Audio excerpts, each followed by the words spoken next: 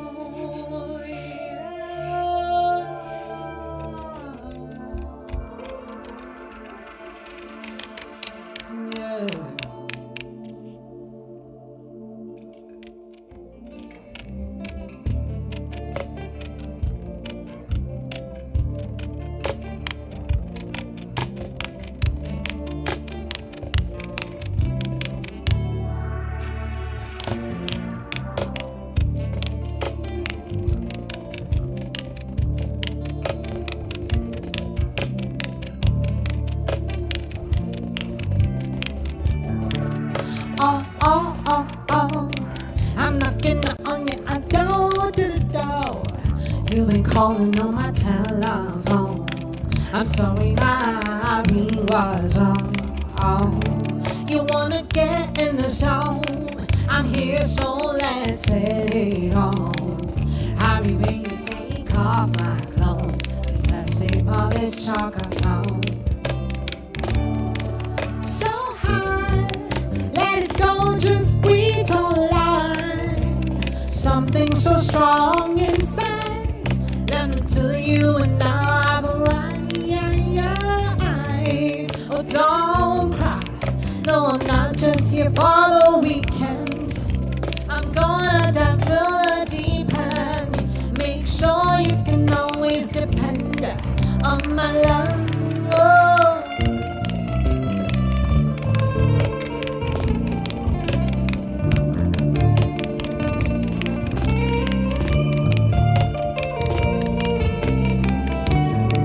Say butter, don't you? Utter a word that will make it harder. My heart is like butter, don't you? Utter a word that will make it harder. My heart is a changing piece. Don't say I know what you need. My love is like butter. Sitting dish on the sea is not my liking, not my cup of tea. Superiority is only granted for the being that is here. They can feel the love I can give, the power that can make you weak, the sweetness with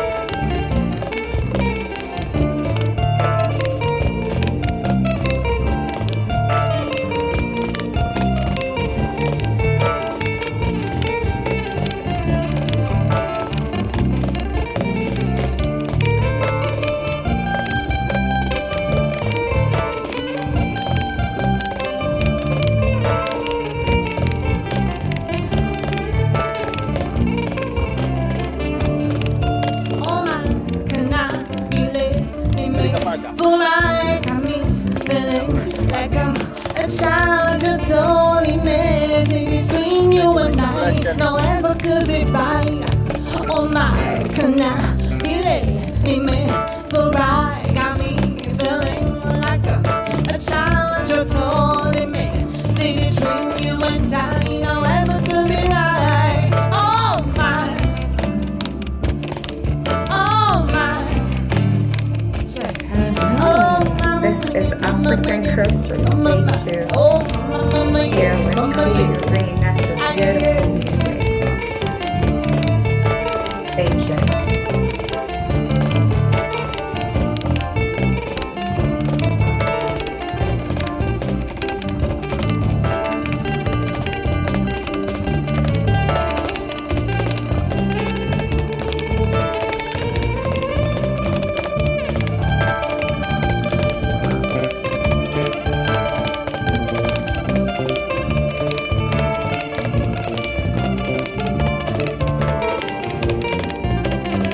hello, rocking girl.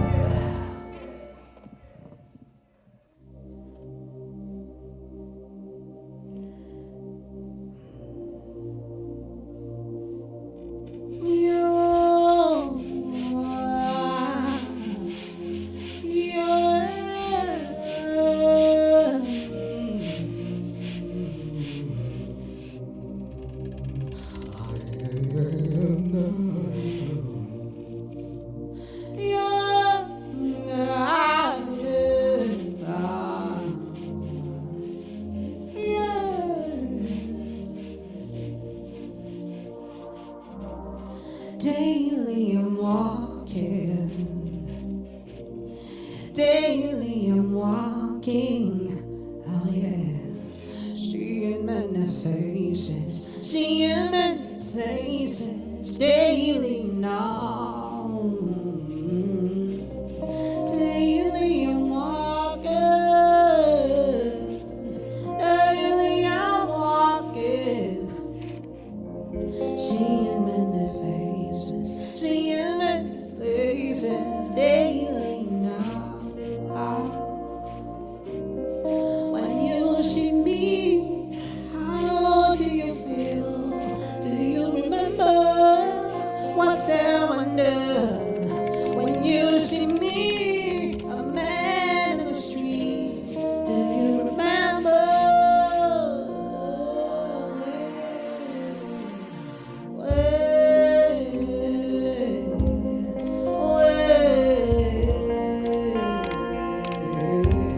I'm looking for my way, looking for my way, my way, the same way. I'm looking for my way, my way. Nataka kurudi hapa so nyumbani, me all the way. Twananye, kumaro shine, kinyawa ine. Twananye, kumaro shine, kinyawa ine.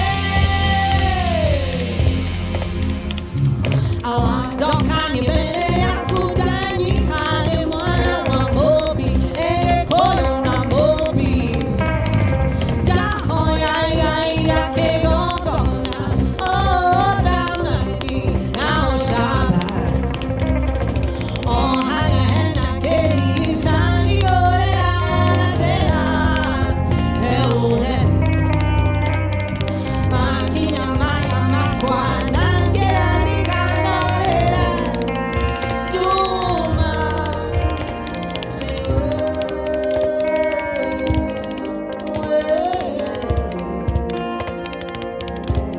I'm looking for my way, looking for my way, yeah. Way. I'm looking for my way, my way. Nataka kurudi hapa so nyumbani, let me all the way. Twananye, kumaro shine, kinyawa ine.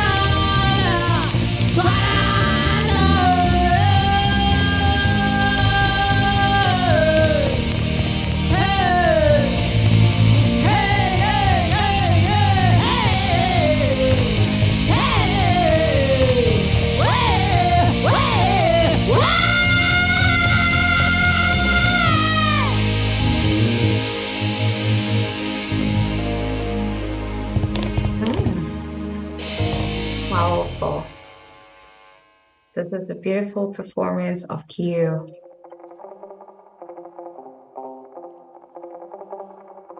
Getting us ready for our Friday program, putting us into the mood and giving us the vibes.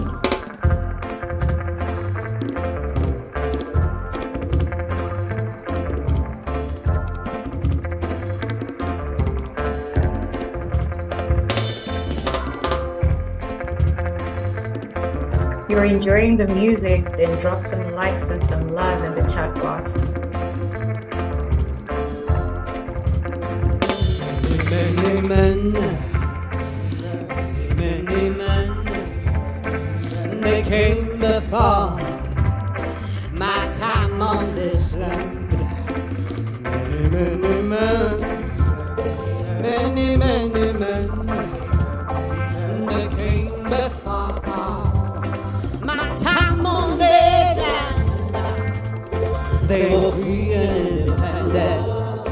They knew independence. They gave us independence. They were free, free.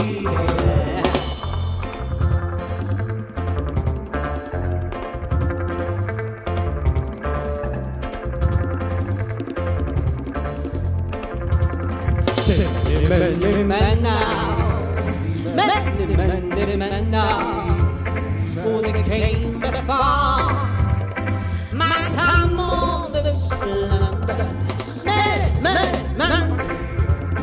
Many men, oh, they came before my time on this land. They were free and independent. They knew. They gave us independence. They were free, free, free. Say now. They knew independence. They gave us independence, and they showed us independence. Hey, they were free, free, free. I didn't know, yeah.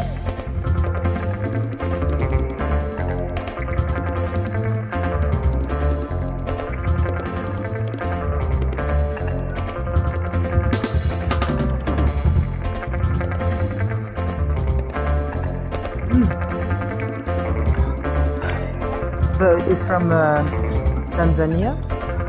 Okay.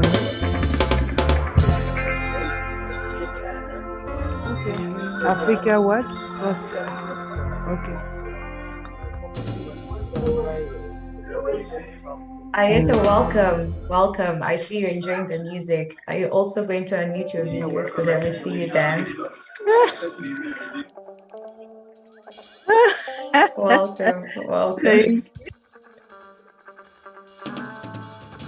Happy to have all of you here on African Cursors Day too. It's a pleasure. This is Kiyu getting us started on the right tone and with the right tone. Give it to us. Ooh.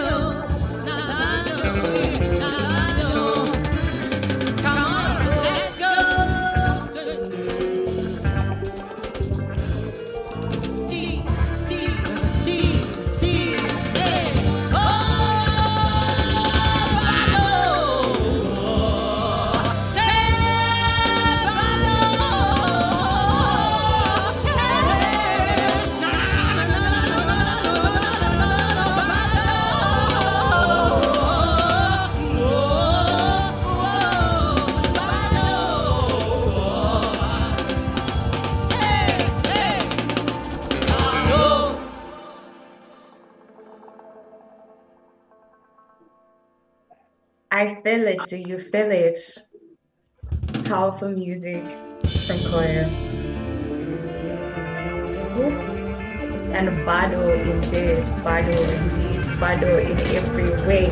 Thank you for this beautiful band performance live on African Crossroads.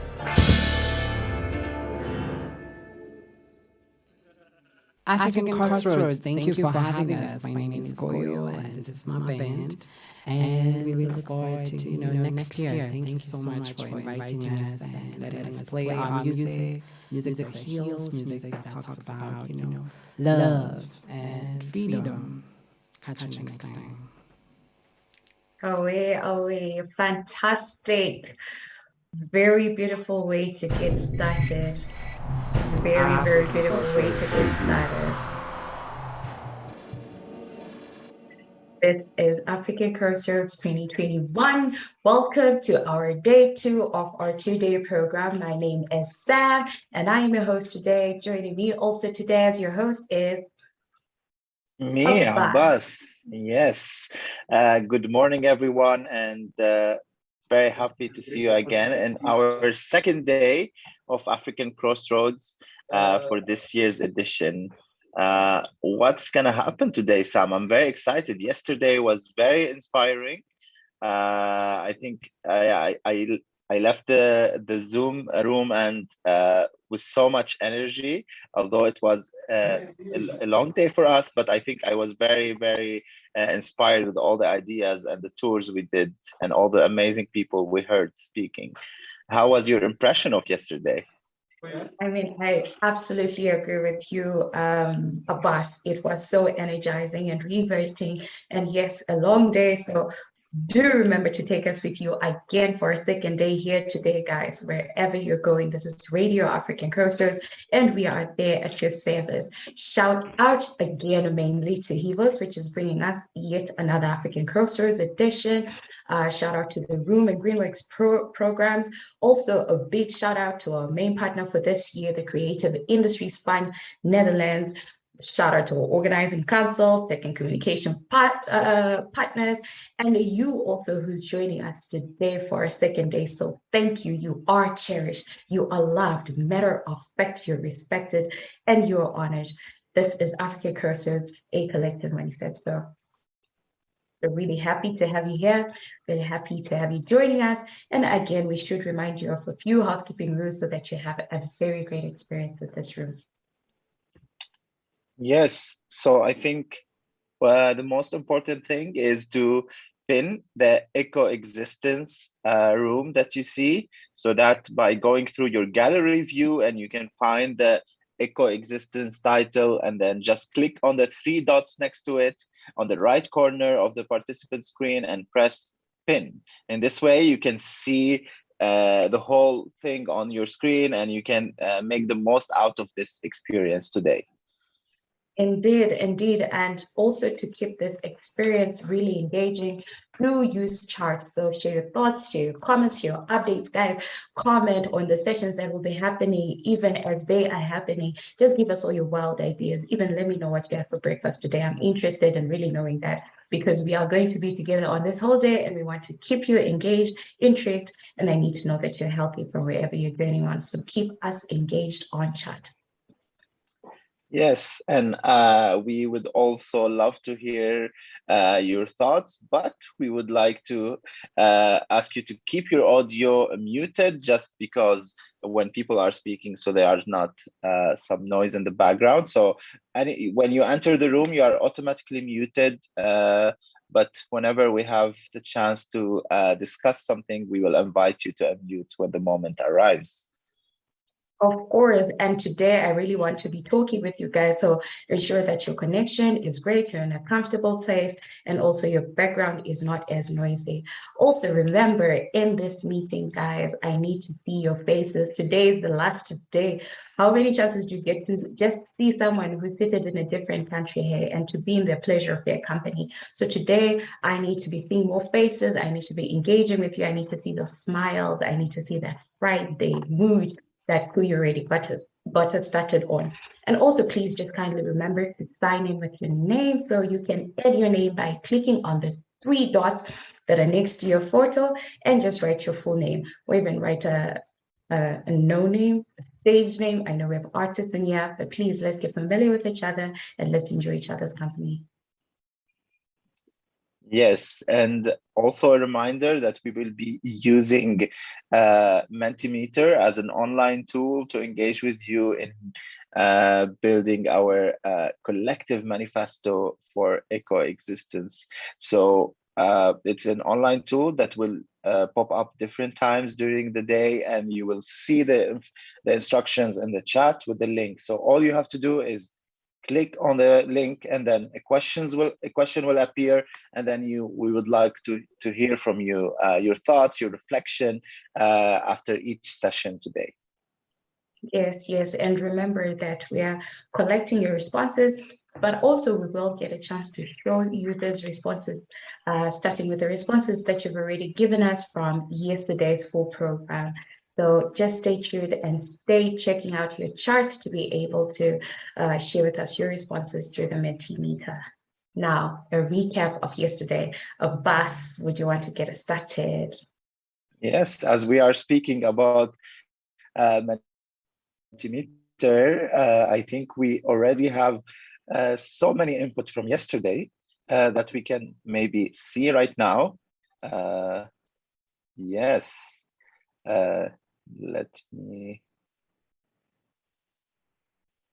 Yeah, so we asked you yesterday, which ideas raised in the previous sessions which should be part of our manifesto and on ecoexistence. And we ask this after every inspiring session. Every time we hear a new story, new ideas, we wanted you to reflect and share with us your own ideas as well. And we can see there are a lot of things mentioned about engagement, community, participation, how we want to do more advocacy and respect.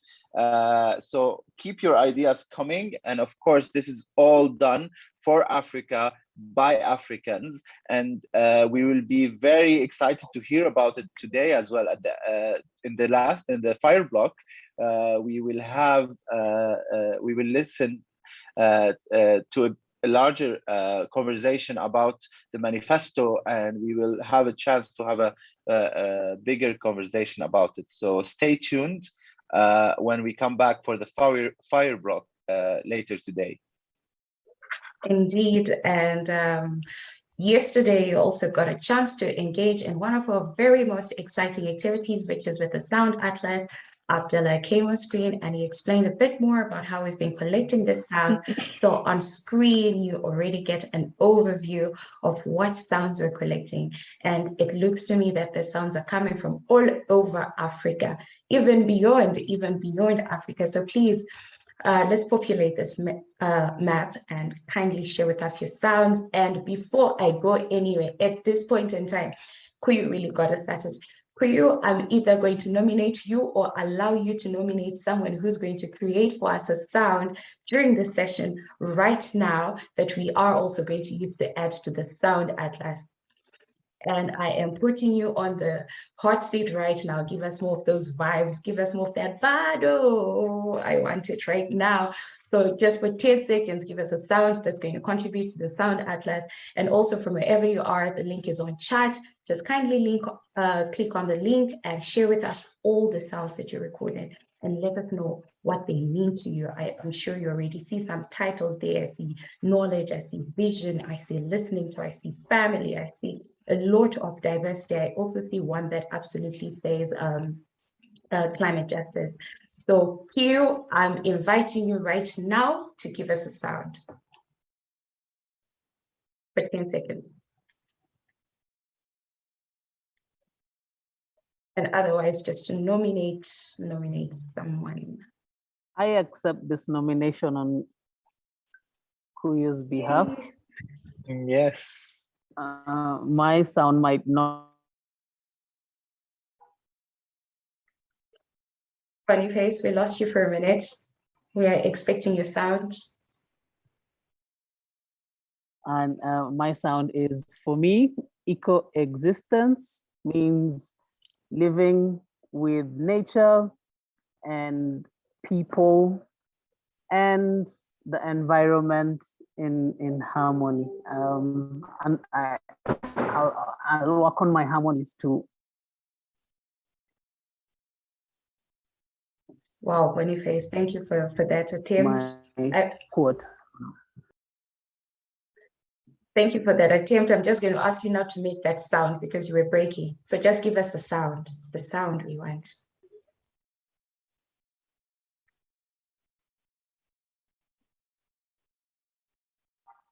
I think he just shared his statement with us that also could be part of the Studio Atlas. So any thought, any idea, anything that comes to your mind that you would like to share with us, that's also welcome. You can record something from your surrounding, but you could also speak, and you could also share a song or a story that really could be inspiring and be part of this Sound Atlas that represent Africa. Great. Now, that is really beautiful. Yes, get a chance to participate with that. And also now introducing one of our most interactive activities. Bus, do you want to let us know which one this is? Because you spoke about it in day one, and I'm sure people have already started formulating teams and are ready to get going. Yes. So I think what Boniface said is this harmony. And yesterday, a lot of people talked about this collective exercise. And I think this is like, if we want to reach climate justice, it's a collective thing. And that was at the spirit of our program this year with the 3 collaborative exercises that we're doing. And one of them is the game jam. So it will be also launched today in the Fire Block. We will have Adrian talking about it. And we are teaming up different teams to work together to prototype an actual game that will reflect on ecoexistence. So I'm very excited to see what will come out of this game jam. So if you are interested, registration will be open, and you are welcome to hear about it more at 5:30, I think, later in the Fire Block. Actually, 5:45. So stay tuned and join us to hear more about the details later today. Indeed. Now, remember, we are broadcasting live on African Cursors YouTube channel. So just look for African Cursors in YouTube, follow us or subscribe to get direct notifications next time we go live. Also, don't be selfish. So also invite your networks to join us by visiting africancursors.org to get familiar with our program for today and see where they can contribute and where they can also become part of this Pan-African movement. This is African Cursors 2021, bringing you Eco-Existence, a collective manifesto. Stay tuned, stay with us, and stay put. African Crossroads. This is time to be fluid, where we put eco-existence in conversation with other than human bodies. Water is the interconnectedness of life. And in this morning show, we draw a balance. Live at African Crossroads 2021 with your host, Sam. African Crossroads. African Crossroads. African Crossroads. African Crossroads. L'eau interconnecte toutes les formes de vie. Et dans cette émission matinale, nous établissons un équilibre. Soit un fluide et régional, l'écoexistence en conversation avec les autres corps humains. En direct d'African Crossroads 2021 avec votre hôte Sam. African Crossroads. African Crossroads.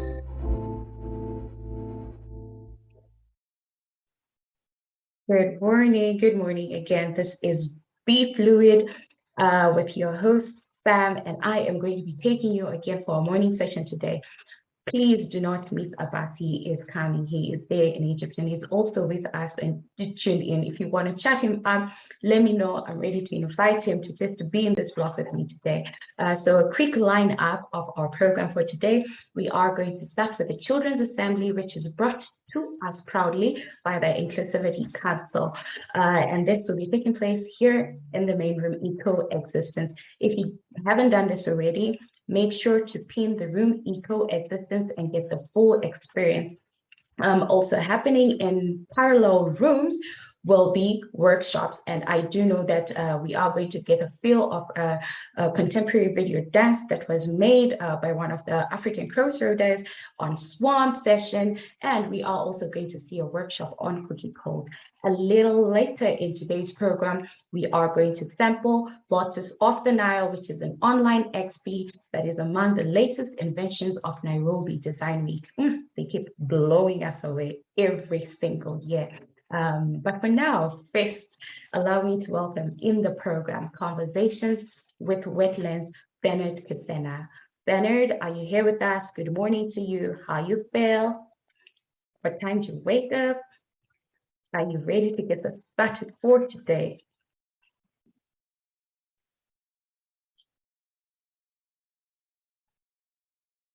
And Bernard is going to be part of a panel where they get to discuss, as you can see on screen, prosperity versus ecology. And it will mainly be based on a case study on a story in Harare, where there is a hotel. I will allow him to explain the frog that is before the hotel. That was built on a wetland area, the impact it has on the environment, as well as the impact there is on the community. And Bernard, I see you in the room. Perhaps you can try and reconnect your audio as I invite Abbas for a quick chat here. Abbas, I asked Bernard what he had for breakfast, and I'm only remembering I never asked you. So would you like us to know what you had for breakfast today? I had some croissant and yeah, I don't eat much on breakfast. What did you have? I'll be honest, Abbas, I cheated today, so I didn't have breakfast. I had tea, I had yogurt, and I had like strawberries. I'm not sure if it's healthy here. I'm not sure if anyone is making the meal that I had today. But we'll also want to hear and find out what you had for breakfast, so you can share with us on chat.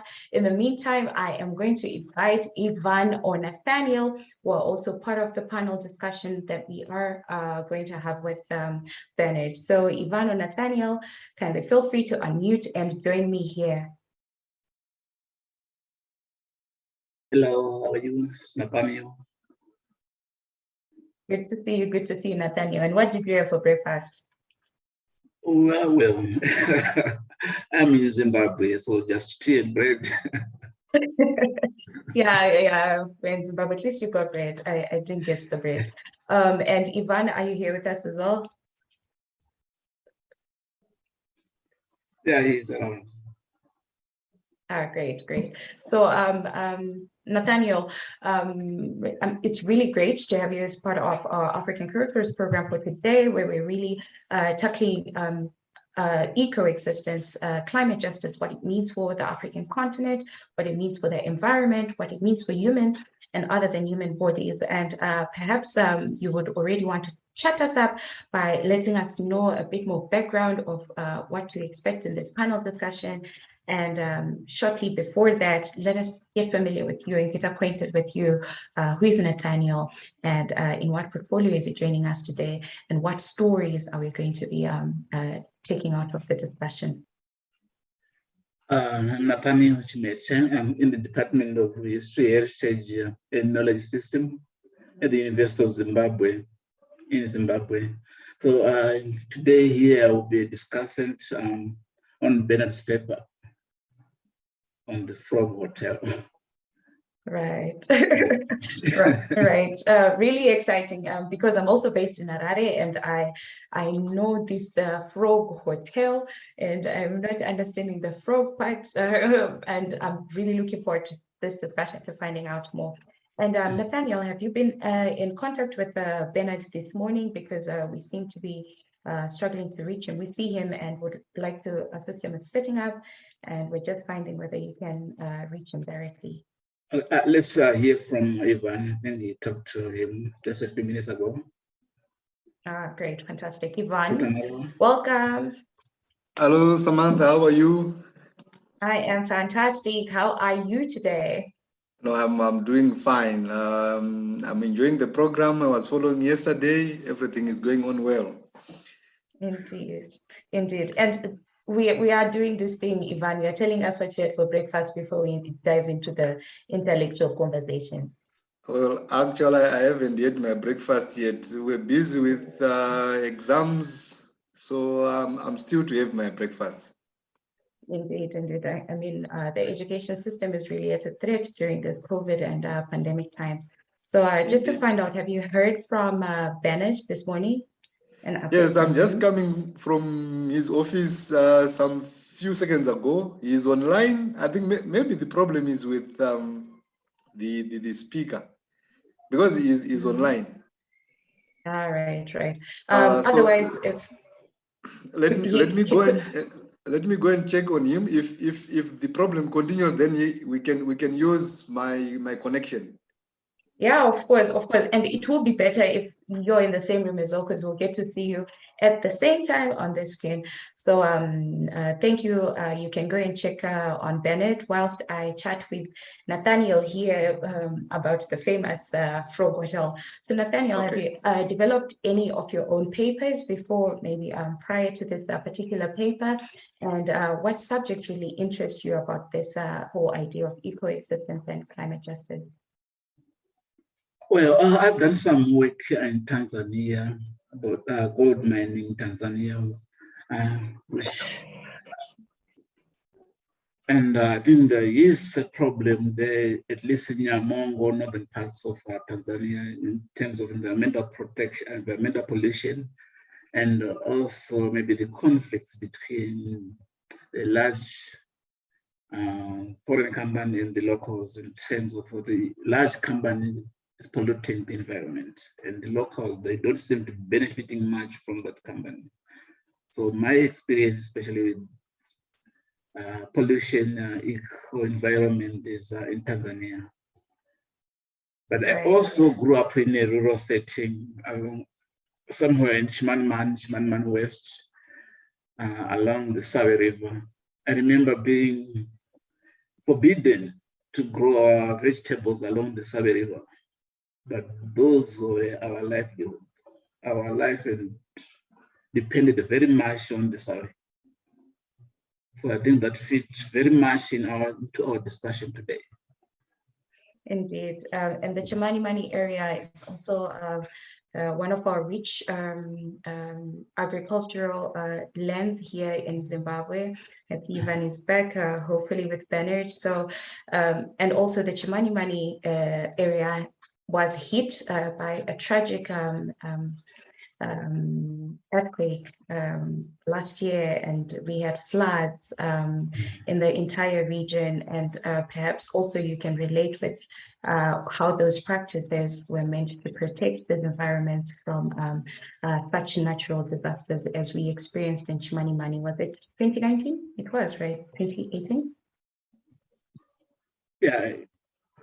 Well, Bernard is in. Do I have to continue? Indeed, indeed. I see Ivan is back with Bernard. Hello. Yes. Hello. Hey, morning. I'm just going to ask you to come a little. I'm doing well. I'm going to ask you to come a little bit into the frame. Inconvenience. You know, all of a sudden, my gadgets went amok, and Dr. Marwa had to haul me out of my office to use his gadget. But otherwise, we are not ready. Very sorry for the inconvenience.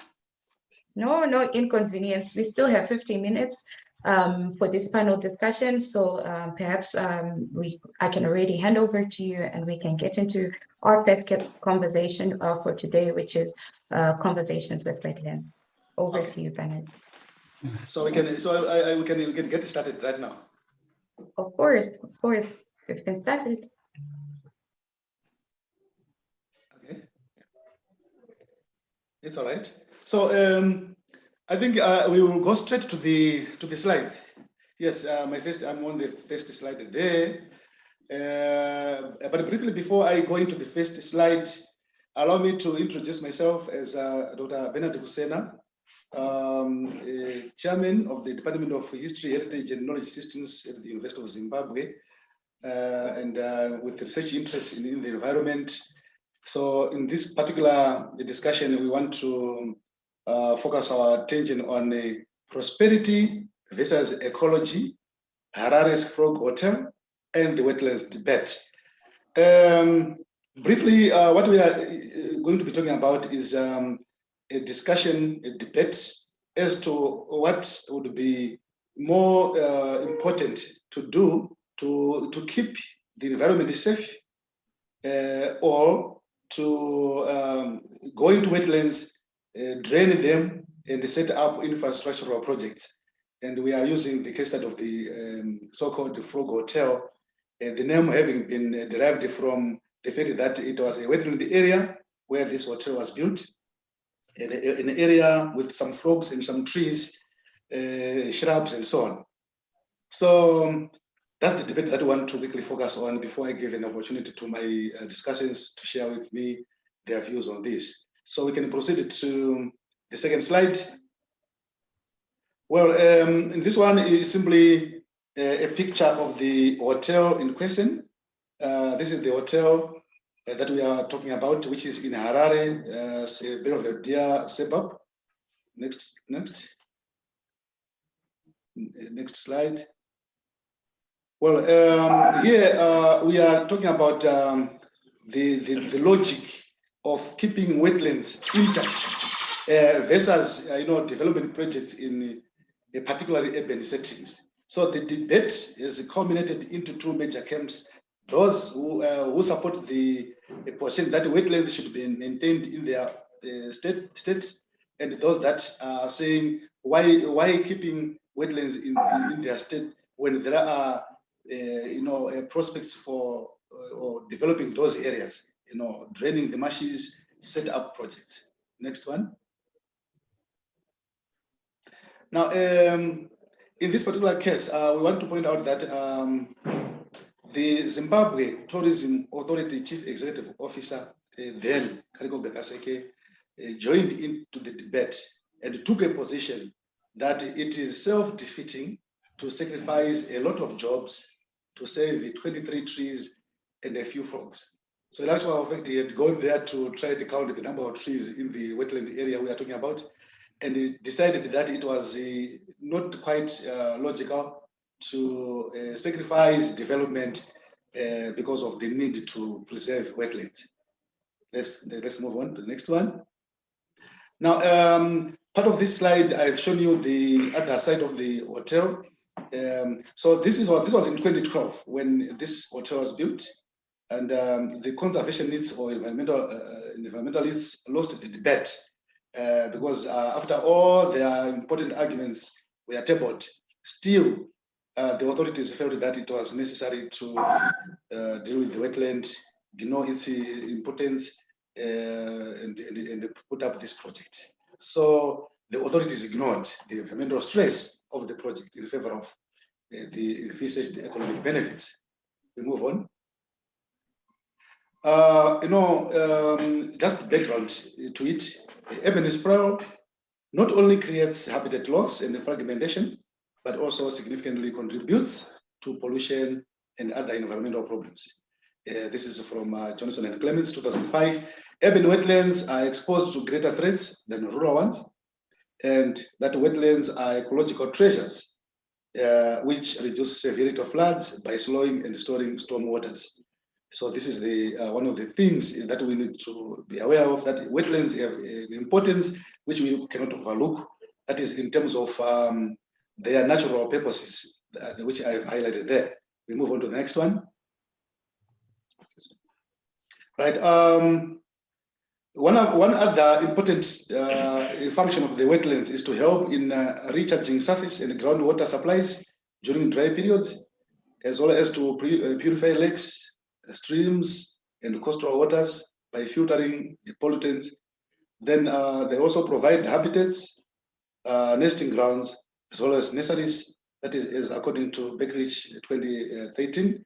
And lastly, of course, to provide the needed open spaces and recreational opportunities that they offer, as according to Nicholas 1992. We move on.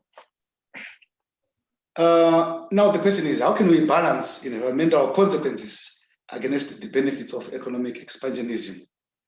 We see that both are important: infrastructure development as well as wetland preservation in terms of social environmental justice. What is the way forward?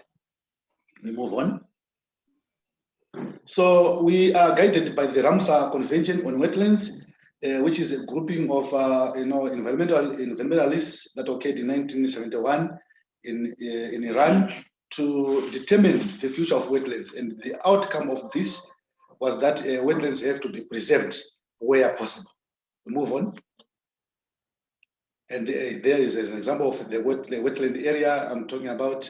Zimbabwe has designated 7 wetlands as Ramsar sites. So you can see how the wetlands are critical for purposes that we have already highlighted. We move on. Now, this is the former Minister of the Environment, that is Comrade Opa Mochiguri. They called these ministers comrade, this side in Zimbabwe. So she is also, it was also part of the debate, as to whether to allow the Frog Hotel to be erected or not. We move on. Yes, there you see there has been an effort there to try and compensate for the wetlands that had been disrupted. And you can see all those are now artificial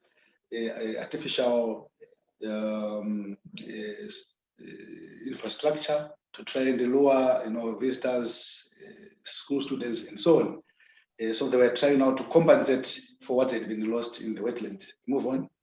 And now the project has notable consequences for the economy and the environment as well, with the most notable being the draining of marshes and the clearance of bushes. The mall, which is the Longchem Plaza, the Frog Hotel's management has put great effort to restore some of the degraded aspects of the environment, and artificial rocks have been designed and erected while vegetation cover has thus been retained in an effort to restore the benefits of the wetland. We move on. How many minutes are those? Well, another picture there to support our position to say, well, development versus social, environmental justice. As you can see, there is the hotel, the Longchem Hotel. Yes, we move on. And I need to hasten to my conclusion, having lost a lot of time before I started, to point out that economic opportunities have been given preference ahead of conservationism. In other words, the anti-environmentalists won the debate because at the end of the day, the hotel was erected in spite of the environmental consequences. And we're also saying that disrupted wetlands should be artificially restored where possible. So those people who interrupt the ecosystem, those people who tamper with the urban wetlands should at least then compensate by restoring aspects of the wetlands that they would have affected. And lastly, on this particular slide, to say that decision makers should develop policies that balance interests between environmentalism and economic expansionism. Yes. We move on. There's a picture, the other view of the hotel, from the western end, and perhaps another slide, I think, if I'm not mistaken. Well, yes, this is simply about us. The panel guys, they've already been introduced. My colleagues, Dr. Nathaniel Chimete and Dr. Ifane Marwa with me here. So I think I'm done in terms of my presentation. So I leave this time to the discussants to make their comments. Thank you so much. Thank you. Nathaniel, you can go first. Okay. Let me start by just a summary of what I got from your paper. So you are using the case of one wetland in Harare to argue that there is little benefit in maintaining wetlands. that wetlands should be converted into economic infrastructure to benefit the community. I think that's the central argument. You are making this argument. I hope I'm correct in my observation. Well, I will focus my discussion on two issues, one on politics and then the other one on class. On politics, one of the bodies that is mandated to maintain, or at least to maintain wetlands is EMA, the Environmental Management Agency, and you mentioned it in this paper. Where this statutory body is supposedly independent, it is empowered to maintain wetlands. On paper, I don't think that it performs that function. So if there is anything lacking, I think in the paper is politics. Why do I say so? Because if you look at maybe EMA, the body is appointed by the minister responsible. EMA itself also depends on the government for funding. So it's very difficult for those guys to say anything negative concerning government. And that was the case with this Frog Hotel. The environmental impact assessment was done after the completion of the project, where ordinarily the environmental impact assessment should come first. So the debate that ensued was merely academic. The government had taken a position, I think. So politics, I think, is important here. And that also brings me to the issue of class.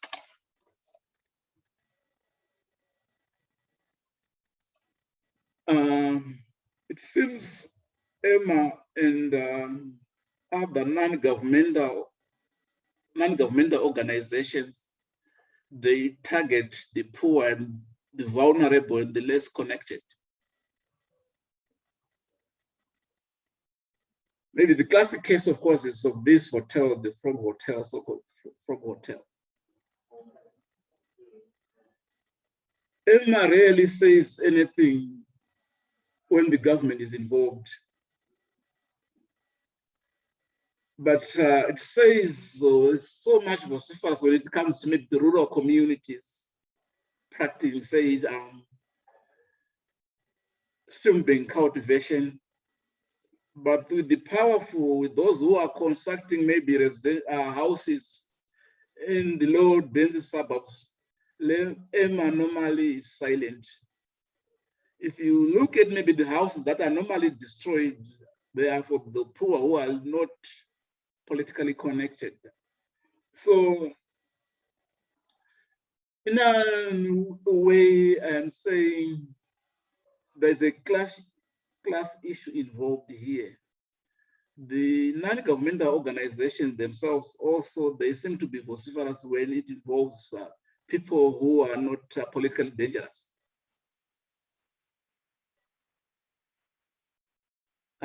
With the powerful, normally they are silent. For now, I will stop here and then let Ivan comment. Thank you, Nathaniel. You raised quite some important points there. And I think I'll add one comment to what you've already said about politics. The first thing is that, this hotel, the Frog Hotel, was built by the Chinese, and it was built during the time, of the economic challenges that the country was facing, and China was considered as an all-weather friend by the government. So the idea of politics comes into play, right? So as all weather friends, I think China was being rewarded in some way for the support it was giving to the government during that time, especially against sanctions, against all sorts of, bad mouthing that was coming from the West and from America. So it should be within that context as well that we try and understand, because this is not the only case. There are quite a number of cases where the Chinese, are having their way, where people are asking questions, what's happening, because I think it's linked to politics. So that's just to add to what you've said about politics. Then I'm actually worried, because wetlands, I think yeah, of course, you've already, Dr. Kusena mentioned the frogs. So these are not the only wildlife that we find, in wetlands. So I was worried why those who are into human wildlife conflict were silent in this debate, because the environment is not only about water and people. It is also about the other components of the non-human world, which is animals, the trees, the reptiles, and so on. So we know we have organizations that fight for the life of these animals and reptiles, but they did not engage, in this debate. So we'd want to, maybe it would have been, good to get an understanding of what their take was, regarding this debate. Of course, it's a wetland found in an urban area. They might not be benefiting much compared to the benefits they would derive if they raise issues regarding the killing of elephants, the killing of rhinos, and so on. So this is something that we need to ask ourselves. Why are those organizations involved, or even the Department of Wildlife Management, silent in issues, dealing with wetlands? Then I also know within the government structure, we have a ministry and departments that are mandated with dealing with culture. And wetlands have so much to offer to a people's culture. For instance, Dr. Kusena talked about, the erection of artificial rocks. An artificial rock is very different from a natural rock. And the next generation, now that, the rural-urban divide is continuing to grow, our urban children and the next generation will only get to know of artificial rocks. Where would they know of natural rocks? Where would they know of frogs? Because these frogs play an important role in the ecosystem. So they will only get to know of the frogs in cartoons, in books, but they will not get to have a physical experience if they don't visit rural places where these frogs are still found. So where was the cultural department when this debate was taking place? Because we only see two components here, the development and the environmentalists. So this is a complicated case which we need, to look at very closely and see how best, or which which interested parties should be involved in making decisions and policies about wetlands. It should not be only about development versus environmentalists. I think for now, we can let Dr. Kusena respond. Thank you, Ivan. Thank you, Nathaniel, for your very interesting comments. I will start off with the acknowledging that, yes, the issue of politics is quite critical in all these developments. We cannot rule that one out. First, we need to note that at the turn of the century, there was a decisive turn that the government of Zimbabwe took to begin to move away from concentrating on the West to concentrate on the East in what they called the Look East policy. Now, in that one, we saw the re-emphasis of relations that had been going on since the colonial period, since the time of the liberation war in the country in the 1960s and 70s between Zimbabwe and China. Now, because Zimbabwe had taken some steps to reclaim land, but in a very haphazard manner, it led the country into some problems with some imposition of sanctions. This is when the late Mugabe and his government decided to move the country away from enjoying the relations with the West to focus on those, to focus on relations with China.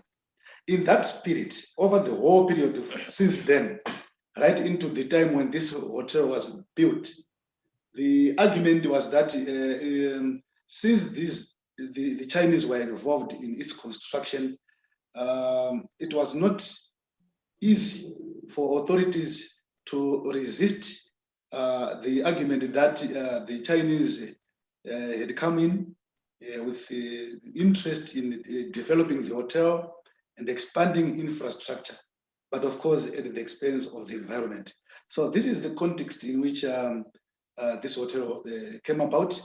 I want to imagine that if it was another power or somebody else who might have come with this idea of erecting the Frog Hotel where it is, it might have been very difficult for them to proceed.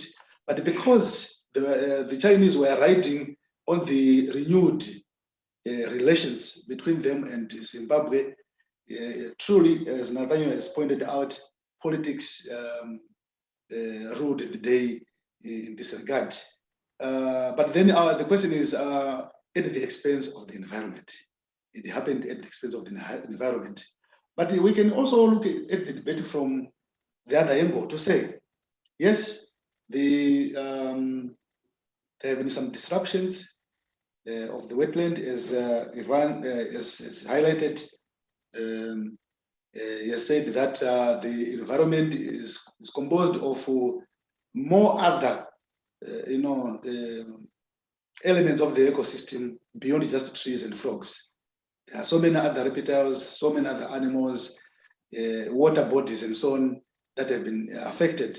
But then, looking at the bigger picture, at the time this hotel was being constructed, Zimbabwe was willing to show its other partners that the relations between itself and China, were culminating into positive developments, but it not have the space to do so. It did not have the location, or other spaces within Harare to locate this, this hotel. To the extent that they eventually ignored the environmental consequences of putting up this hotel. And as we try to measure now, after some time, the economic advantages of this infrastructure to the other advantages that would have been derived from preserving the wetland, we will see that the anti-environmentalists will prevail, because they argue strongly that there has been a massive recruitment of job seekers to run the hotel, maintain it, even to put up the hotel itself. So many local people were involved, meaning additional incomes to people who might have otherwise not been able to take it on board if the hotel was not put up.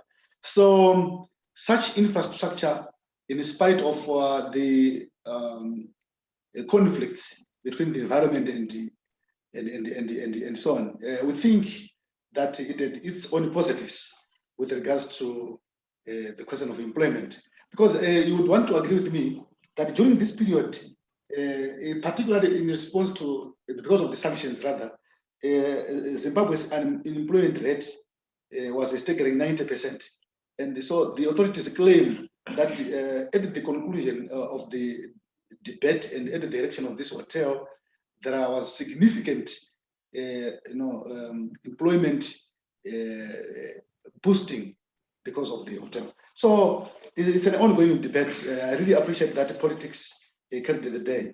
And I would also want to agree with Nathaniel and Ivan on the fact that it's sure, to the point, if there were other players, like the ordinary people who might have decided to apply for that space and put up with perhaps the government was going to respond differently. Because we have seen recently some areas which have been destroyed, some houses which were built in wetland areas belonging to locals, but the government has argued that those people have built those homes in wetland areas, and those houses had to be demolished, which is what happened not so long ago. A factor that might support Nathaniel's position that the smaller fish is the target when the bigger fish is not.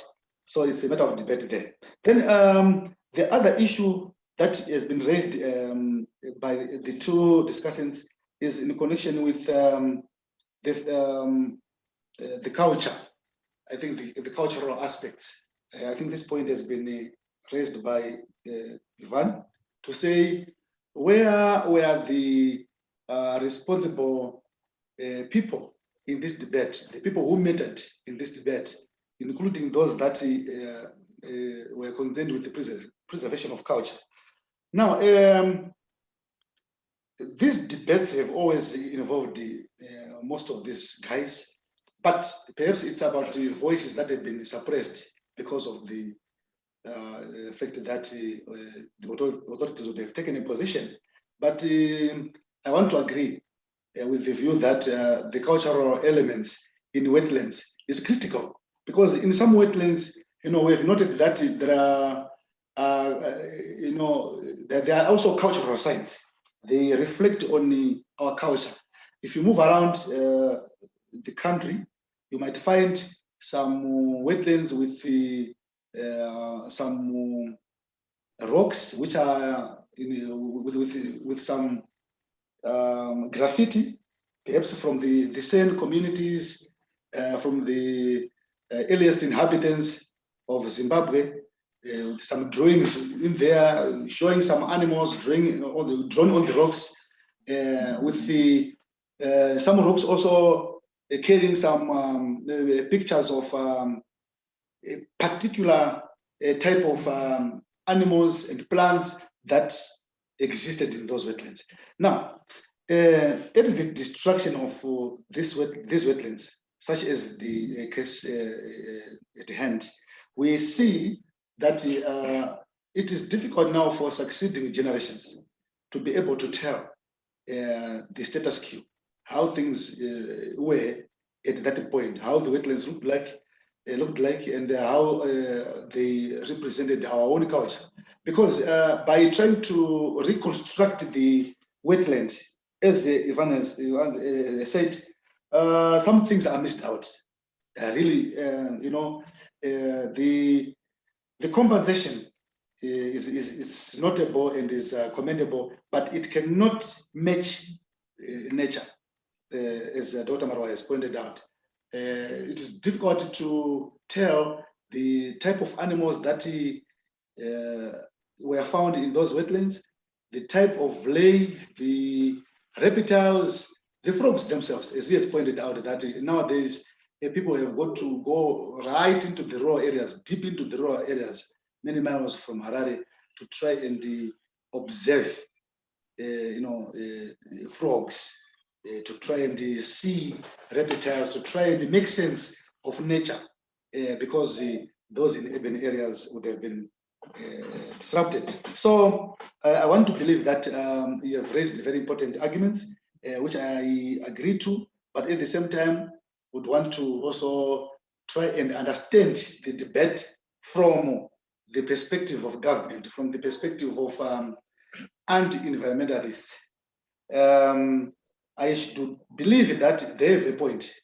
They have a point because really looking at the levels of poverty the country has been experiencing, with the most job seekers being pushed to the edges of survival, I think this project came in handy and assisted in at least, though not so much, but fairly, it really tried to address economic issues bedeviling the country.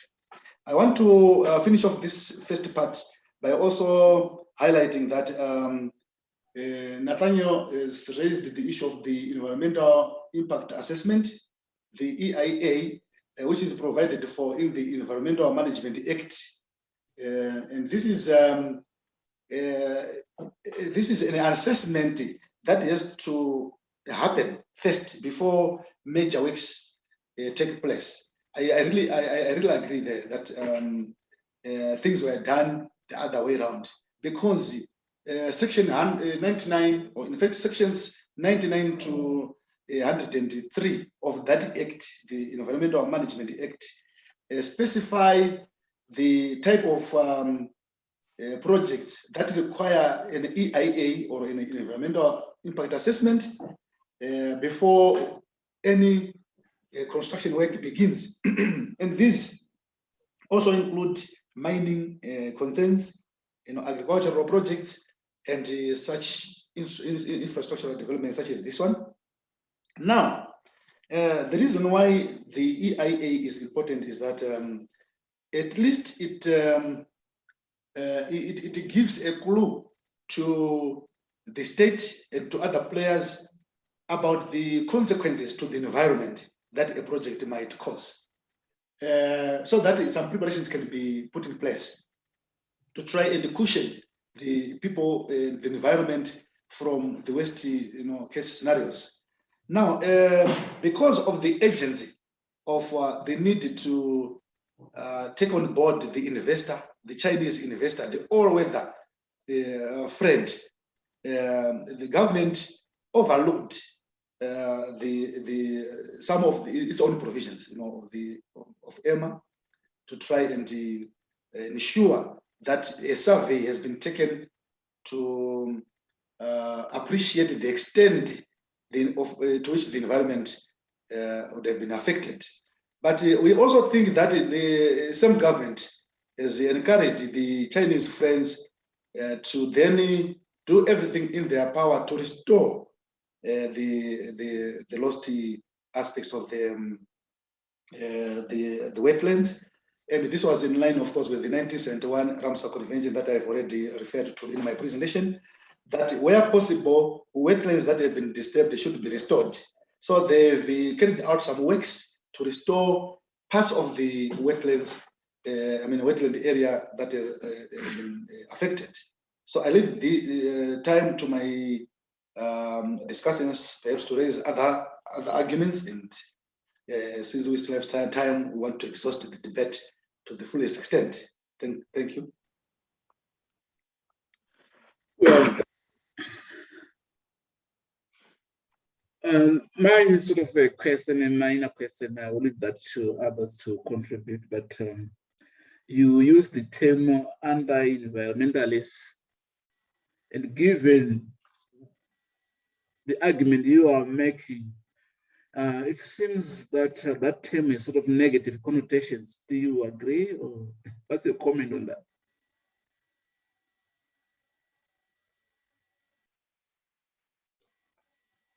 Part of the question, Nathaniel? The last part of the question. You say in the paper you use the term anti-environmentalists, right? But given the nature of the argument you are making that we should not suffer for the sake of protecting the environment, don't you think that term is sort of negative connotation that should be not avoided, should be avoided? Okay, I'll give a quick answer to that. True, the anti-environment, these are now terms that have been brought into recent use by environmental scholars to try and label the type of people involved in this debate.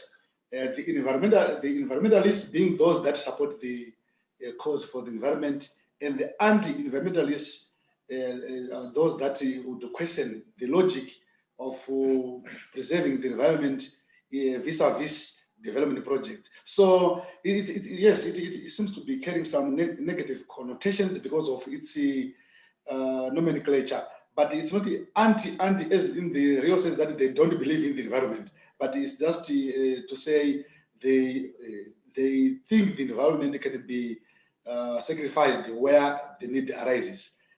That's how it is brought into this discussion. It's a poor phrase, but we seem not to have for want of a better term. That's how it is emerged. Okay, let me. It's not necessarily a question though, but just to say, I think when we are looking at environmental justice, we need to ask ourselves, whose justice, whose environmental justice are we considering? From whose perspective?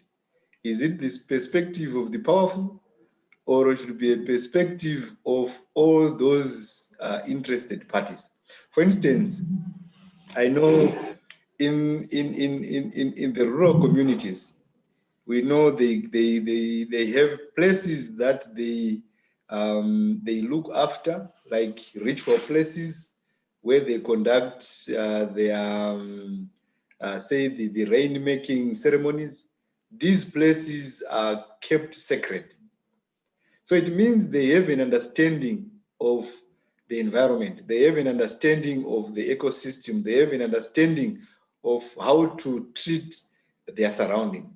So when we are dealing with these debates about, environment, about wetlands, we need to go beyond, simply talking about these in workshops, in conferences, to include those who interact with the environment on a day-to-day basis, who have something that they look up to from these wetlands, right? So that was just a comment that I was making, that we need to have an open approach, to these issues of environmental justice, to these issues of wetlands. And then the second point will be on the point about jobs that Dr. Kusena raised, that the Frog Hotel created, quite a number of jobs. Yes, it did, but I would ask if the jobs were not in response to the election manifesto that one of the political parties in the 2008 elections made. They promised quite a number of jobs, that if you elect us back into power, we will provide jobs. So this was one way, and the people who would understand more about the creation of jobs are those who are in the urban areas, because in the rural areas, they live on their land, they live on quite a number of things that they do. So this was a way of saying, okay, if we let the Chinese build this hotel, it will also save one of the objectives from their 2008 manifesto is they were also going into another election in 2013. So how far would that be? To what extent would that contribute to that argument over and above the conservationists and the environmentalist debate? All right, thanks, guys, Nathaniel and Ivan, for the contributions you are making. Yes, some of the concerns I would think I would need further research on them, especially like those to do with the role of electioneering in the whole debate. I would want to believe that we cannot rule that one out because it's a well-known fact that when elections are by the corner, there are several attempts that the parties to those elections will try to put in order to win the electorate, and it might also have been one of the possibilities, but it's something that we can look into more closely and try to see whether there is a causal link between that and the development of the project. And then to Nathaniel's issue, I think again I also need to look at this more closely and see how we can integrate his suggestions. But I can see that there are some more questions on the chat box there. I think one from where is that question now? There was something to do with the national. Yes, Bernard, I can read it out to you. So it's a question that came from Divine, and he's asking, how does all these various initiatives highlighted by you, Bernard, contribute to the implementation of the Paris Agreement in relation to national determined contributions? All right. I don't quite have much to say on the national determined contributions because it's something I'm not really like familiar with. But I want to believe that from my readings, the issue of this initiative might speak to this agreement insofar as we refer to how we can balance, environmental concerns as well as human activity. I think that's where we can really find our answer. That the balance is what is critical here, because in these international agreements, the idea is to ensure that the nations worldwide would save and preserve and conserve what cannot be what cannot be reclaimed when it is lost, right?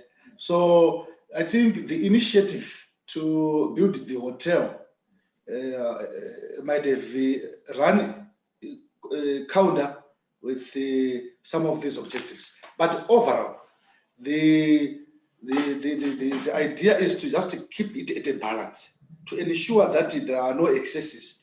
And indeed, the government of Zimbabwe is not that reckless, so to speak, that it has used all its wetlands in favor of putting up projects.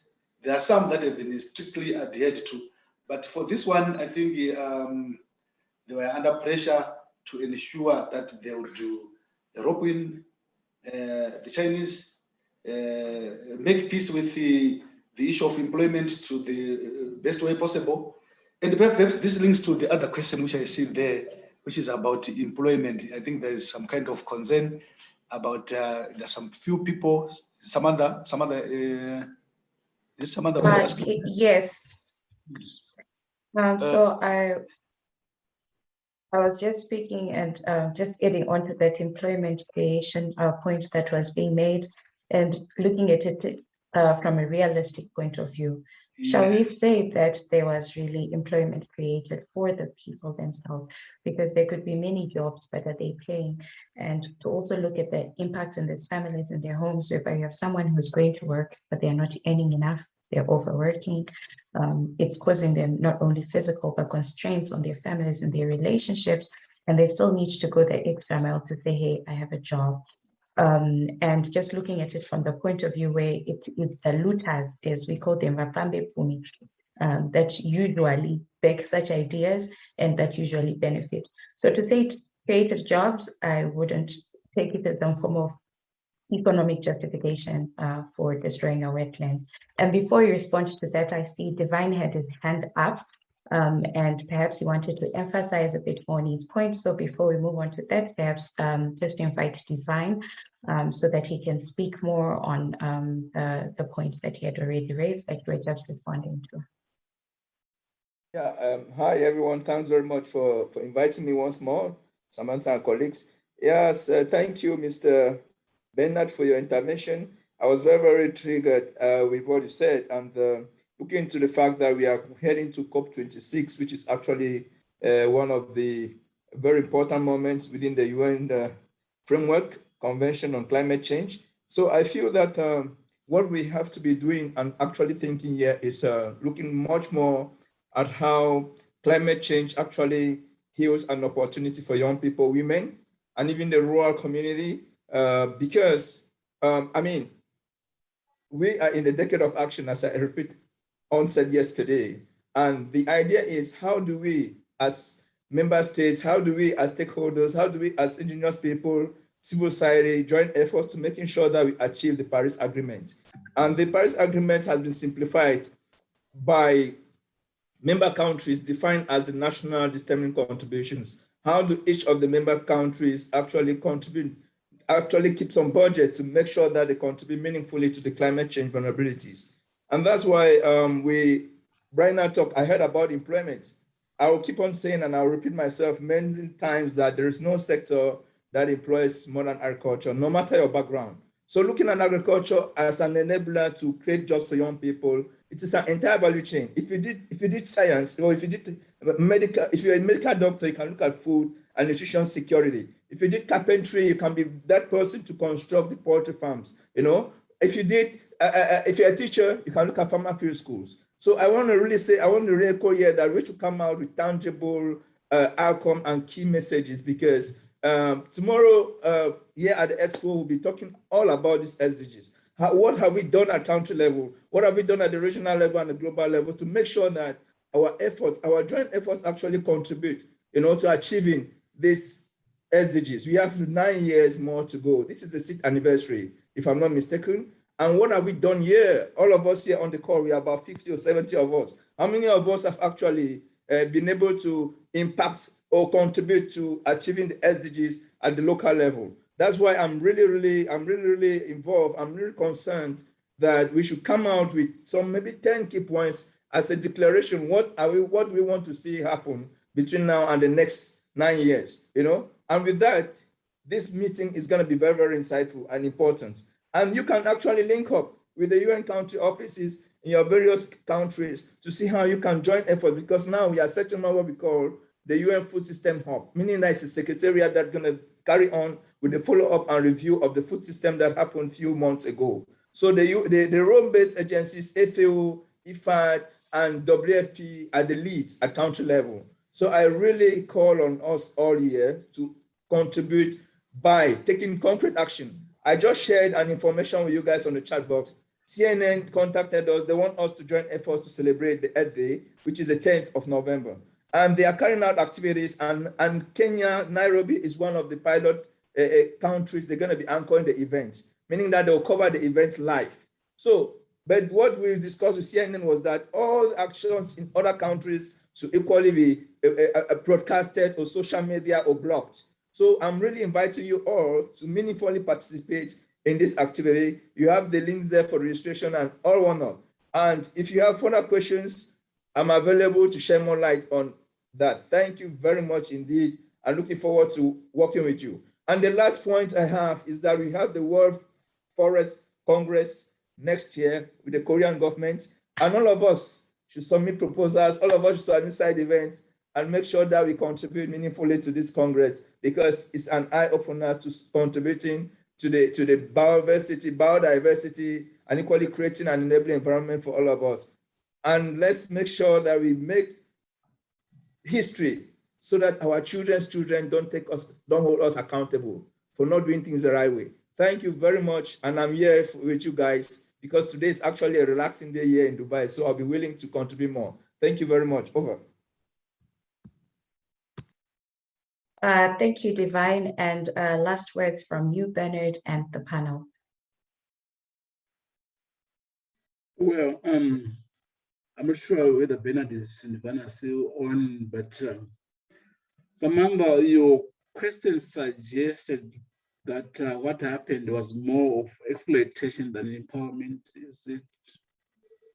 Yes. Well, maybe we need to see that from the perspective of those people who were employed. It's more like the situation of child labor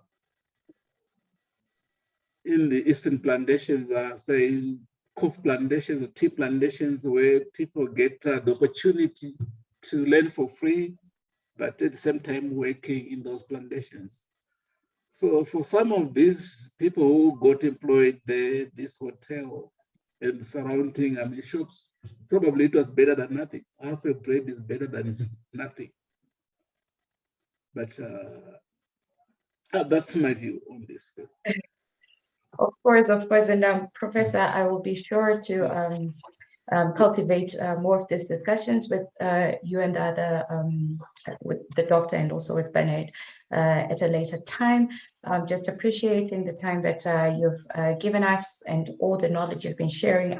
I see that it's really steered so much curiosity as well as futuristic points of view, whereby we're looking at how this discussion that we just had can be tied to other regional instruments that are ongoing, not just regional, but also global. How can we come together to tackle climate justice, and how do we become more affirmative? And that is indeed the intentions for African Crossroads 2021 edition, which is Eco-Existence, a Collective Manifesto. So at this point, we are now collecting again your responses, your insights. Let's make this manifesto our tool. Let's push it forward so that it can be able to be presented in the platforms where we can speak directly with policymakers and change makers. So using the Mentee link that has been shared with you on chat, kindly let us know which ideas that we raised in this session. Conversations with wetlands should be part of our manifesto on eco-existence. Kindly see the link on chat and share with us. It can be one word, it can be a full phrase, it can just be tools that we're resonating with this discussion, as well as with you that you know exist that may need polishing up, because I do know the first COP15, the Global South was entirely excluded. So let's make this manifesto work, and let's make it worth the read and with the activism and with the campaign in all the platforms. I'd say we have 1 more minute to work on these responses. And if you do have more to share, the professor, the doctor, as well as Bernard are available to take up more of your questions. And I see we are a community that is already involved with climate justice and climate change. So kindly share your contact details in chat for networking purposes. Whoever is interested in the subject will be able to reach you directly.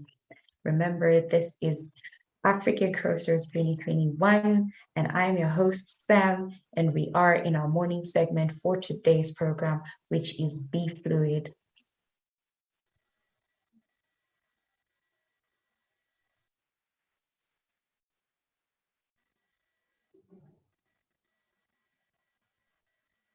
We see that more responses are coming, and really grateful for all the information that you are sharing. At this point, I would like to prepare you for something interesting. You know, often when we have these very academic conversations that are so mind-blowing, you tend to forget the tone that you started with. So we started with dancing. You set us up today, and we are continuing with dancing. And even in this block right now, be fluid. We are about to see more dancing. We are about to experience that. And it's such a beautiful day. It's a Friday, as Divine said, it's so relaxing. This is the time to contribute. This is the time to participate. And this is the time to really enjoy African Cursors 2021. So as we are tackling climate justice, the next video that we're going to watch is a video that was made by Dawit, who is an Ethiopian-based contemporary dancer, and connection allowing, he might be able to join us again for a swamp session a little later today after. So kindly stay tuned and enjoy the great video by Dawit on Swam.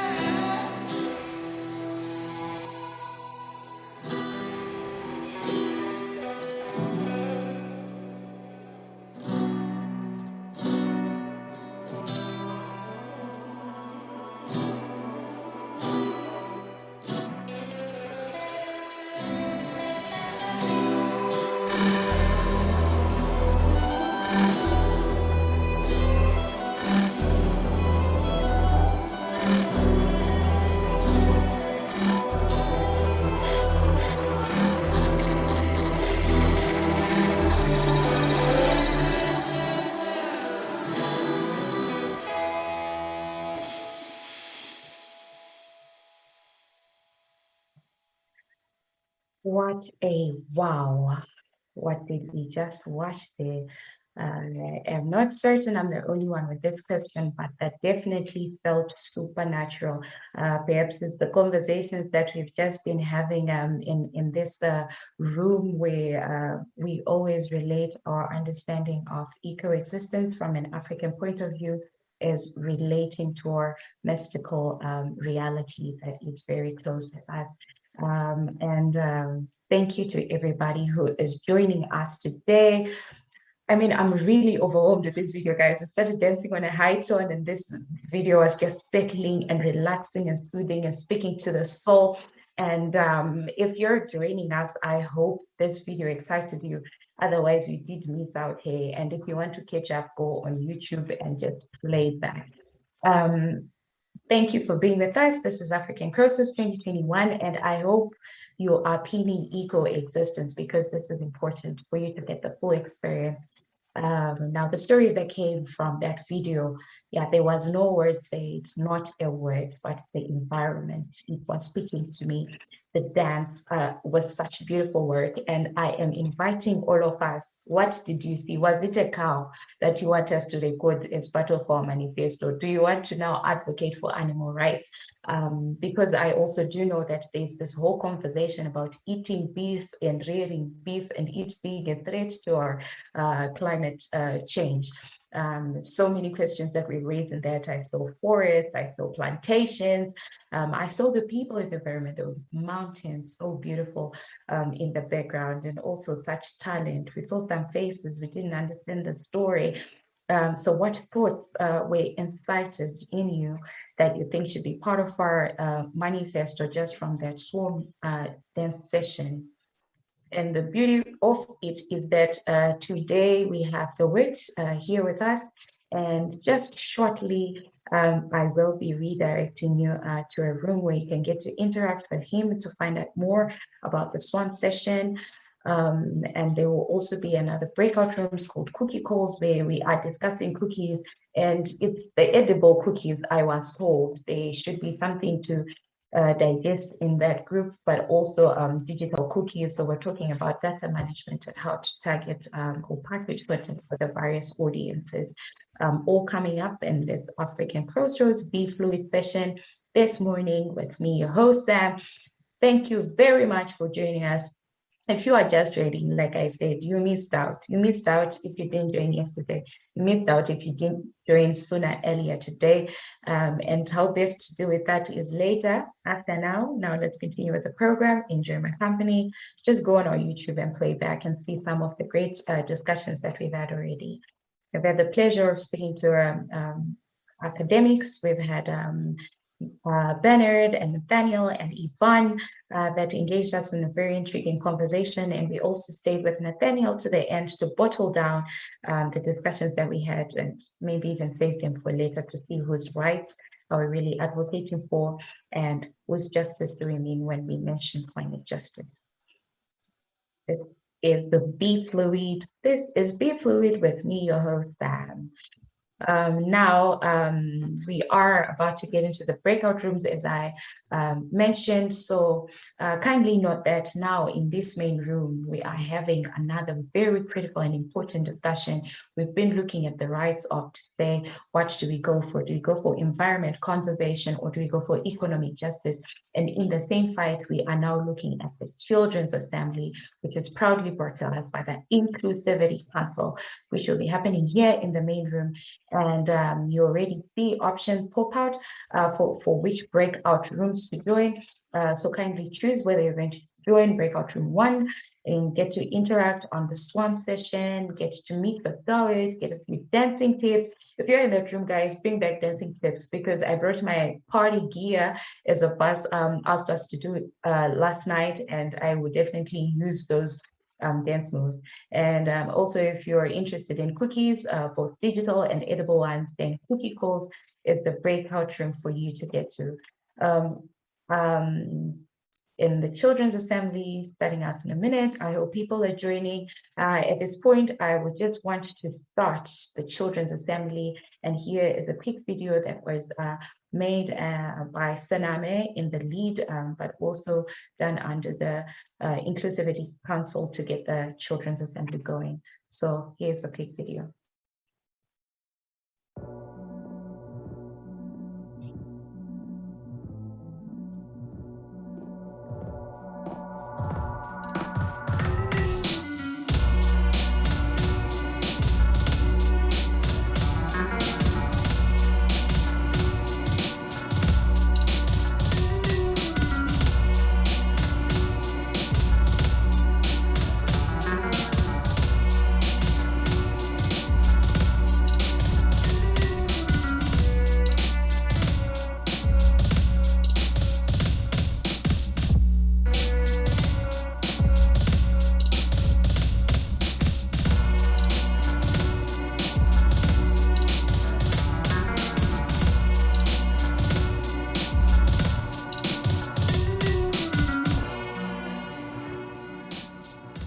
Je me nomme Vanessa, j'ai 10 ans. Je me nomme Vicky, j'ai 11 ans.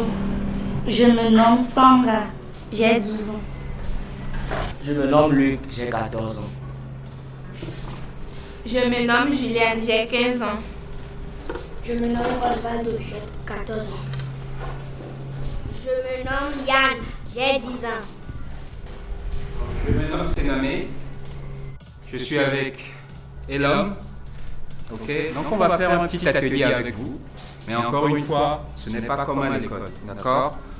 Vous dites vraiment ce que vous voulez, ce que vous pensez, ce que vous avez envie de faire, vous nous dites, voilà ce qu'on a envie de faire.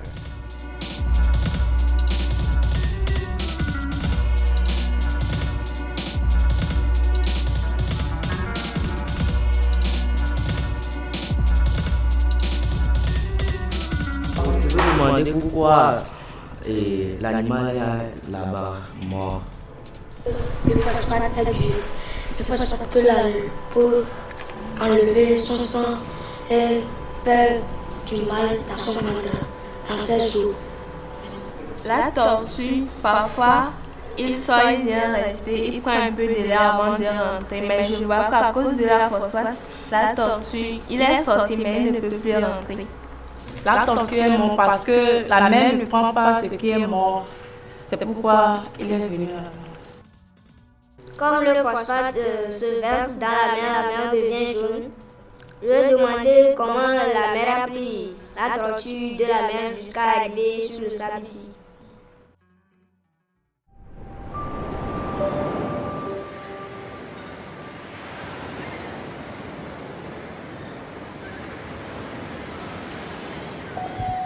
بقيت تعلمت أول حاجة إنه التقطيع حيوانات عدم الشائع وحيوانات تجرب برشا حاجات خايبة وما تنجمش توصل الرسالة نتاعها لينا، هذاك علاش لازمنا نحنا نعاونوهم ولازمنا نحافظوا عليهم ونحاولوا نوعيو العباد أكثر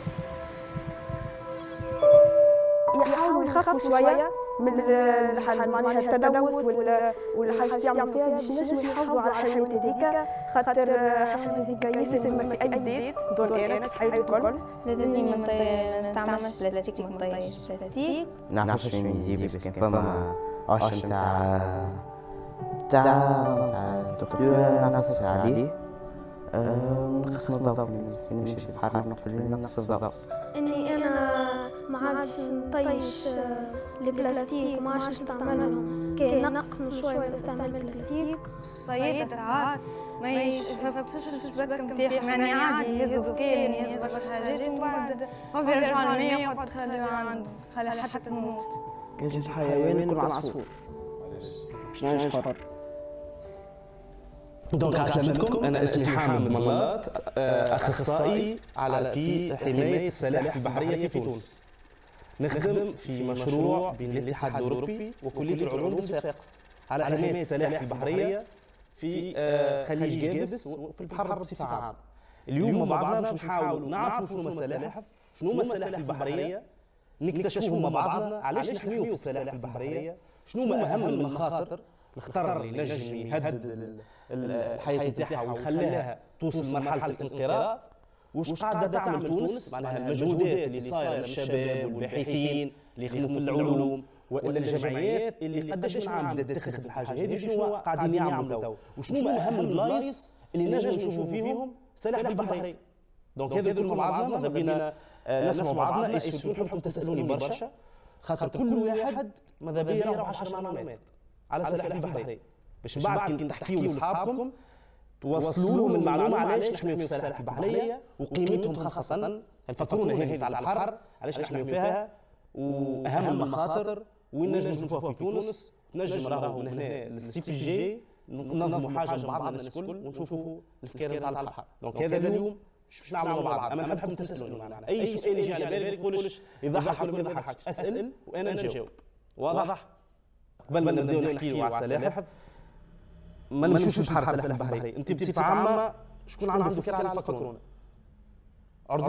ريديش فكرونه قبل فين ريت في دان فكرونه نتاع البر الناس الكل نعرفوا هذيك باهي. والفكرونه البحر شكون راه قبل في التلفز؟ وين ربيتوها في اكواريوم؟ قلت لي فما واحده مربينها في الدار هكا ولا لا؟ باهي مربينها في اكواريوم. نمشي نقول قايل بعد ما حكينا كل هي سلحفات مادام تعود في الماء دونك هي سلحفات بحريه. اما فاش تعمل في الماء المحلو؟ لا دونك عاوز نحكي معليش. نحن نعرفوا تو كنا نحكيو بكري فما سلاحف بحريه وفما سلاحف بريه. فما نوع اخر ثالث سلاحف المياه العذبه لي تورتو دودوس. دونك عندنا البريه والبحريه وسلاحف المياه العذبه اللي نلقاهم خاصه في الانهار وفي الوديان. الفرق اللي لازم نكبتيوه اللي هو واحد يمشي على الاظافر ولا المخالب اللي هي البريه، واحد النوع الثاني البحري اللي يعوم بالزعنف الكبيره. وبالنسبه لسلاحف المياه العذبه تمشي صحيح بالمخالب لكن بين المخالب فما غشاء كي تحل تحت الماء يخليها تعوم. واضح؟ باهي نمشيو توا للسلاحف البحريه. السلاحف البحريه حسب تو حكينا على السلاحف بصفه عامه 3 انواع 3 عائلات. صارت تريدها ولا قلت لي نعرف يا صح. فما 7 انواع نتاع سلاحف بحريه مهمه برشا المعلومه هذه. كان في البحر الابيض المتوسط فما 3 انواع فقط. نعطيكم معلومه وقتاش نقولوا ان السلحفات هذه موجوده في البلاصه هذيك وقتاش نقولوا ماهيش موجوده. وقت اللي نقول لكم فما 3 انواع يعني في البحر المتوسط يبيضوا على الشواطئ ولا على سواحل البحر الابيض المتوسط. النوع هذاك عندنا والا يجيو الاماكن اللي يتغذاو قريب معنا في البحورات ولا في الخليج يعني جمع خليج كما عندنا في تونس خليج جابس وخليج الحمامات. دونك يجيو باش يتغذاو ويعديو فتره الشتويه نعرفوا علاش من بعد يجيونا في الشتاء خاصه خليج جابس اللي يبدا من المهديه حتى الحدود الليبيه. واضح؟ دونك يجيو للاكل والدفء. فما كلمه تقول ما نقولش يجيو شو نقولوا نورمالمون يهاجر صحيح. دونك سي ان انيمال ميغراتور حيوان مهاجر. والهجره خاصه للدفء والاكل والتكاثر. واضح؟ دونك انا 3 انواع في البحر الابيض المتوسط اللي هما النوع هذا اللي هو اكبر فكرونه تاع بحر موجوده في العالم واللي تنجم توصل قد الدوله هذه اللي قاعدين عليها. هاي كحله والوحيده ما عندهاش الشكل اللي نعرفوه تاع القوقعه العاديه. تحسوا الجلد نتاعها في 5 صوت كبار كحله وفيها نقاط رماديه وبيضاء. الفكرونه هذه 90% من الاكل نتاعها من الرجيم الاليمنتري نتاعها هو الحريق. اكثر نوع ياكل الحريق. واضح؟ شدوا في الظهر شدوا في مخاخنا النوع هذاك الفلوس اللي تشوفوا فيه توا في كل تصويره هذاك هي السلحفات جلديه الظهر. سلحفات جلديه الظهر عاود باش تقعد في المخ. تو نحدثوا عن الانواع الموجودين في البحر الابيض المتوسط. الظهر خاطر ظهرها مش قوقعه كما نعرفوا الاخرين. الباقي الكل ال6 انواع الاخرين شوفوا اللي هما عندهم قوقعه. واضح؟ شديناه النوع هذا واش قلنا الخاصيه نتاعو اللي هو كبير برشا و90% من الريجيم اليمونتير نتاعو يعني من الاكل نتاعو هي الحريق. يحب برشا الحريق وما تفاجئوش راهي كبيره برشا اما راهي ما تهاجمش. واضح؟ اما هذه تدخل لنا من المحيط الاطلسي من مضيق جبل طارق بين المغرب واسبانيا باش تاكل توصل حتى الخليج جابس تعدي الشتاء غادي تاكل وبعد تعاود تهاجر من نفس البلاصه باش تبيض في السواحل الافريقيه ولا المهم اي ساحل تابع المحيط الاطلسي. نحن في البحث العلمي خاصة نجيبوا الجثث نتاع الفكان اللي تموت ونشرحوه، خاصة باش نشوفوا واش عندهم في المعدة نتاعهم. سبب الموت. على 10 فكار نلقاو بين 7 و8 عندهم البلاستيك في كروشهم. هو السبب الرئيسي وقتها الوفاة. هاك الساشيه اللي نقولوا ما يساشيه هي بربي نعمل هاك نلوحها. 80% من أي حاجة تتلوح في البر تمشي تلقاها في البحر. فما قارة كاملة 4 ولا 5 مرات قد فرنسا موجودة في المحيطات، في التقاء المحيطات قد قارة بالضبط. كلها زبلة، كلها بلاستيك. البلاستيك مع الوقت باش يتحل. كي يتحل تاكلوا الحوتة ناكلوه نحن في قش برواحنا. وإلا يتبخر في الهواء نشموه ويسبب برشا أمراض. دونك ردوا بالنا خاصة البلاستيك لو ماكسيموم باش نحميو رواحنا ونحميو. On a pêché le poisson, on a tué. Dans les intestins, on a trouvé les cailloux de phosphate dans son intestin. Quand on dépose les assiettes, quand on amène le phosphate, la poussière monte. Quand on lave ça, ça ne sort plus. Le phosphate est la richesse du Togo et le phosphate nous aide beaucoup. Il nous donne de l'argent. Parfois, nos parents, même qui ne trouvent pas des travaux, ils trouvent les travaux en usine de phosphate. Merci. Le phosphate pollue gravement la mer. Si on lave ça, l'eau qui sort là, on jette ça dans la mer. Et quand tu vas vers Bunkopé, tu prends le chemin de la plage, tu vas voir le phosphate dans la mer comme ça, la mer devient jaune quoi. Et ce n'est pas bon à voir quoi. Si les gens viennent voir ça, ce n'est pas du tout bon. On exploite le phosphate, mais on doit trouver une solution. On nous a montré un animal aussi qui est mort et on nous demande qu'est-ce qui est arrivé. On voit que c'est le phosphate qui l'a fait tuer ou pas. Nous, on ne sait pas. Mais disons, on peut voir chez nous, ici on utilise les puits. On voit les eaux des puits, ça devient jaune. Nous voulons dire que il faut qu'on cherche une solution pour les eaux mauvaises qu'on jette dans la mer et ça crée des problèmes. Les scènes de sensibilisation des populations méfaits du phosphate aux hommes. Deuxièmement, creuser des trous pour mettre l'eau sale dedans. L'eau qu'on prend pour laver les phosphates, creuser un trou pour les mettre dedans, pour que ça ne pollue plus la mer. Troisièmement, éviter de construire les maisons au bord de la mer et des usines. Parce que quand vous construisez les maisons au bord des usines, c'est ça qui pollue, c'est ça qui gâte votre dent quoi. Donc nous devons éviter ça aussi. Et arrêter de se baigner dans l'eau polluée parce que ça donne des maladies.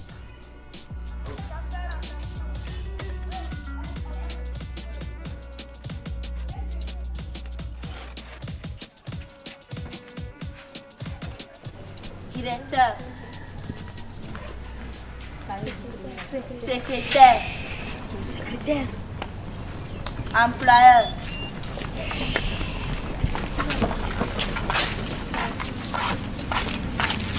tortue, nageur,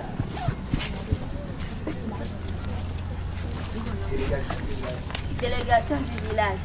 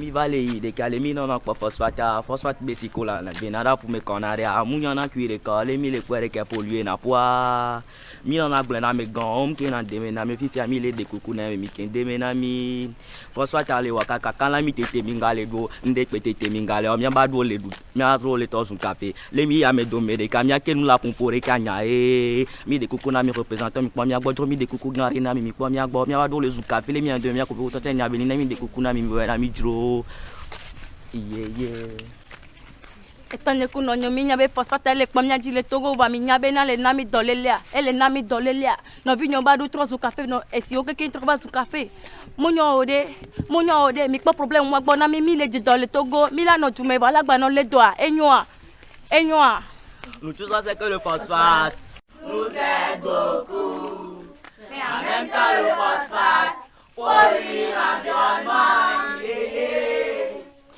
Oh, chers parents, chers frères et sœurs, nous savons que le phosphate nous nourrit, mais quand même, il faut ralentir, parce que le phosphate, ça ne peut pas bon. Les eaux de phosphate nous détruisent, mais quand même, les dents des enfants se transforment noires, comme on peut le dire. Mais quand même, il faut ralentir un peu, ça fait un peu de respect. Un peu, yeah. Tout ça, c'est que le phosphate nous aide beaucoup. Quand même que le phosphate pollue l'environnement, yeah. Tout ça, c'est que le phosphate nous aide beaucoup. Quand même que le phosphate pollue l'environnement, yeah. Acepto. Anaula.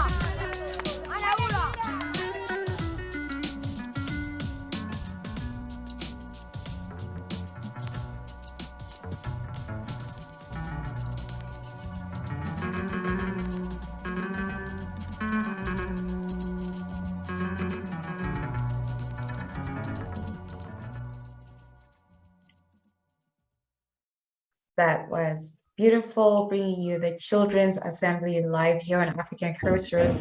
Thank you for joining us for yet another packed edition. Today is day 2 of our 2-day program that started yesterday, October 14th, and we'll be continuing again until the evening today, October 15th. Here on African Crossroads with me, your host Sam, and also Abbas, who will be joining us shortly.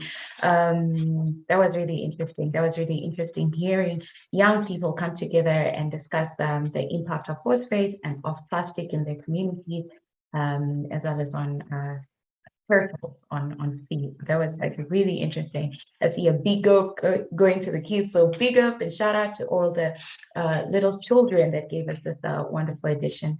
At this point, allow me to invite Sename, Layla, and Ayo, who are going to give us the next panel discussion. Oh, and it's Yami, not Ayo. So allow me to welcome Sename, Layla, and Yami. Yami, are you here? And I'm challenging all the DJs, music curator, Jumoki, I'm challenging you to give us a beat for this song because that was a deep rap song. And I saw you yesterday just give a great performance on stage together with a colleague and all doing this rap music genre. So I challenge you today, let us support the little children because they are supporting our communities. Yame, are you here? Good morning, Samantha. Good afternoon, everyone. How are you? Doing fantastic, and good to see you. Sename, are you also here? Hi. Hey, bonjour, good to see you. Layla, the ladies. Hello, I'm here with my friend Hamid Mallet. Hello, bonjour. Bonjour, you're going to be joining us as well. Oh, nice, and it was good to see you on the video. Now really intriguing, really interesting. Sename, I want to invite you first to just briefly discuss this Children's Assembly concept because we did see the synergies between Togo and Tunisia, and we did hear the young people brainstorm and come up with sustainable ideas to improve their societies and their communities, and also not looking at the human wellness and well-being, but also looking at the health of all other than human existing forms around us. So we did hear about sea turtles. I didn't even know we had 7 types of breeds and 3 common found in the Mediterranean. There was such great knowledge to learn, even from little kids, and very beautiful way to teach children about the impact of plastic. So Sanam, I would want to invite you to please just speak a bit on the Children's Assembly video that we just watched. Thank you. I'll let Yame talk in detail about the process. But yes, the starting point was to say that children or youth image are often instrumentalized or used when it came to environmental campaign. And we decided to ask ourselves what will be the narrative if it is the children who have the initiative. Who will they decided to talk to? What will be the format or the shape or the original shape they could invent if they are if they have the lead of the narrative. So yes, it was a starting point, and very quickly in Tunisia they came to Turtle, and the first day exploring our sites, we discover a dive turtle too in Togo. So the turtle became a sort of main object to build something around. Okay, it's really interesting how you picked the turtle to bring something about. I also know we have tails here that we talk always comparing the turtle to the rabbit. The rabbit being the quickest and the turtle obviously being the smallest, but being the smartest in the end with all the stories that we share. Yamia, would you want now to get a bit more into the process of the development of the Children's Assembly? Yes, thank you very much. I think really the main thing here is that you need to understand that when this whole process started, when we were invited to join the Inclusivity Council by Havers, what we quickly realized, a lot of people know about climate change. That's the main topic, and we're being what's called encouraged to show climate action.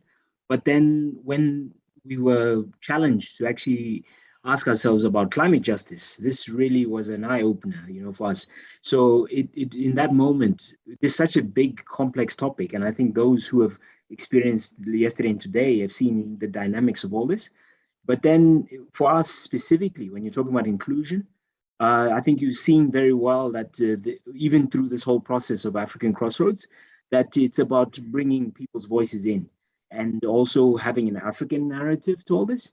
So our challenge was really about how, I think when you're talking about a topic like justice, which talks about removing systemic barriers and making sure that anybody who would be impeded to participate, they are not impeded because of whatever issues that they may be facing. So you remove those issues so that they can have a fair and equitable participation in the process. But now it really then resonated with us and asked us 2 simple questions. One, if you can't explain this issue very simply, then, and even to children, then clearly you're not communicating well. And then secondly, it was the issue, then how do you represent, who is the one who's going to be carrying the burden? Because we know about 1.5 degrees C to 2.7, we hear all the different issues around that, but who's going to be affected? And then it again dawned on us, well, it's actually the children, because they are good. But these children, if you notice them in 10 years' time, when we're facing a lot of the effects of this, they're the ones who are going to be affected. So it was really an issue, like Sinami has just pointed out, that how do we now use this convening power that we have as an Inclusivity Council to create a very simple and evocative narrative about what ordinary Africans are facing out there. And the critical thing, how can children be given that platform to now share their experiences and their ideas and what. So our job really then became to become facilitators. And I think it's been a very long process, But I think in the process, as we were bouncing ideas off of each other, really coming on, then things started coming and picking. And then it really got to a point where we had to, when we were preparing in acceleration to African Crossroads today, we started really trying to create a narrative or a short kind of sharing. And we felt this issue of the sea turtle, it really came and resonated. But our job, again, as Inclusivity Council, was really to facilitate the process. I think Hamed is here on the call.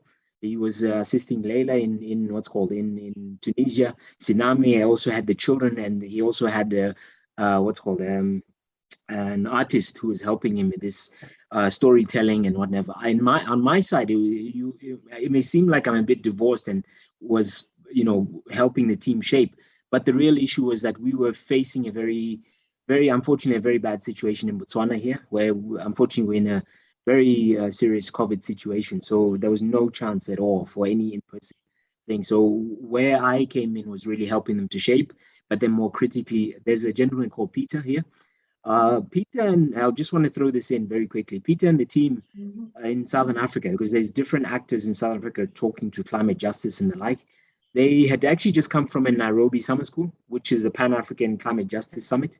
So that was a forum where actors in Africa and also in the diaspora were coming to share their perspectives on climate justice. So really, we really tried to make sure that everybody had a chance to actually give perspectives of how children can actually be provided with this platform. And I think this video shows very well exactly what can happen when you give those who are at risk of being excluded a chance to actually share their voice. And it's a very powerful video, and a really good job by Sinami and the team to bring it all together.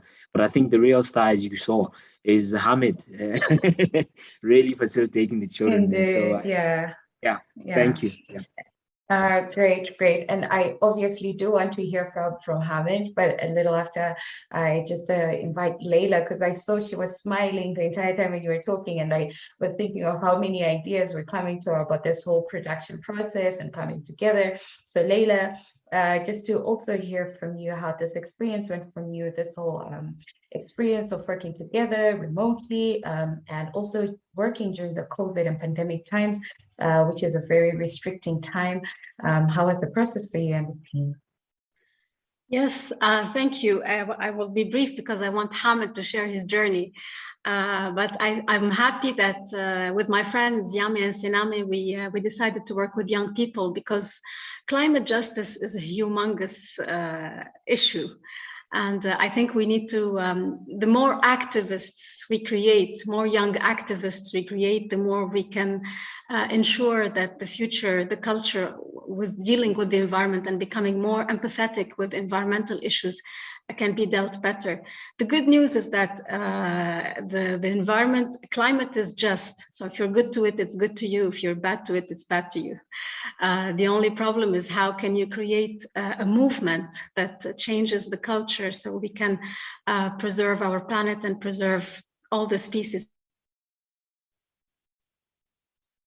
Indeed, Leila. Like you did say, Farrell, it is climate become justice, empathetic to all the species. I can't thank Hamid enough for. Sorry, I think there was an interruption there. You can come in. Hello, can you hear me now? Sorry, we were cut. Yes.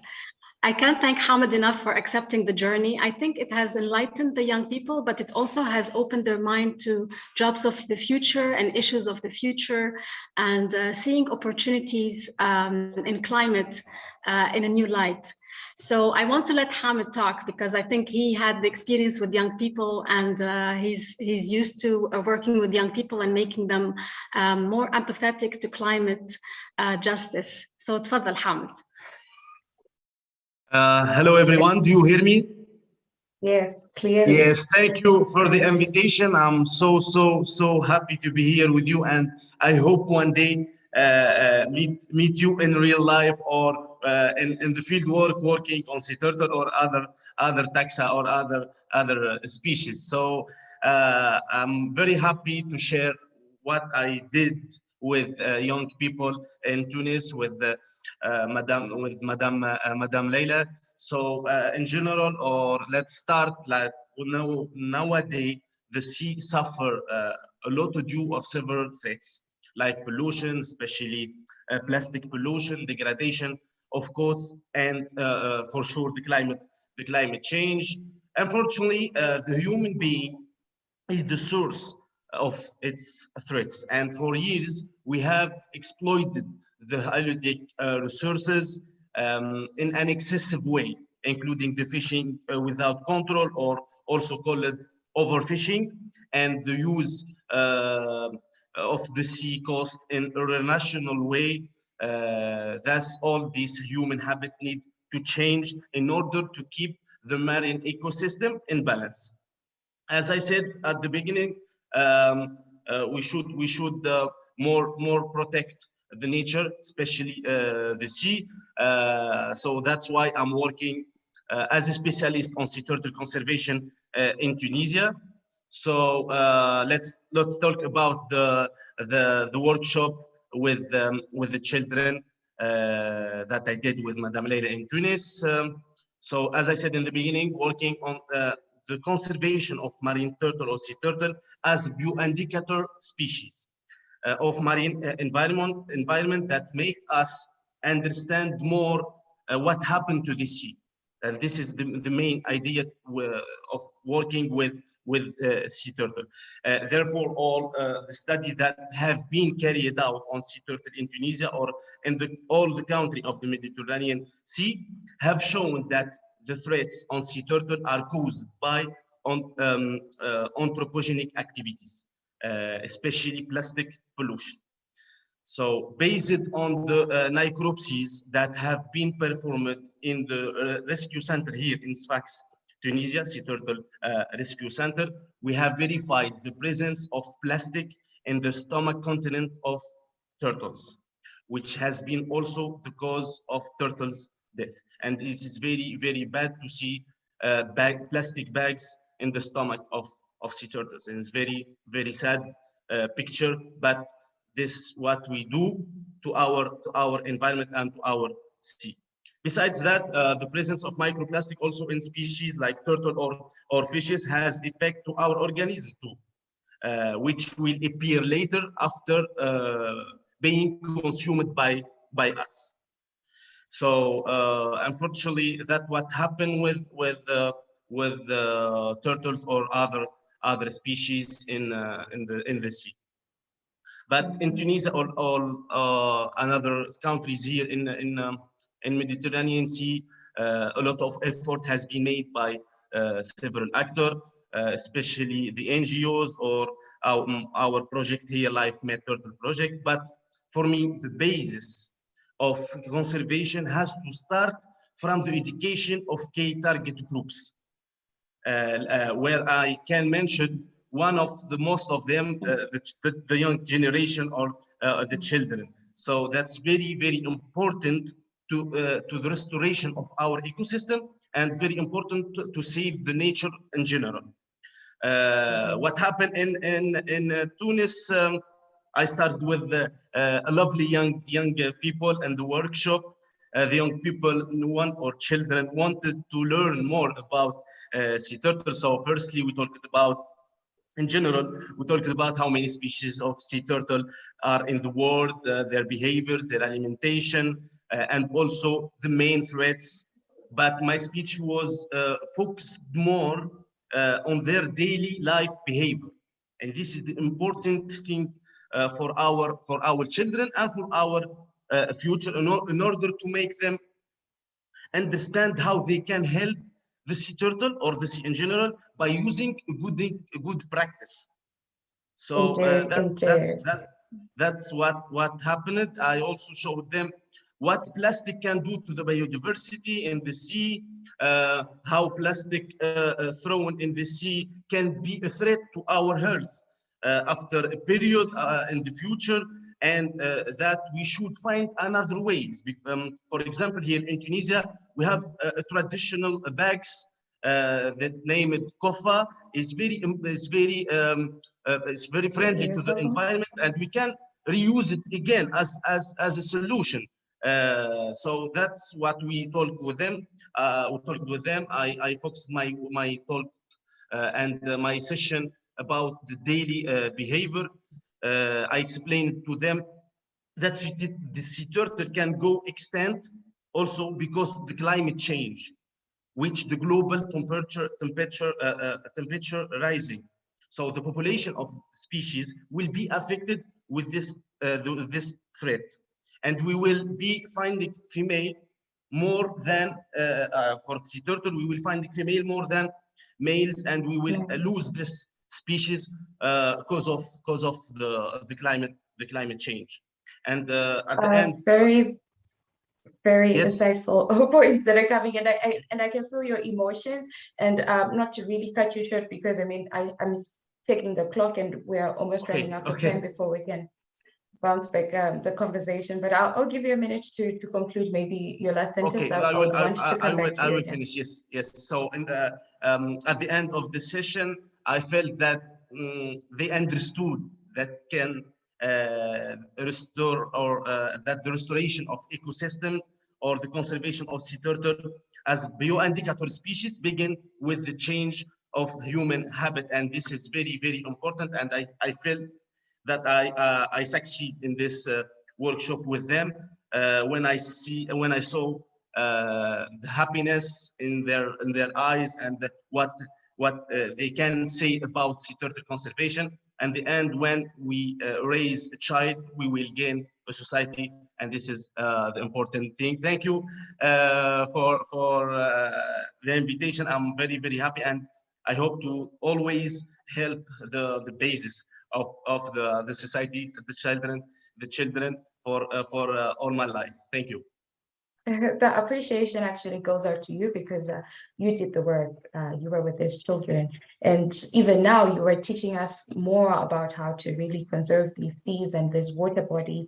And it's always insightful to gain more knowledge, especially for some of us who are in landlocked countries. Also, there's something, if you teach a child something, they're going to teach it to their parent and their siblings and everyone that they come across. So it's a really easy way to spread the knowledge. If you say no plastics, the child will remind you that, no, you said no plastics. And it's a really engaging sector or a target to really work with in order to build this consciousness in our communities.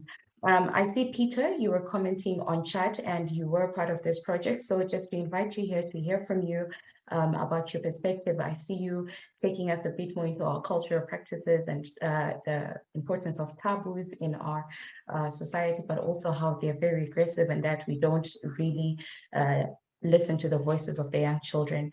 Peter, are you able to unmute yourself and share with us your part of the contribution to this Children's Assembly?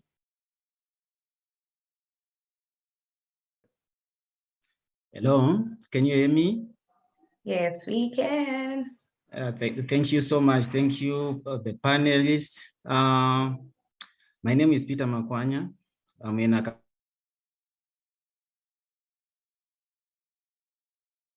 We have lost you, Peter. Okay, Peter, we're going to give you a minute to check your connections. It's really a difficult time for us here in the region. Yeah, internet as well as electricity are all setbacks that can interrupt with the connection. Kindly check your connection again. I will want again to invite you more in terms of this discussion and this output that you have, because I see a lot of people are really interested in the Children's Assembly. Just to find out from you, Mohammed and maybe Saname, who were in the communities with the children. How do the children feel about the output? Did they get a chance to see themselves after the video was packaged? They give back feedback. Do they have even future plans on how to further take up the subject and how to continue to advocate against the use of plastic, or rather misuse of plastic, as well as the hazards of phosphates in their communities? Hello, can you hear me? Hello? Yes. Yes, you you're can back now hear now, me. Peter. Yes. Right. Okay, my name is Peter Makwanya.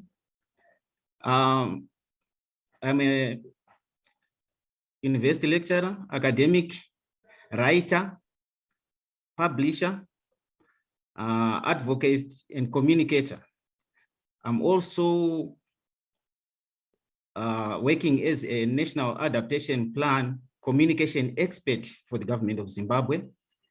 I also engage with the children and the youth to help them articulate creatively and freely about climate change or environmental issues, creating space for them to speak out, to enhance their voices through debates, through poetry,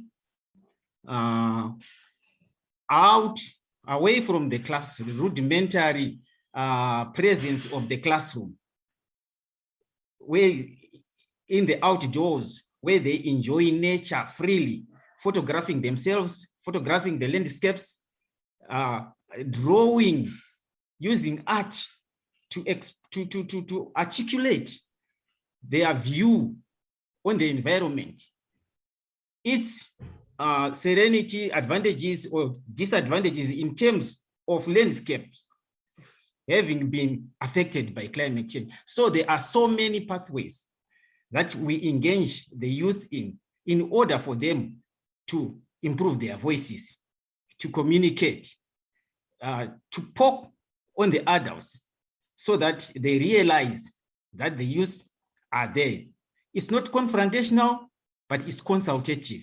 But in most cases and situations, we do not normally engage these children in climate budgeting, in climate change, mainstreaming and planning to influence policy.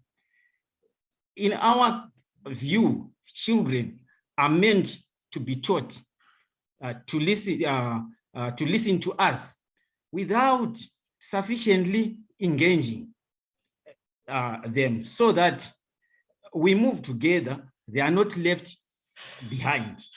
So as we move around the country, communicating national adaptation issues according to their level, they've got their own packages that is context specific according to their levels, so that as they grow, they gradually graduate with empowered voices. Powerful, powerful, really powerful, Peter, especially about empowering the young children when they're really young. I saw empowered children. I saw, was that a director, I saw secretary, I saw them understanding their different portfolios. And that's why I'm now taking it back to Saname and Hamid, just to find out the views of the children. Of course, we're commenting on their output, but how do they feel after watching this and after seeing how they've been included in the process towards achieving climate justice? Sorry, is the question in reference to the children's activities that we have just seen, or? No, yes, but to Hamid and Saname, who were working in these communities. I'm also checking on time and seeing how much we have remaining. Hello? Yes, Hello. we can hear you. Yes. yes, I was supposed to join today with the youth, but I was not able to make the trip to Pene. So they are supposed to discover the video at the same time as you. So they didn't watch it yet, but we'll film their reaction and maybe we'll publish it on YouTube so that you can see it.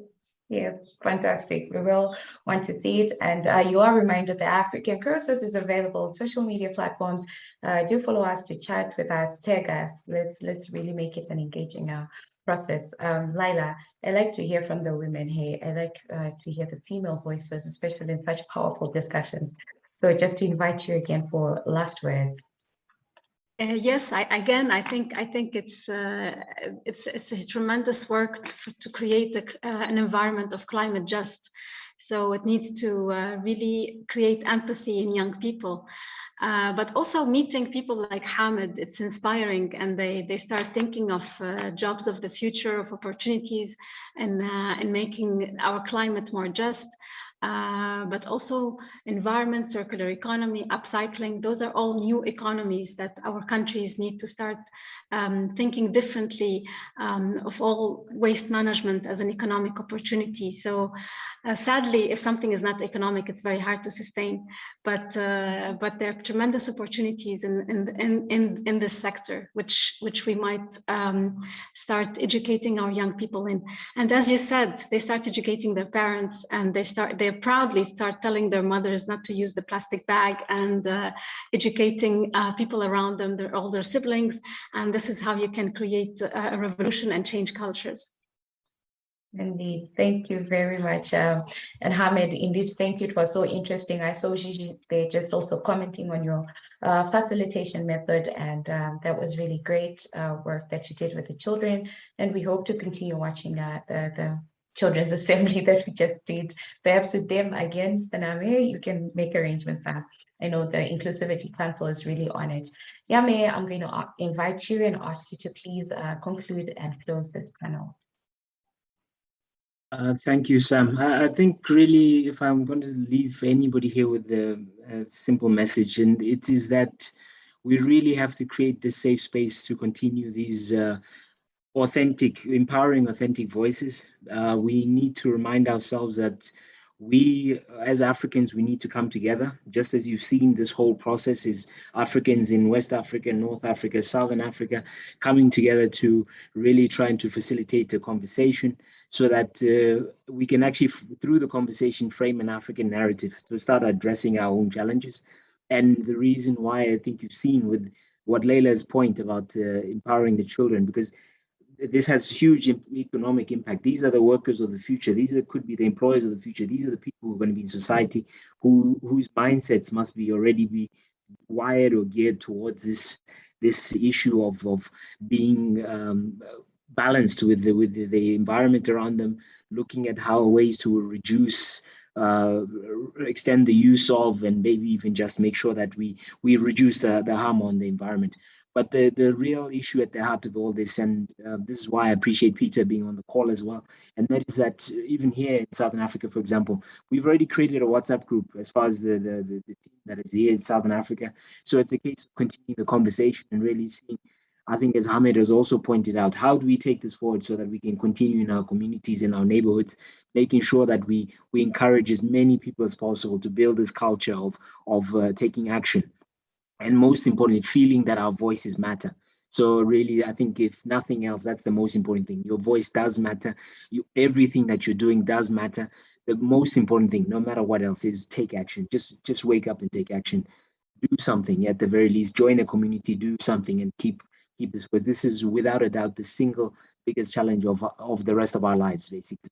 So we really do need to make sure that even ourselves as Africans, we're actually attending to the issues that matter for ourselves anyhow. And as you can see, our children really do care if we can just give them that safe space to be heard. So I think thank you most importantly for everyone for being here, and most importantly to Hivos for facilitating this conversation. It really is a powerful platform, and I think everybody should take heart, listen, and share. Thank you so much. Yeah. Thank you all. I see the panel is smiling, everybody. I think it's the spirit of inclusion and just working with young children. Young children spread positive vibes. And I think now in the next minute, because we quite ran out of time, if you're in our audience right now, let us know which ideas should be included. There was a lot of knowledge sharing. There was even looking, prospecting into the future about job creation and aligning the young children with what future opportunities will present themselves according to how societies are transforming. There was also about ecology, about knowledge of how to dispose or reuse, how to use our local materials instead of just adopting these hard to maintain fibers such as plastic. So in the next 1 minute, 25 seconds, share with us using the link that has been shared to you on chat. And I would also want to take this opportunity to welcome back people that that came in from the breakout rooms. I do know that there was an interruption somewhere there whereby we couldn't extend your time in the rooms, but also if you got a chance to interact with Dawit, then you definitely have insights on what should be part of our manifesto. And now is the time for you to share that using the link that has been shared on chat. Also, if you were on cookie calls, I don't know, did you eat, guys? Did you eat cookies? I am so curious. I missed out on that one. If anyone just carried leftovers, brought a doggy bag, I am here for the cookies. And also just share with us what cookie takeaways should be included and be part of our manifesto. I mean, always these days when you open a page, you see accept all cookies or condition your phone. And I'm wondering whether that's what you were discussing or somebody really did bring cookies. Maybe it's because we're getting towards lunch and I'm just thinking about food. Yeah, but do share with us. I see we're left with 10 seconds and it's really been amazing. Thank you all for being here with us. I am your host, Sam, and today with the Friday mood, it's not just me. It was Kuyu who started us on a high note. Dawit was dancing. Ahmed just came up with some positive energy and great vibes, and all of us, it's just transferable, and we're just seeing how the beautiful children were singing and dropping bars, guys. Today is Friday, and we are doing it here at African Crossroads. So thank you so much.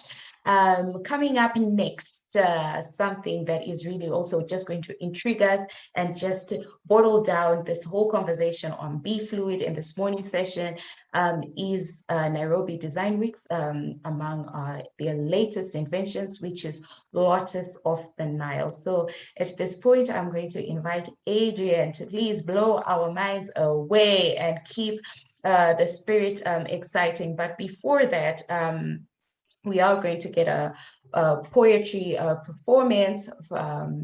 Here, I would like to call her Mami Water. Hey, have you ever had someone speak with the voice of the sea, speak with the voice of the oceans? So at this point in time, the beautiful poetry performance by Hewart coming up next here at African Crossroads. Welcome to the second day of African Crossroads Harvard event on climate justice on the continent, eco-existence. When you see my face, you know that means there's some creative content to blow your mind right now. We have Hewart Schulte, Ethiopian, Belgian artist, multifaceted, she does a lot of things. She's an art therapist, she's a poet, she's an author, she's published a book, audiobooks, and she's also a sustainability advisor for the fashion industry, for the tech industry. And just recently, she's also tapped into sustainable estate buildings, so building houses out of hemp. So yeah, you should definitely check out her work. She's gonna perform a poem that is originally written by her in French. It's called La Mer m'a raconté. So which means, basically La Mer is a word play on the ocean and the mother. And basically the ocean telling me a story, the mother telling me a story. But she's also gonna translate it into English. So for all the non-Francophone speakers, you're gonna have a translation and a video projection as well. And yeah, please sit back and relax and enjoy the beautiful words and sounds from Hewart Schulte. Mother told me.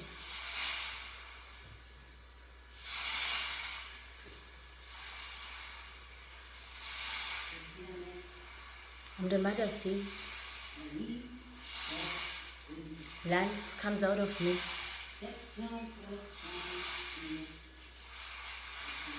70% of me is you.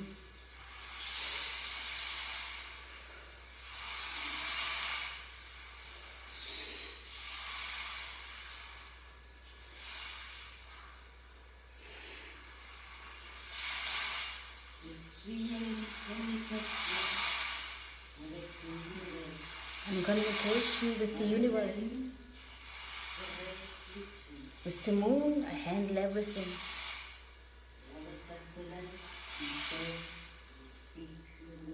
With the sun, we are organizing the circle of life.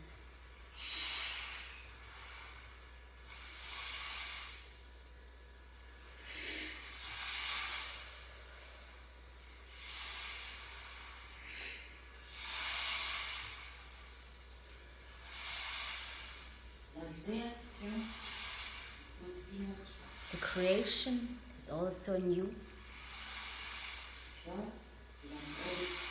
You create production.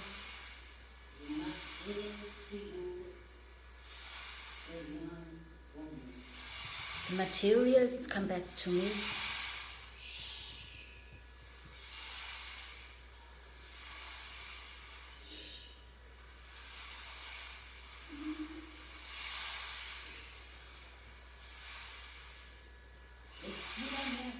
I'm the mother, see? Life comes out of me. 70% of me is you.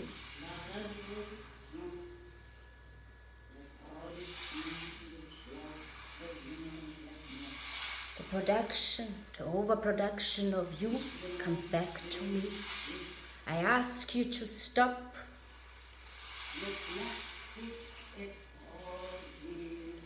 Digérer. The plastic is too hard to digest. I ask you to stop. Even if it takes 4 years. You have to start to stop. Digérer. It's too hard to digest.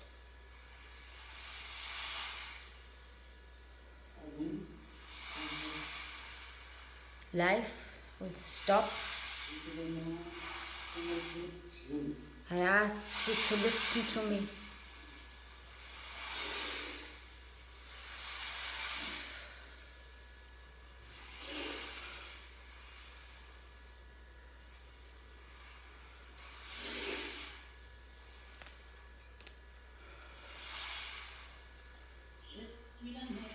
I'm the mother, see?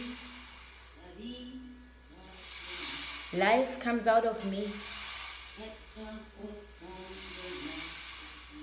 70% of me is you. I kindly ask you to stop the production, digérer, the production that is too hard for me to digest. Life will end. You have to listen to me.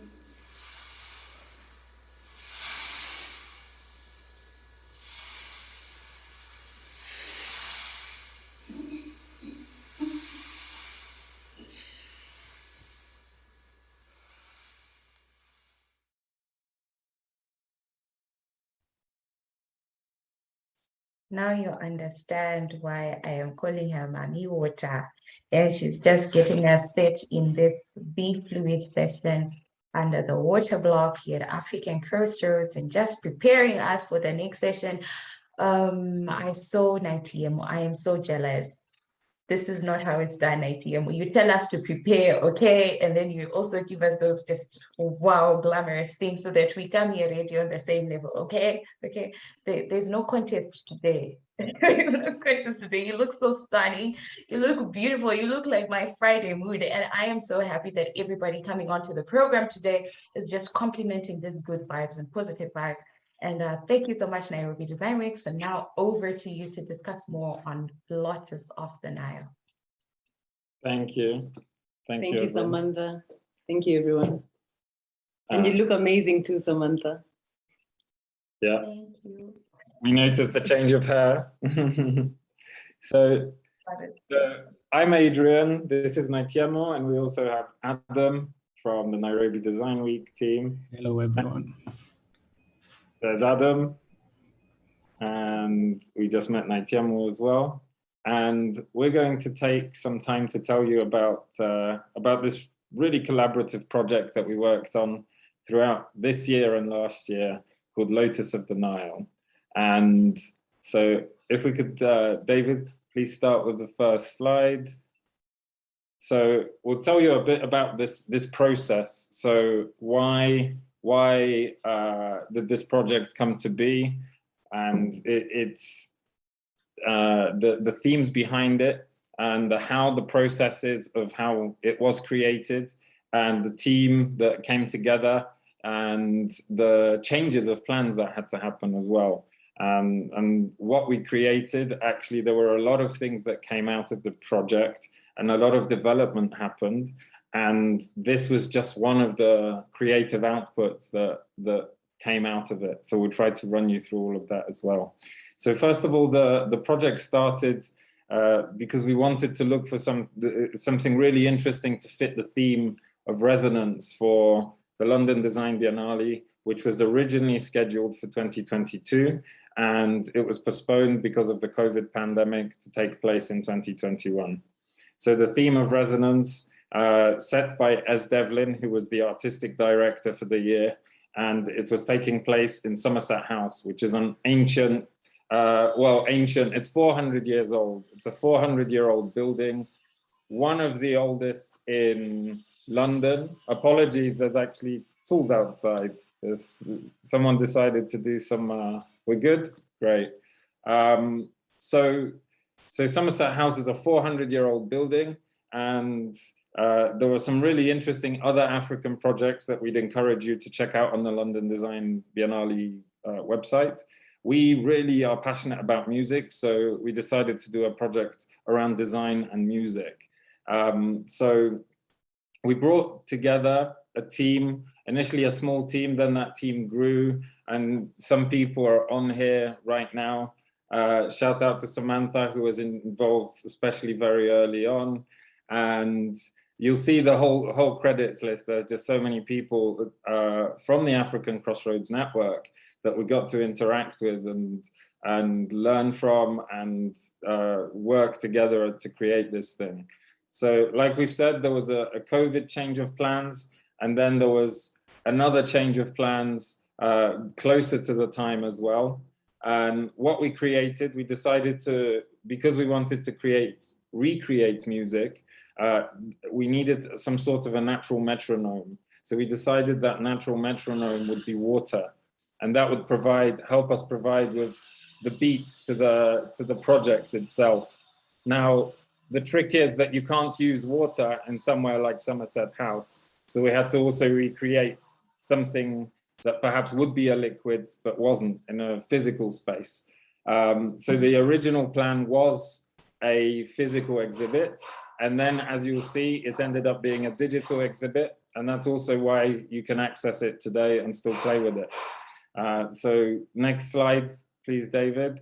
And I promise you, this will be the only slide that's so filled with text. We're about to show you some videos and animations. So we set these principles at the very beginning of the project, before we even knew what it would be. And these are guiding principles for ourselves.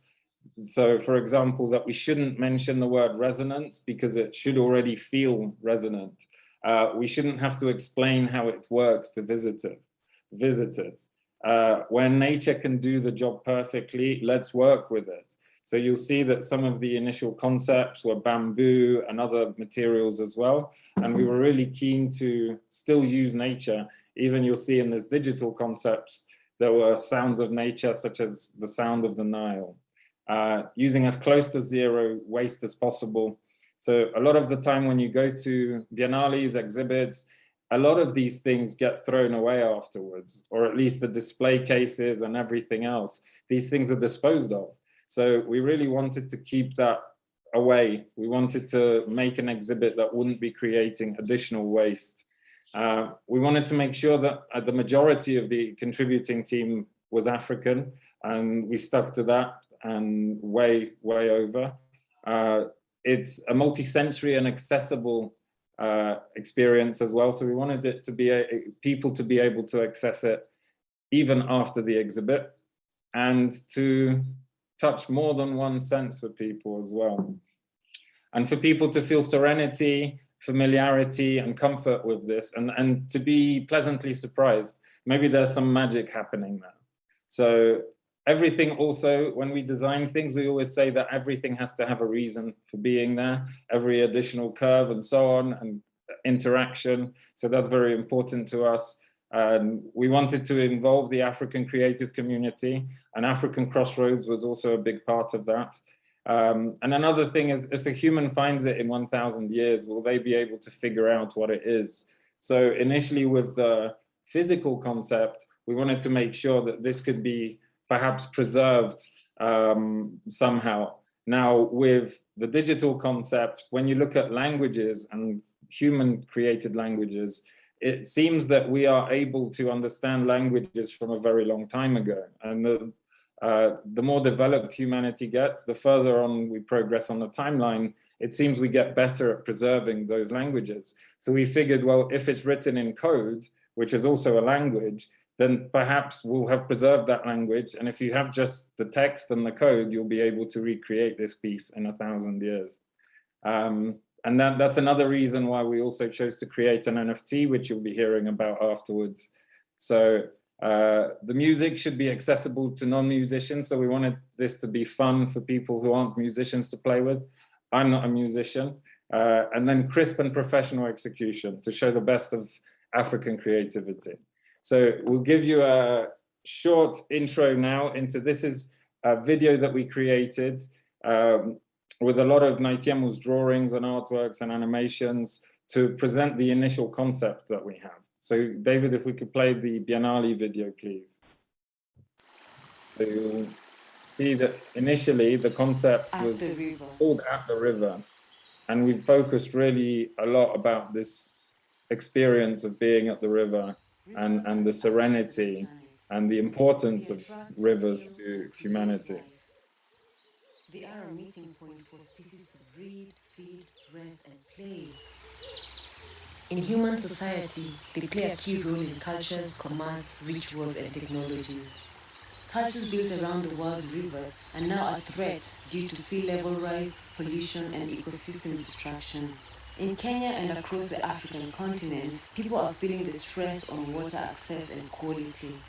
At the River brings together African designers, researchers, makers, musicians, and much more to build a musical, visual, and emotional representation of the London Design Biennale 2021 theme, Resonance. Visitors will gather at a representation of a river and create a united sound. The object will take the form of a lamu dao made by artisans from local materials, with incorporated traditional instruments such as nyatiti, mbira, kayamba, marimba, adomu, and much more. Performers will be invited to collaborate and publish an audiovisual album. The instrument will be a transportable artifact. LDB have expressed that suitable exhibits will be invited to tour further. We've been developing the project this year and communicating with the LDB team. At the River invites us to find solace and relaxation between nature and technology. The river is a link between humans and their habitat. The boat is a vessel that connects those living along the river. The music is a resonance. There will be a digital experience to extend participation. The LDB venue is at Somerset House in London. We participated in LDB 2018, where we installed the Refugees Pavilion. The Refugees Pavilion was selected in the Zine Top 10 installations at LDB 2018. We aim to raise empathy for the plight of refugees, showing that it is not by choice that they have been displaced and forced to leave their homes through the Label Human movement. Over 2,000 cards were filled and left anonymously by individuals from all backgrounds. This is one of the prototype models of how we visualize the project. We're looking for musicians and performers, instrument makers, cultural partners, media, virtual and digital partners, researchers, and funding partners to work with us. See you at the river.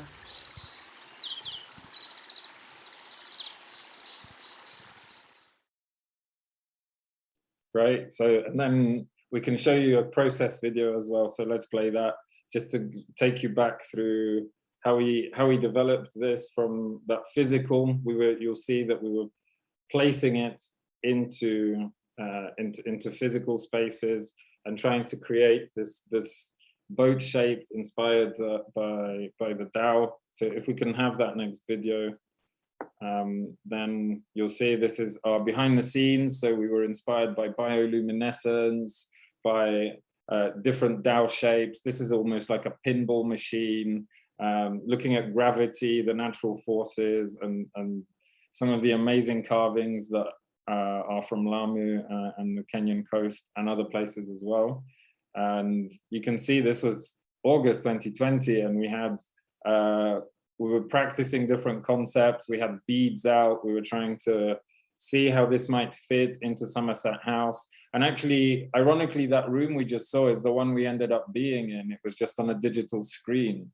So you can see some of the further concept designs.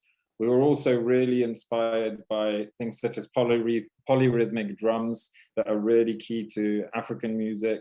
Love polyrhythmic drums. So if someone wants to talk to us about that, please do. We'd love to uncover more.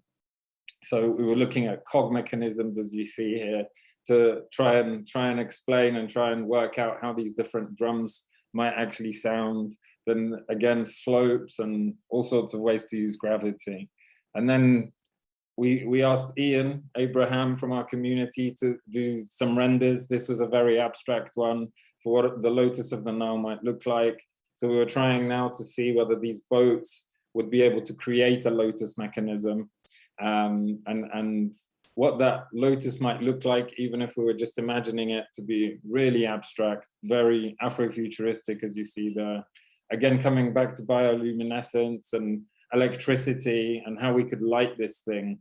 And this kind of being like a harp concept, inspired by the adungu in Uganda, which is a very big string instrument. And also, which went really in hand, you'll see here, Adam created some concepts of moving digital forms to music. And this is where we started being much inspired by what we could do digitally. But before that as well was Adam actually created a new instrument, a digital version of the Nyatiti. So that really inspired us, whether we could actually turn this lotus, this boat, into a digital African instrument. So that's where we got to. And then as we got closer to the time, it became really clear that we wouldn't be able to go to London. And that's where we started creating the Lotus of the Nile, as you will see it now. So I'll let Naitiemo tell you about the artworks and the African inspiration, and then Adam take you through the build. And if we have time for questions, we'll take those. Thank you. Thank you, Adrian. Now, going into the digital experience, what we wanted to explore more is what can we learn from our past? What I wanted to explore also is understanding more of African culture, getting inspired from all these different elements from all over Africa. And that's exactly what this artwork represents. So David, if you could scroll, please. So if you break down the artwork, you'll be able to see that a lot of it is inspired by the cultures that we have, the symbols from different areas like Western Africa, Adinkra symbols, Egyptian symbols, inspired by African hairstyles, inspired by the patterns that we have in our day-to-day cultures. You know, the beads that I'm wearing here, they're Maasai beads, inspired by plants, nature, and the ecosystem, basically, because David, you could scroll, please.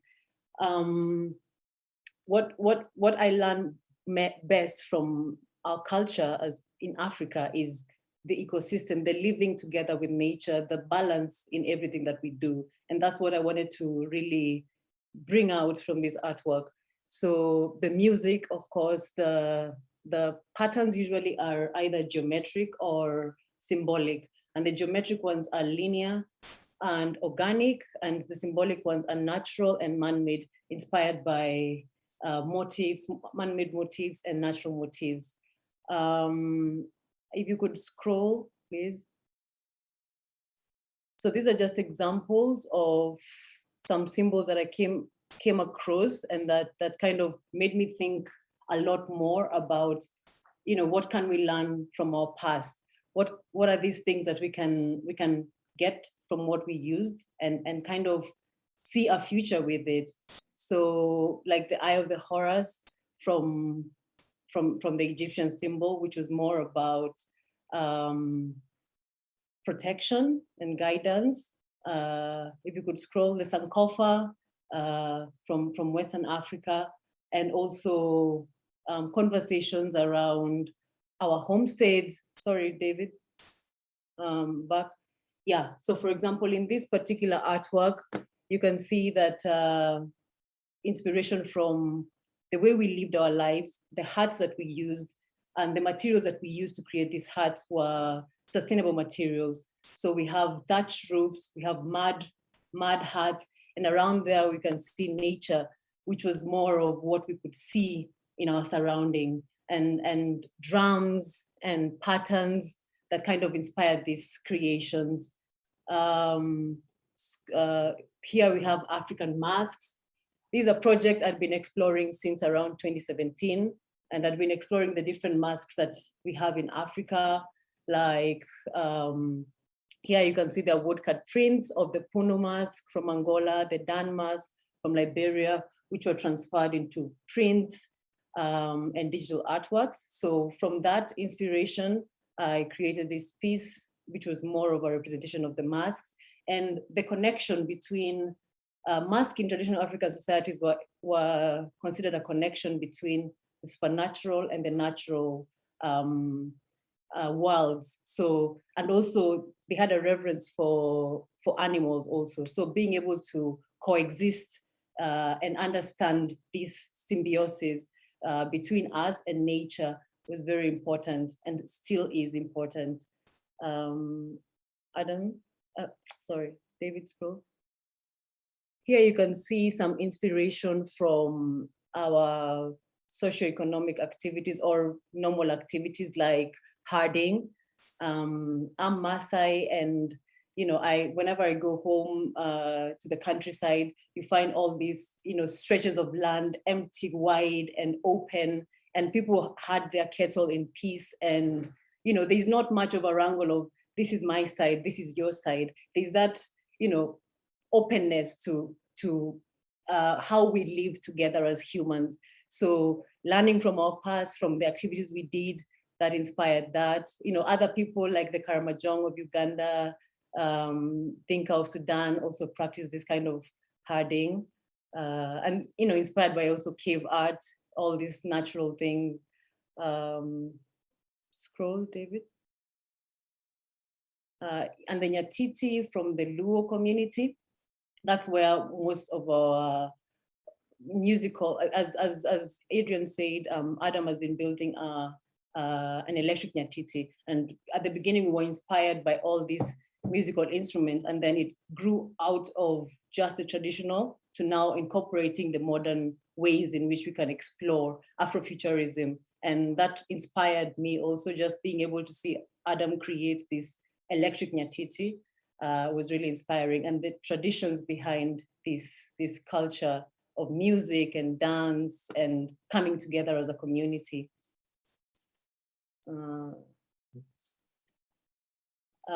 Appreciation of nature. Here you can see someone is fishing actually. There's someone on a boat fishing, and I find that really meditative, just being able to be on a boat and fish.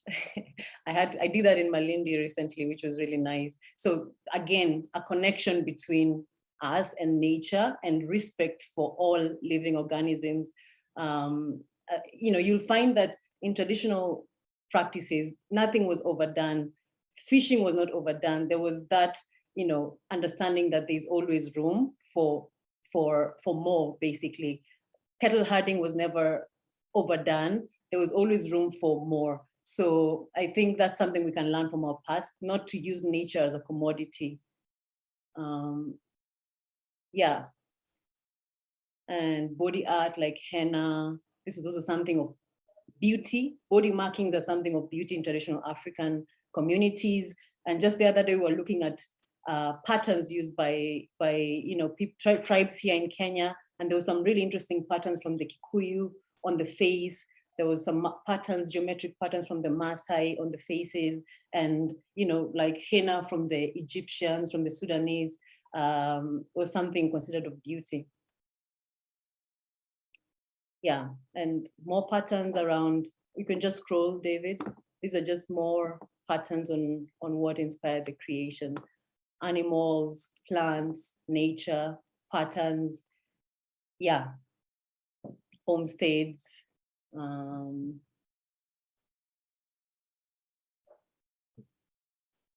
Beads, seeds, everything around nature. I think the whole point was this coexistence with nature. Thank you. And now Adam, about the build. Yeah, thank you, Naitiemo and Adrian, for the intro. I will just take you through the process of developing the game itself. So much like Naitiemo was looking for inspiration in African cultures, for the game itself, you need inspiration of how it's going to function. And the best way is just to go and look at what other people have done and see if you can get inspiration from that. So we got inspiration from a game called Incredibox by a French developer. And it's an online experience where you drag and drop different sounds onto characters and try and make your own beat. So I think we can just watch the video of how it works before I dive into the rest.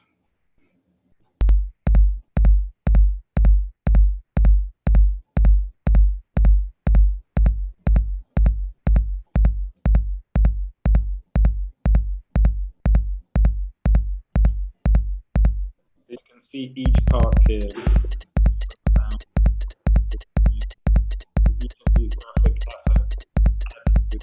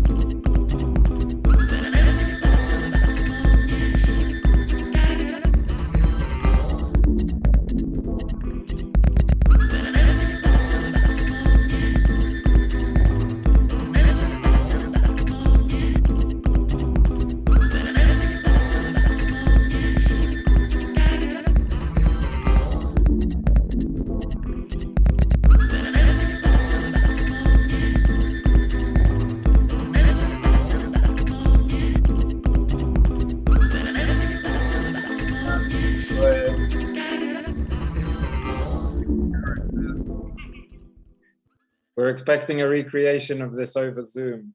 How about that? That would be fun. Yeah, so that's where we got our main inspiration from. I just thought it was interesting how you could drag and drop different sounds onto these characters. And depending on which characters you choose to activate at a given time, you can create a unique beat, or even your own song. So everybody playing the game would come out with their own song or their own version of something. So we thought taking that build concept and then now using that in the Lotus of the Nile experience, where now the different sounds of the Nile or the different origins of cultures along the Nile became the origins of sounds. And then those sounds could now be combined into a beat, and each player could now come away with their own song from the different beats. So once you have your inspiration, the next step is to divide and conquer, as you can see. So you need to divide the different tasks that people will be taking on and make sure that everyone knows their role and how they will be executing along it. So for this project, Adrian was our director, meaning that any creative decisions you needed help with, Adrian would be the person to talk to. Naitemo was on artworks, as you've seen, beautiful artworks, and I was working on the back-end development. So that meant that everybody was kind of working in their own sphere, but we'd always come together to share inputs and different ideas, which meant that everything went smoothly. The next thing you need to do is to find your tools. So for me, working on the back end, we're using a tool called Construct 3, which is based online, which is beautiful because you don't have to download anything. You just go to a website and you start developing your game. And yeah, the beauty of it was that you could literally download the entire game file and send it to someone and ask for their feedback, which is actually what me and Adrian were doing during the development of this game. So next slide, please, David. Now, the first thing you want to do is make sure you can build the smallest section of this game.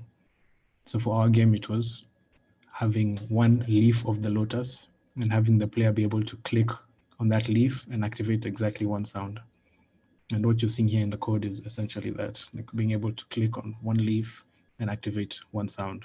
Once you have that working, everything else is just building up on that into the full experience. And what you want to keep in mind during this process, during that part of the process, is to make sure you name all your versions so that if you break something along the way, you can always go back and save your progress. Definitely always save your progress. It'll save your life. Then the next step is to make it look pretty, which is now where Naitemo's artworks came in. So this is where we were just adding in everything, making sure it looks good, making sure it works the way you want it to work, making sure all the sounds were mixed correctly. And yeah, this is now the point where you can start to get feedback. David, next slide, please. There should be one before this. Ah, yes, that's the one. So since the beauty of making an online experience is that you can just send the link over to different people. So what we will do is just literally send the link to people on WhatsApp or whatever we can send it to them and ask them to give us feedback. And based on that feedback, yeah, get changes that we can now implement into the game, and just keep doing that process until you reach a point where you can publish, which is now where the next slide comes in. Yeah, so an important thing with developing anything creatively is to decide where the end point will be, because it's very easy to just keep going on and on into forever. So once you feel you've reached a point where you can share it with people, publish it, and then just share it out to the world and see what they think about it. So now we can play a video of the final experience. Yep, go play it at nairobidesignweek.com/Lotus. Tell us what you think and check out the NFT as well. You can make a bid for it. So we're just playing around with these. The patterns are recurring. Like ripples in a river, no two are exactly the same, but they all take their turn to wave. The two ripples that are most alike might just be 1,000 years apart.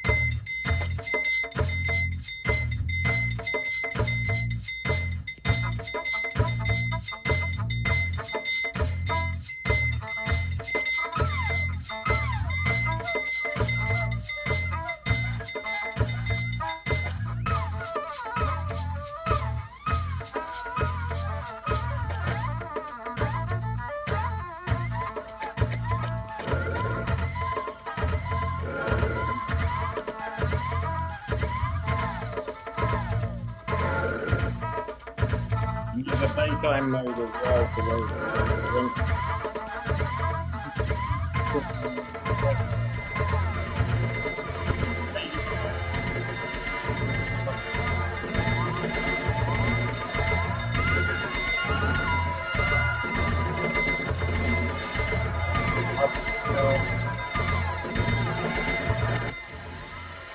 The year is 2021. A group of strangers from separate tribes stumbled upon a mysterious artifact in the form of a lotus.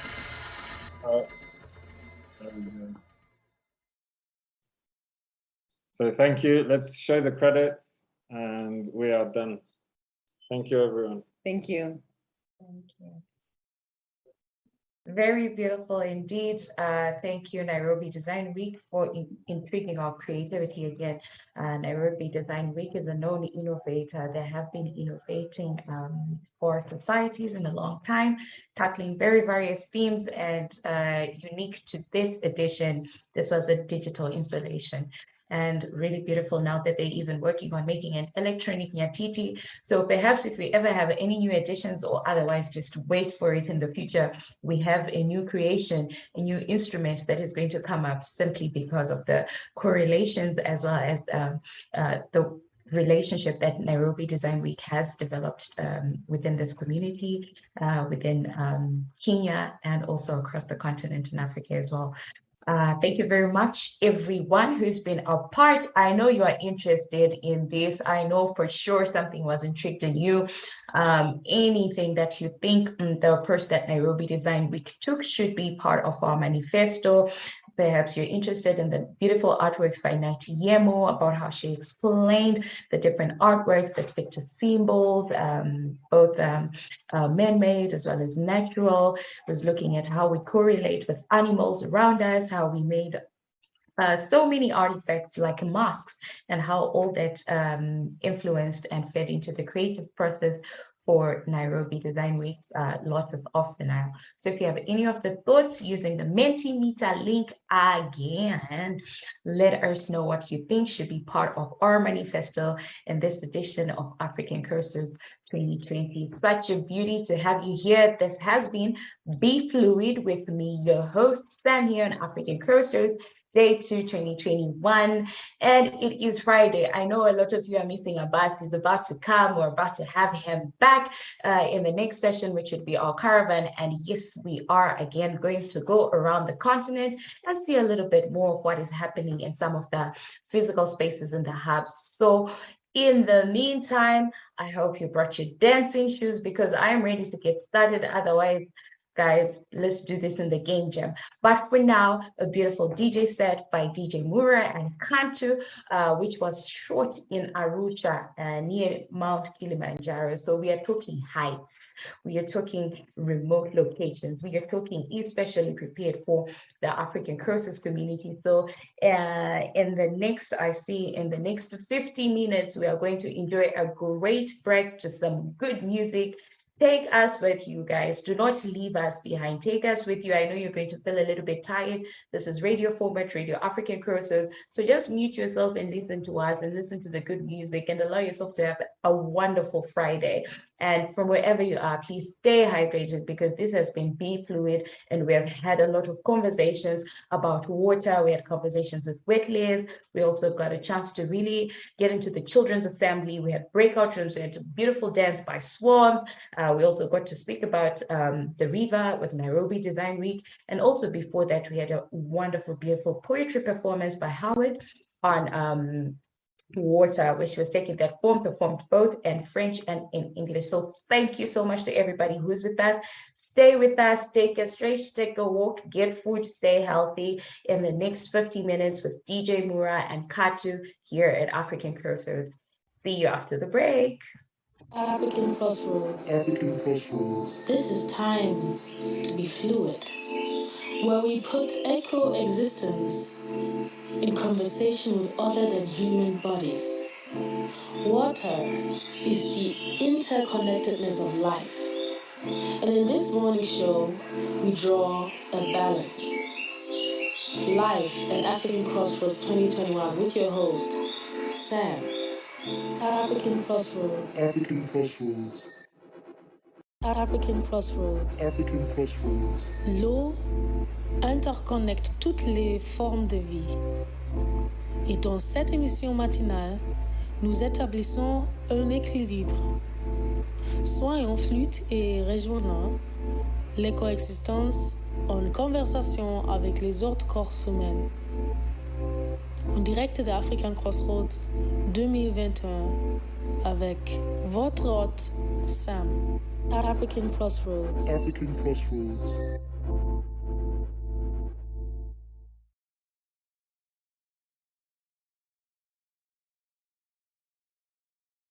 I'm the brightest light in the night.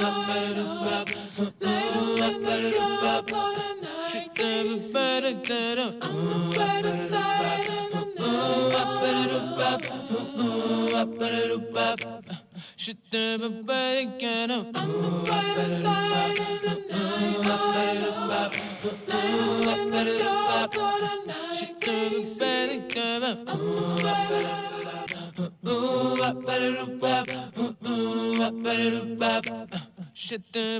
Okay, Janu, show me some more. Take me to the moon. Okay, Janu, please make me blue. Take me to the moon. Okay, Janu, show me some more. Take me to the moon. Okay, Janu, please make me blue. Take me to the moon. I need money in my pocket right now. Man, I've been so broke. Man, I've been so stressed. I feel so we not putting it out. We gon' figure this out. Let them peoples know. We gon' crack this code.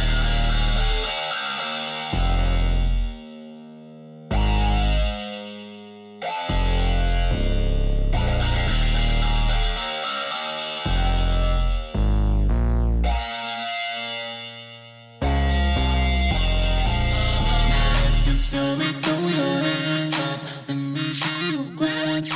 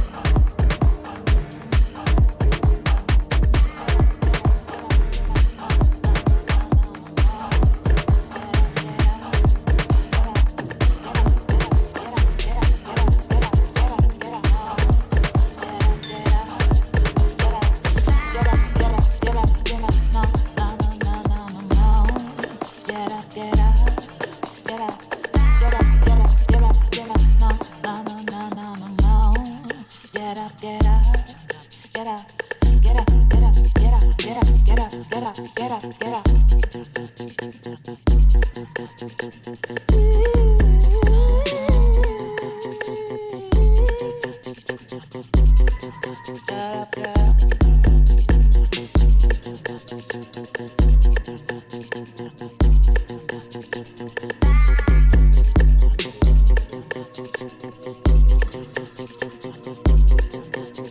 Get up, you're drunk from your self-destructive dawn. Get up, get up. Yeah. This is how you lost your path and call. Get up now. With your gambling tricks, we ain't getting found. No. Get up. Yeah. But now that you wake up in the rabbit hole, get up now.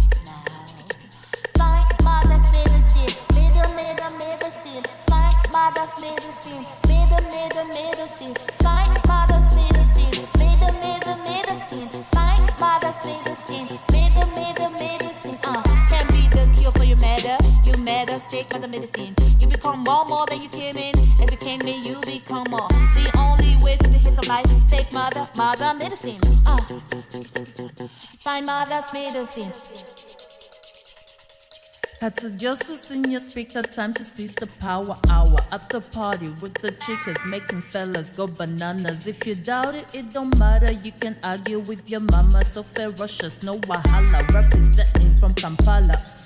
I love my muffin, a zipper, walla, I want to show it for some mama. We got Nicky, I'm with it, if it's another box, the left and games, the gish, the we don't put the hour. Life is a game, you need to know the rules. Or you can get played by the one who made. You say you think for yourself and follow you.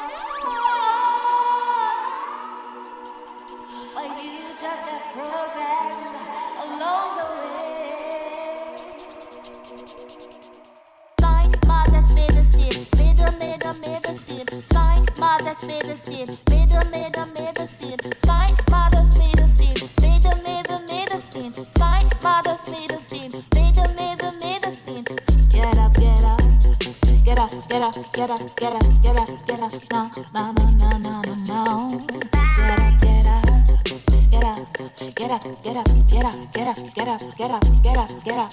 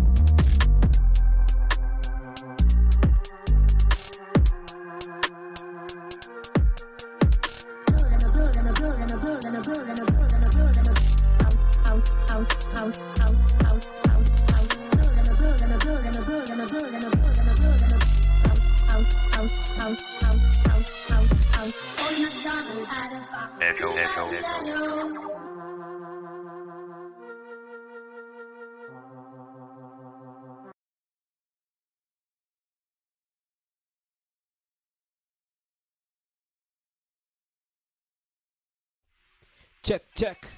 Welcome to the party. My name is DJ Mura, coming live from Nairobi. This is Bengatronic Studio. And shout out to African Crossroads and Hivos Global for making this happen. African Crossroads 2021. Let's go. Flow like water, let me go, to the river, I need flow, flow like water, let me go, to the river, yeah, flow like water, let me go, no constrictions, let me flow, to the river, rock my boat, let the rhythm soak my soul, I can't explain why I'm so happy, I'm in the garden, come get at me, you may not find me if you at me, Nico Forest, just relaxing.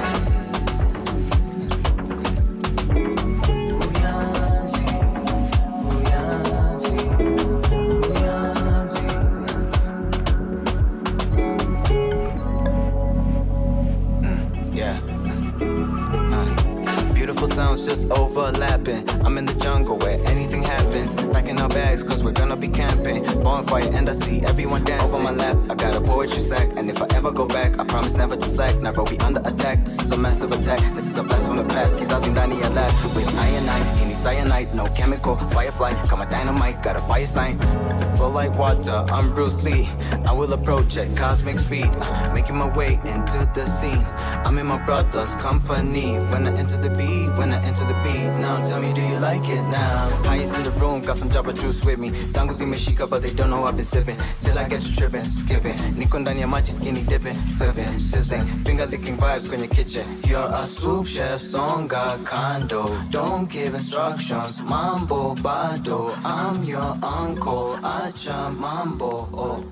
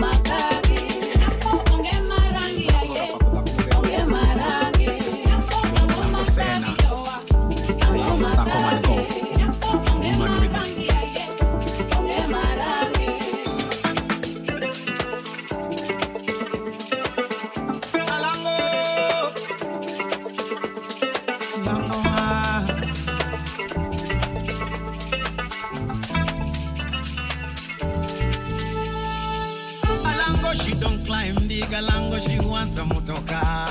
She don't go to the river, Alango, she wants a bathtub. Alango, she a picky, she a witty, a girl to do.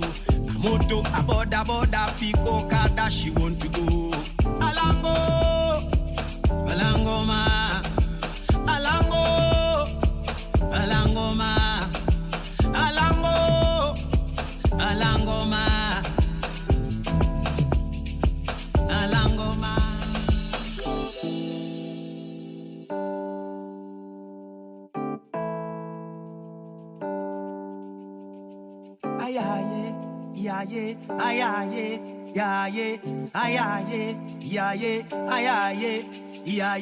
Alango sena alango odoger gunyundo. Alango sena alango odoger gunyundo. Alango sena alango odoger gunyundo. Alango sena alango odoger gunyundo. Alango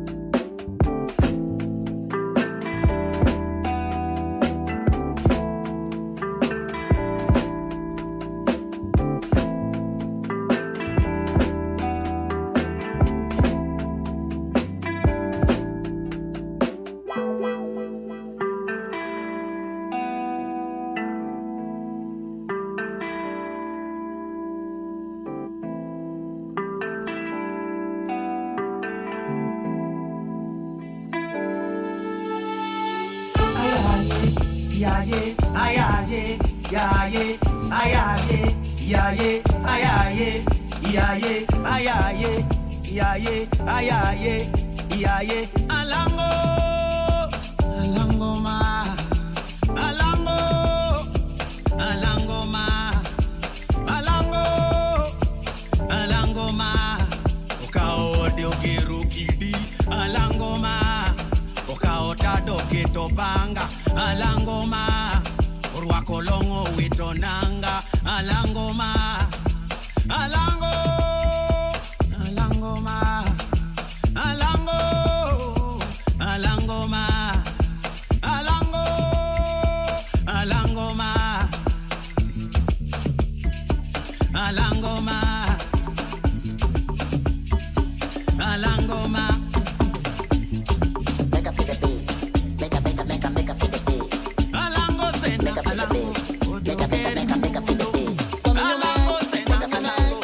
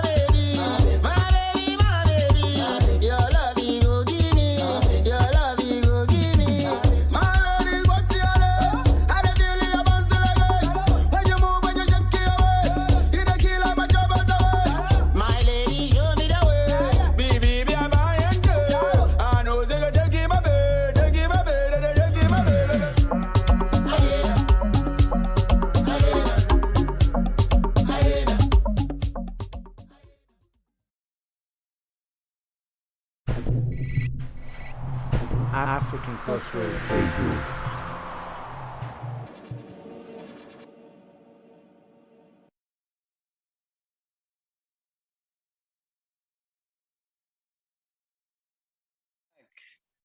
Yes.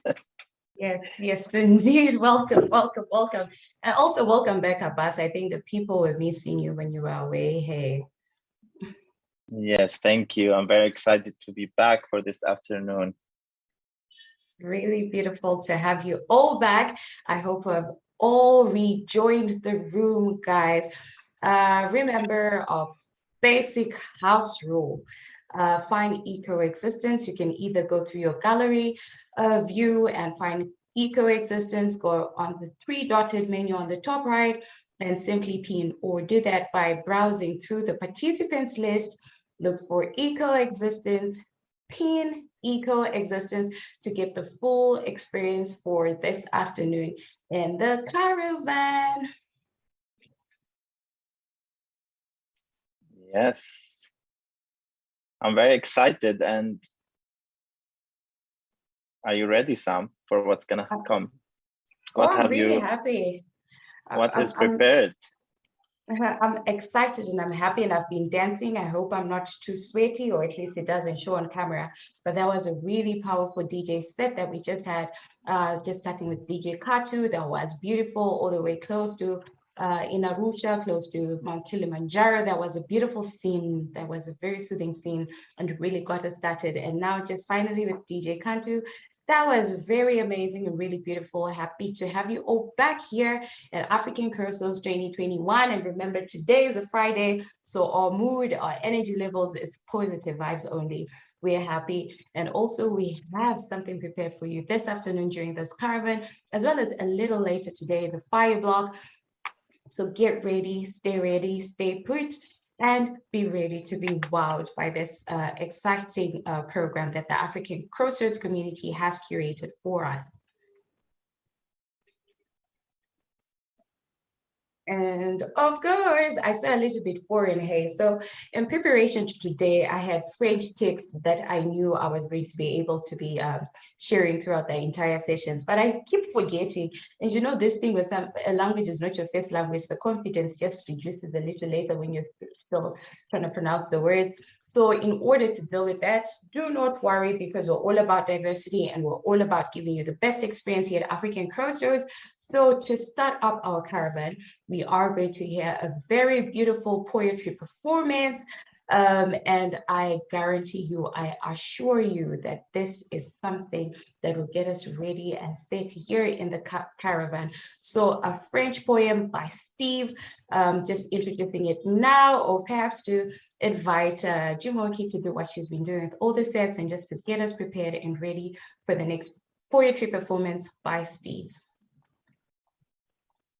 We're still in the water elements of things, also with this next poetry performance by Cameroonian artist Steve Mikuja. Steve Mikuja has been living in Germany for the past 7 years, and his profession is actually he's actually a computer engineer by profession, but a mesmerizing and multifaceted artist by heart, I guess, by love. And he's also a great cook. Oh my God. In March 2015, his short story Talangai was awarded the Stéphane Hessel Prize for young French-speaking writers at the Salon du Livre de Paris.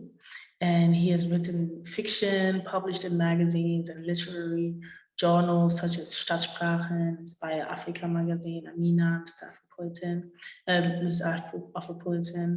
And in November 2018, he published his project called Rituals. And Rituals is accessible via Spotify and is also accessible via YouTube. It's like a poetic film, which was also selected for the Zebra 2019 Poetic Film Festival in Germany. Yeah, it's basically music, poetry, and just visual brilliance. Please enjoy Steve Mikuja's Cher Eau, which means dear water. Hello, I'm Steve Mikuja. I live in Berlin, in Germany. I come from Cameroon, and I'm happy to be here today to read my poem. Thank you, African Crossroads and Hyrule Globals, for giving me this opportunity to read my poem. It's in French. It's called Cher Eau, Dear Water.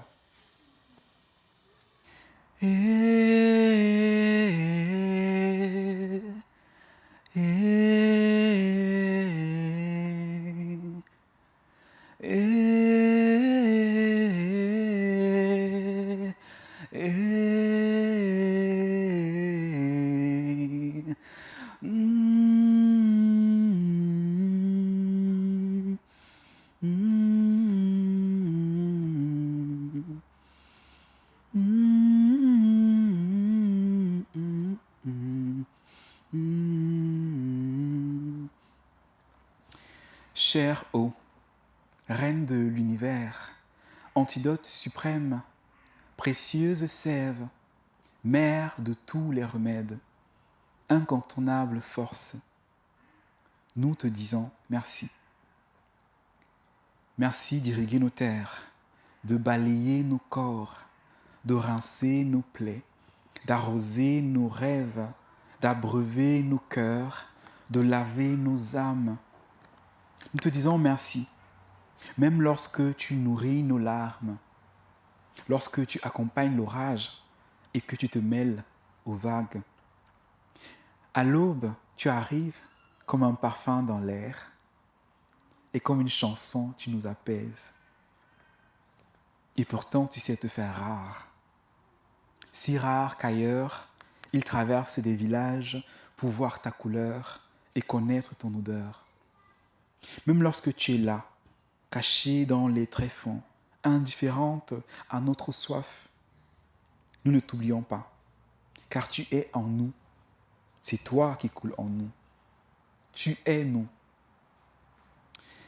Chère eau, nourriture pour le sang, miraculeuse source, nous te demandons pardon. Pardon de t'avoir sali, pollué, insulté, gaspillé, ignoré. Hommage à toi ce liquide si doux et transparent qui en lui seul porte l'avenir du monde. Thank you.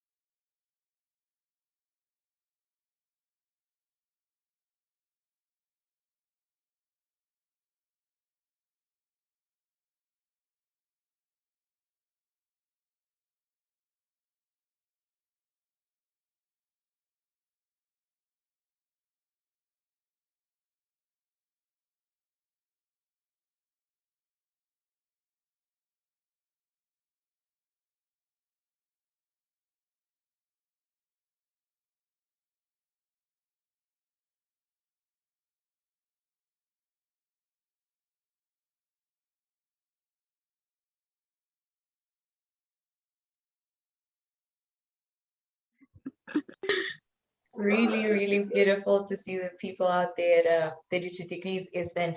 That was a quick intro that you gave us, very intriguing. I see that artwork that is right behind you, and I'm very curious to see your space. You did promise us that you have reasonable amount of bandwidth there with your internet connection. So may you please just show us around, maybe allow me to speak to one or two of the participants that are there today, obviously just to exchange, to also collect their input on our collective manifesto this year on ecoexistence. So over to you. Sure.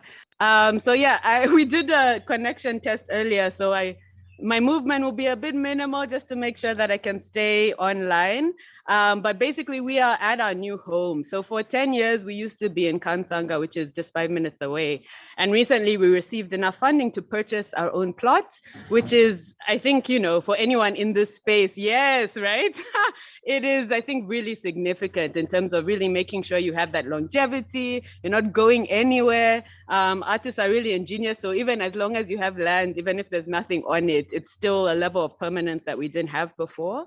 But one of the things we are really thinking about is how can we build a center that reflects who we are as a community and also what we want to see in the world, what we want to see more of. And I think that's really key and connected to the subject of this year's Crossroads, in really thinking about ecoexistence. And we really, I think, factored that into actually the construction and the creation of the building. So I'm going to now show you a little bit about the process of construction. We're still kind of in the beginning stages of construction, but at least you get a little sneak peek. So I'm walking over, hopefully the connection holds up. Let's see. Don't worry about it. I'll definitely let you know if we lose you. Okay, can you see this giant hole in the earth? Can you see it? Yes, No? yes. Okay. Ah, great. Okay, so this is a hole on site that is basically the builders came and excavated some of the earth on site. In Uganda, we're really fortunate in that earth has this really beautiful red color. And the majority of the building will be constructed using earth from the site. So literally excavated material from the site, which means, yes, a lot of really great things. It means low carbon impact because, you know, one, concrete is terrible for the environment, which is something we didn't know until we began constructing. It's, you know, one of the largest contributors to greenhouse gases. Also, another thing as well is that it means that we're not thinking about transport to and from the site of larger materials. It also means that we are saving on cooling costs because earth actually does a really beautiful job of keeping buildings cool. It doesn't get too cold in Uganda, but it also keeps buildings warm enough when it is cool. So those are all like really beautiful properties in terms of sustainability. And then also in terms of aesthetic value, it's really beautiful. So actually, here's a little sample. Sure, yes, I shall ask my model to come and show us. So Gerald is holding up a compressed earth block, which is actually almost 95% of this is from that hole. Just with like a tiny mixture of lime, thank you, lime, cement, and water. And then it's compressed almost like in a sandwich maker to make this block. So none of it uses any kind of electricity to construct. It's literally just physics, just using a compressing machine to make a block of that nature. So there we go, that's the compressed earth block. And then the other material or the other earth construction technique we're using is called rammed earth. So we have a little sample. I was going to show you the sample wall, but if I go that way, my connection will go out. So this is rammed earth. Let's see, yes, this is rammed earth, very heavy. Very heavy. But basically how this works is there's formwork that's made. So 2 pieces of plywood are placed to the side and earth is then compacted. So the amount of earth was almost twice this size, and then it's just rammed with a machine to get it to this level of thickness and strength. And it's, I mean, you see the biceps are working, huh? It's heavy. It's really, it's amazing. Like it's literally just earth from the site, again, with like a few other parts of, as I mentioned, there's a recipe. It's like baking a cake. There's like a recipe on the wall that shows there's soil, there's sand, there's aggregates, so like small pieces of stone, lime, cement. Again, really thinking about our footprints and also serving as a model, hopefully, for other people so that they know that this can be done. I think we're really excited because we're a public art space. It means we're accessible. So anyone can come in, learn about the process. We post about this usually every Thursday to let people know the highs and lows and ins and outs of constructing this way. So that's the building. Should I intro you to a few people? Yeah, I have a minute, 30 seconds here with you. So if you can just introduce me to one person, it would be really beautiful. Or even if it's a group. Yes. Okay. Yes, Darlene, she was actually an African Crossroads fellow. I was at African Crossroads when it was in Morocco in 2019, I want to say. I came to 2018. Oh my God, it seems so long ago, imagine. I came to present my art project, which has, it has photos and videos, but we set up an actual hair salon. So we actually gave some people who are at the African Crossroads meeting some fun hairstyles. It was like a nice place to hang out. And then my partner is also a DJ, and she DJ'd the final night of the African Crossroads. Nice. And it's been nice to see it continue to grow, and like a bunch of my people I know have also participated. A bunch of Ugandans have also participated in it, and it's been really like, it's been nice to see more people get involved. I think it's a great place to like network. And the WhatsApp group still like saves me. I still use it for numbers all the time. Indeed. I mean, African Crossroads is the place to be. And it's good to see some of our alumni, guys. That was our alumni from the first ever edition in Morocco, Marrakesh.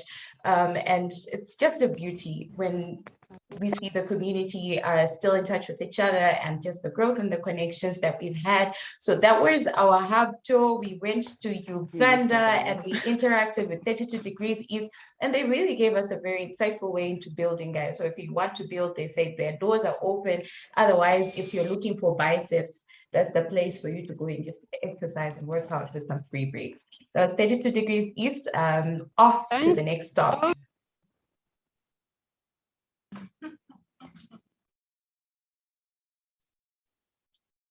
Thank you, Tessa. Thank you, Tessa. That was really inspiring. I love the idea of the blocks. This is definitely something that you can share with the African Crossroad community, and then everyone can learn from that. If you have similar ideas, or you want to discuss how to actually reinvent the future of the continent, I would invite you again to join the Breakout Room 1, where we have the Toguna workshop with the artist Pierre-Christophe Gam. So if you are interested in exploring and thinking and sharing more of these ideas on sustainability and ecoexistence and the future of Africa, I invite you to join the Breakout Room 1. The workshop is now open and it will start in a few minutes. And how to join the breakout room, just go on your Zoom menu, find breakout rooms.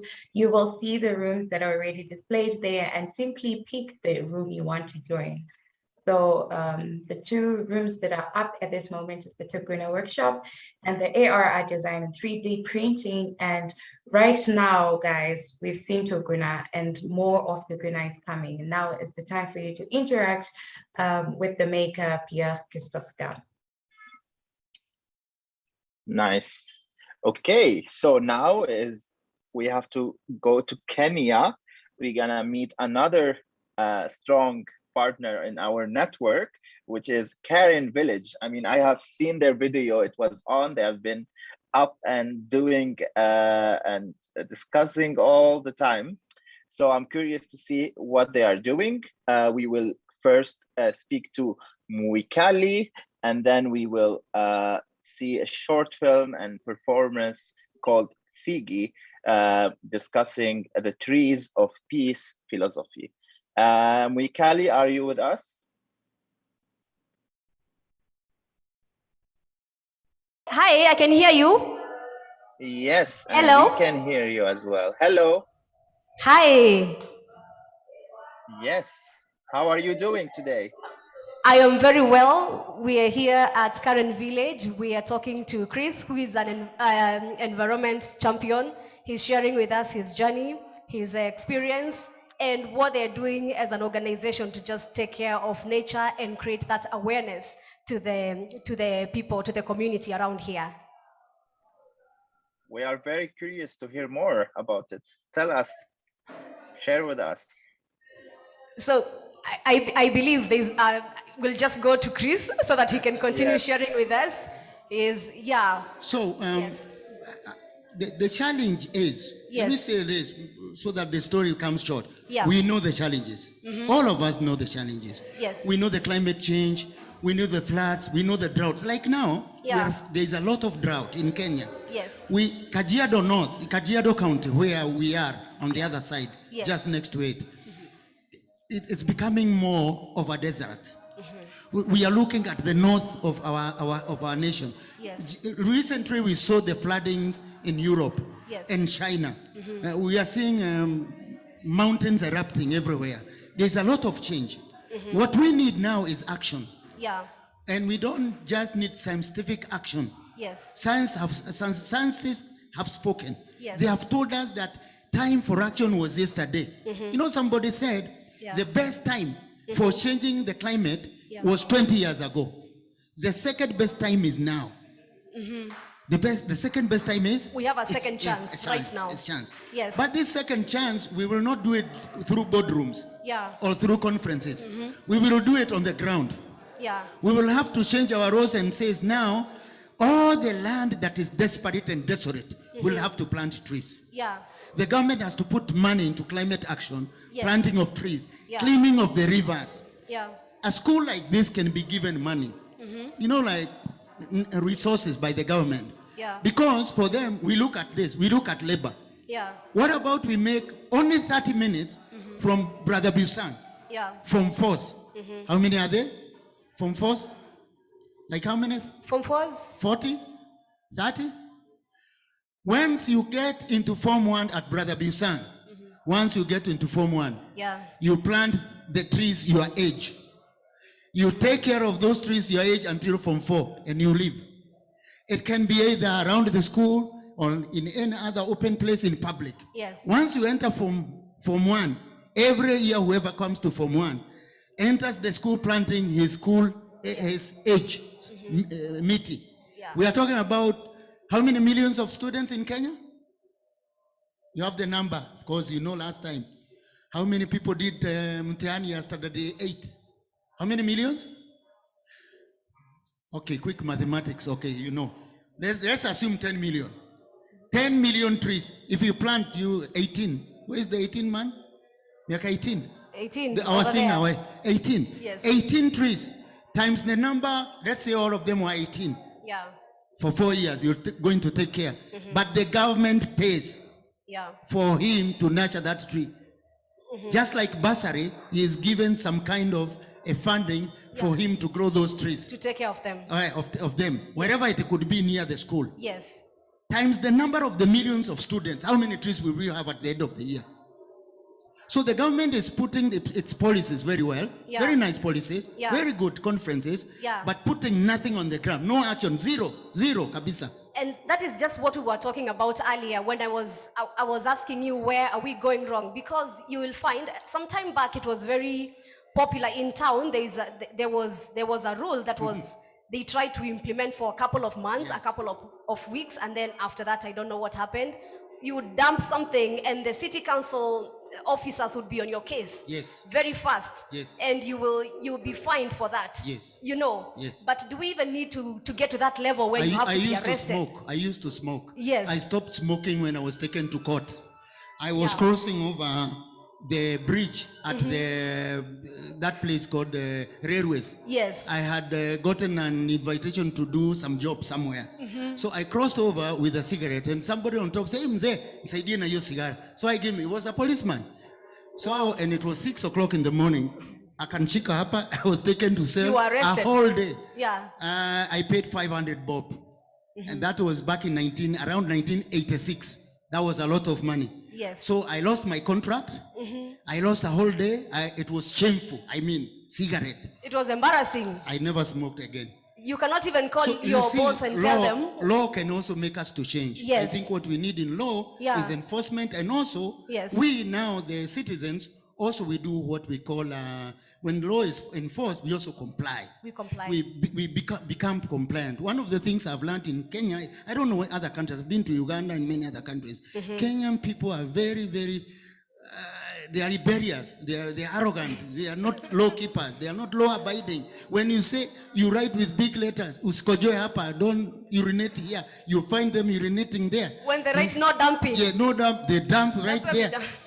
You know this thing about it. So you young men, and I can tell you, young men, you are the future of tomorrow.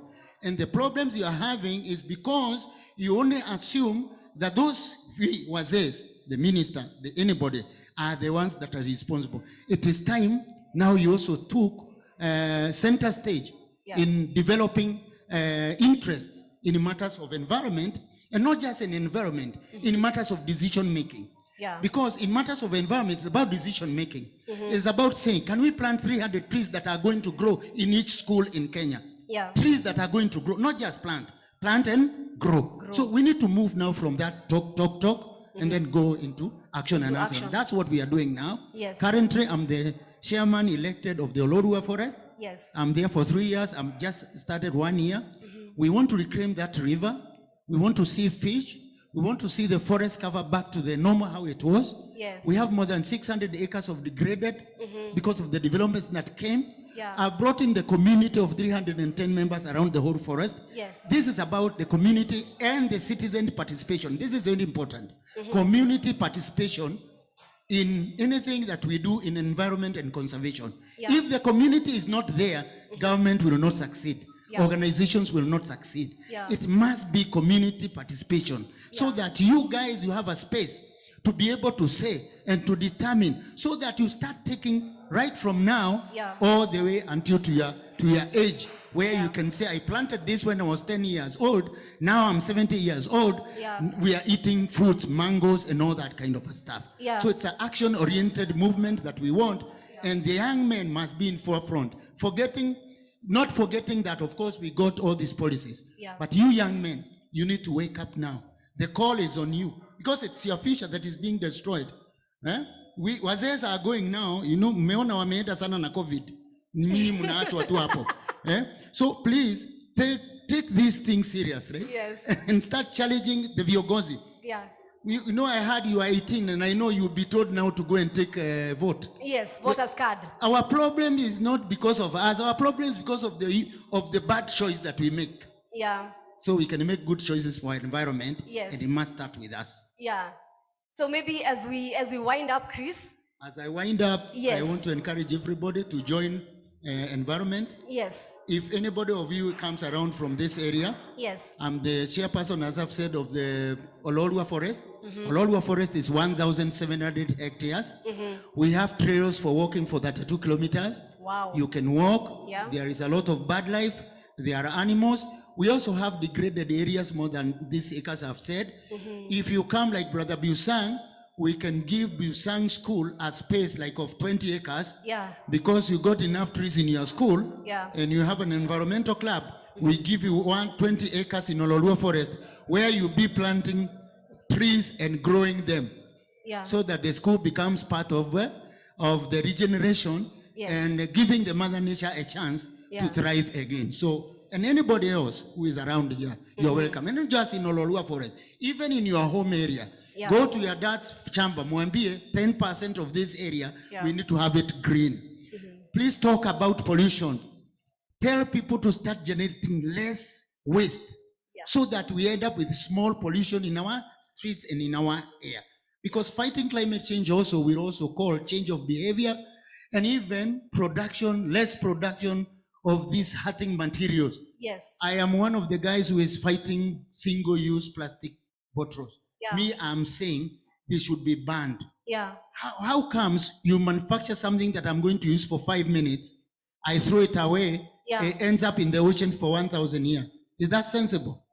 So we also need to have an intellectual conversation Yeah. within you guys, that what is good for us, what is not bad for us. Yes. Because some of these things is not just indigenous knowledge, but also intellectual, scientific studies. What studies have found out? If I can manufacture something that is not going to rot for 1,000, should I even do it? Then you also become lawyers, you become registrators, you go to the parliament, you change those laws to suit your life and the life of your children to come. Yeah. You know, these guys we are having now, they are changing laws to suit themselves so that they can be there for 20, 30 years. What about you? Become lawyers, become registrators, become everything, become activists like me. And then we change the world and we change our environment. Yes. Because you and environment are the same. Yeah. Environment can do without you, but you cannot do without environment. Yeah. Will you do without air? Will you do without plants? No way. Will you do without water? No way. But the environment can do without it to thrive even better, isn't it? Yes. Recently, a friend of mine died because hakuna oxygen kwa. In the hospital. You need 18 trees to manufacture, to make oxygen for you per day. Do you know that? Unatakiwa miti 18 ndio inatengeneza hewa yako ya siku moja. Imagine how many trees you need. Do you see the magnitude of the problem? So when you see somebody cutting a tree, that somebody is cutting your life. If you see somebody destroying a river, that somebody is destroying your water. Yeah. Though this maji mvuka inarudi chini, inapungua. Si ni kweli? So let's all be ambassadors. I want me, you guys, we join hands, we talk about it in the social media. Yes. Instead of hii mambo ya sijui tulienda wapi, tulienda hizo naona. Yeah. Kama ukiweka kamuti hapo, na unakafika takataka hapo. Yeah. I see all these guys. Yes. And I'm very happy that they are listening. So that at the end of the day, we have a generation of people. Yes. I call them a generation of Gideon. Gideon knew that his father would not do what he was told, but Gideon did in secret because he knew he would save the Israelites. So you can also save your generation, not with the studying that we are having wazees in the government, but you can see yourself as the government of tomorrow. Okay, Chris, let's take a few questions from online. I don't know if you can hear us. Yes, we can hear you and we are with you. Okay, we're taking questions for Chris. I have been conversing here with Chris, who is an environment champion, passionate about the environment. They've been doing amazing things, taking care of nature, conserving nature, which is really brilliant. So we're taking questions in case you have any questions for Chris. Yes, so now I want to invite our audience to share their questions in the chat, and I will be reading them out loud. So, I mean, we already have one comment saying that they were asking to know more about Christopher, and they said, excellent word. We have Gigi Wing saying these are excellent words, enough with the useless meetings. So yes, who have there more questions, feel free to send them in the chat.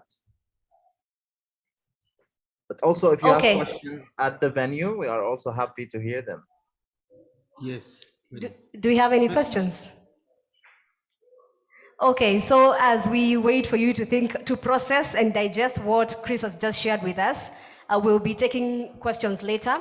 But right now, we have some artists, some actors who are psyched up, prepared with a presentation, a play that they're going to showcase it over here. Thank you so much, Chris. Yes. Asante sana. We'll still come back so that you can take those questions Thank you so much. Let's appreciate Chris. Thank you so much. Thank you so much. So right now we are going to introduce the actors. We have a play. It has been originally written by Boniface Opani, directed by JB. So JB and team, I believe you're ready. All right, let's clap for them as they come. The stage is all yours. The stage is all yours, literally.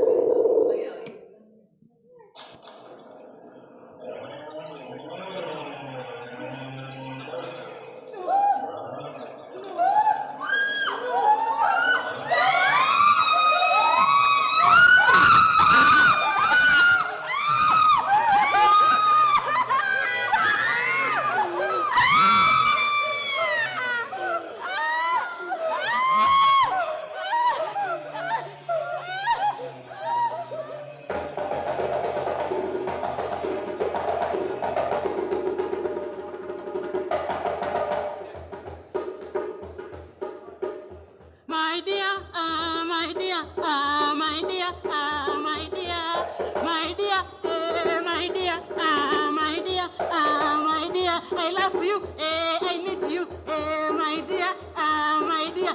Ladies and gentlemen, welcome to Kwetu Village.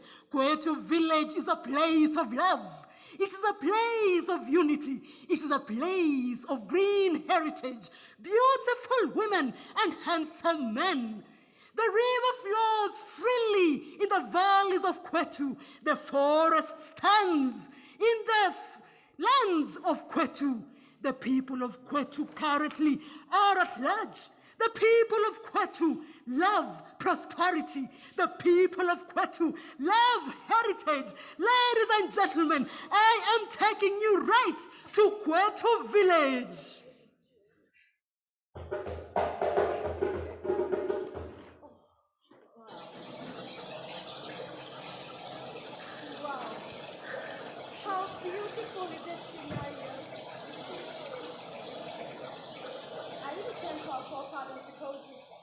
This is the most amazing thing that they gave unto us.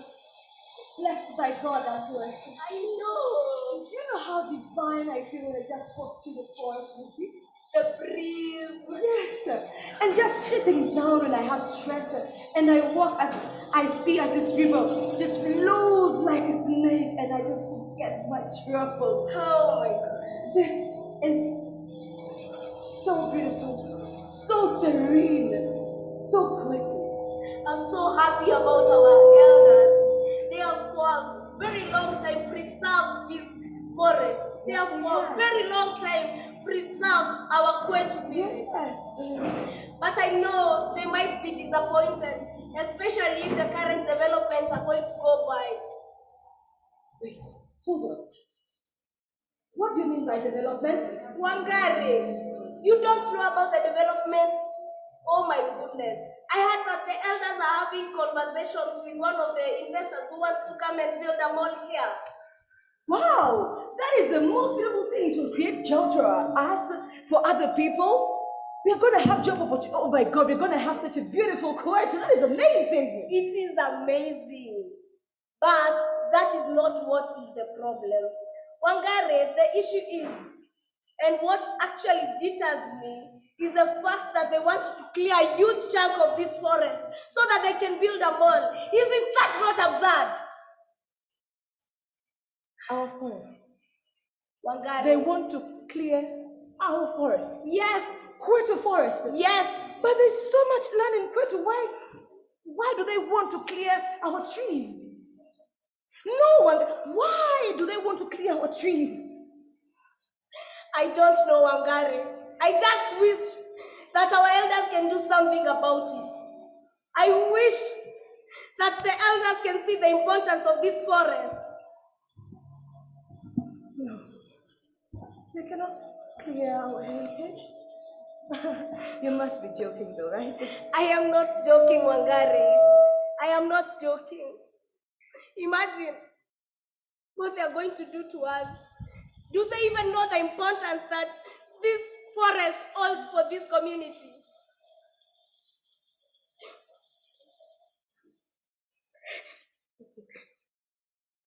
It's okay.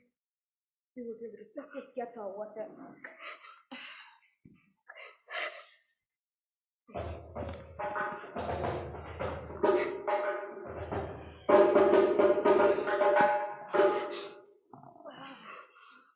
Frustrations, anger,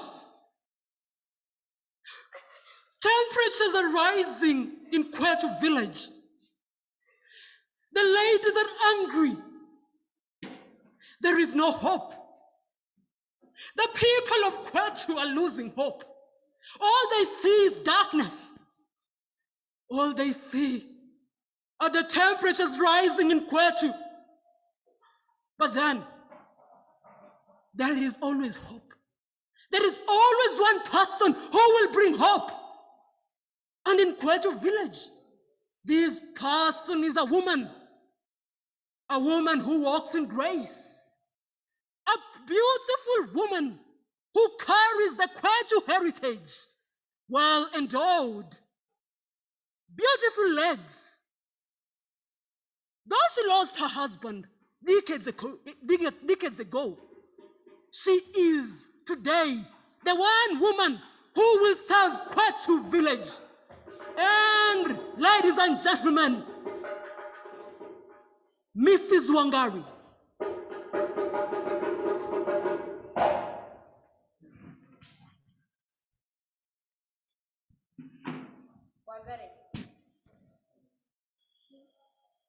Wangari.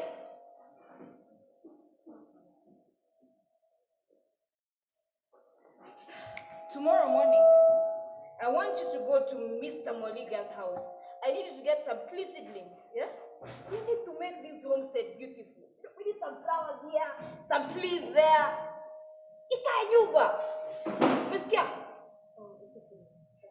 Tomorrow morning, very early. Do not sleep because I know you wake up at 12. Tomorrow, very early in the morning. Haija. Mama Wangari. Hey. Are you okay? Hey. Karibu. Hey, thank we you were very just much. talking about you. Hey. How is my daughter? Hey, how are you? I am good. Everything is fine. What did you do, Mr. No, there's no problem. I just came to drop the seedlings.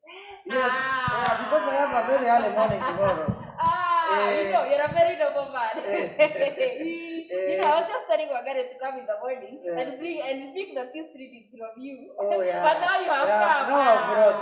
You know, she's going to have her early morning sleep. Yes. You know how these kids are sleepy. Yeah. Yes, now. You also mentioned there is early morning. What's happening tomorrow early morning? Now, what is happening? The chief has called all the elders.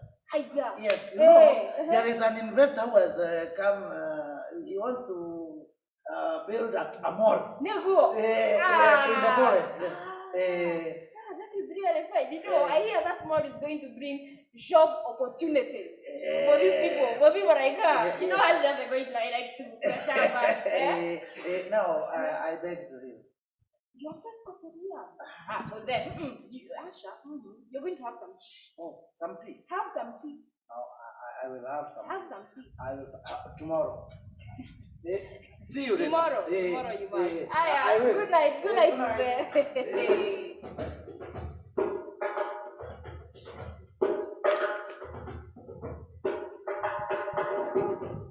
That's a good man. Wagare. Wagare.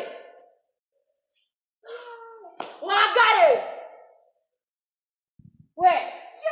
Yes, ma'am. How many times am I going to call you? Wagare, man. Are you pregnant? Are you pregnant? Kill me like your father knew. Wagare. Mommy, I'm not pregnant. You're not.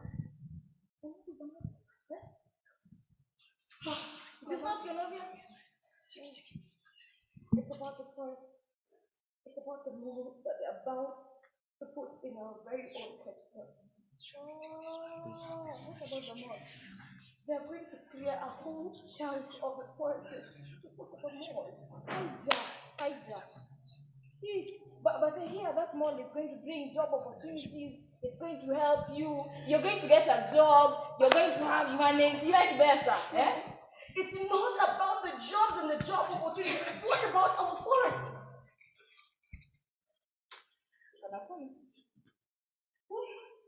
What if those 7 of us actually convince our elders to clear our forests? Don't worry about it. I know Mr. Mulinga has a very good plan for you. He's on our side. He's going to bring the Mama, what if he's outnumbered? What if Mr. Mulinga is actually outnumbered? And you know very well that the people of this village and the elders only care for money. Only care for what they can get from this. They don't care about our forest, mommy. Forget it. It's fine. I understand you.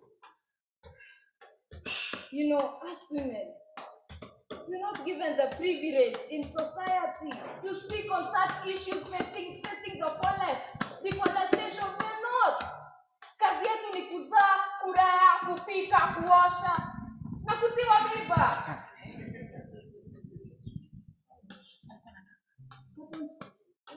I know Mr. Mulinga has a very good plan. He's going to help us. He's going to mobilize the people. Okay? Why shy? Business legit. My elders, I told you, walk with me, you will have fun. Business legit. Yes, walk with me. Walk with me. Come here. We are with you. Walk with me.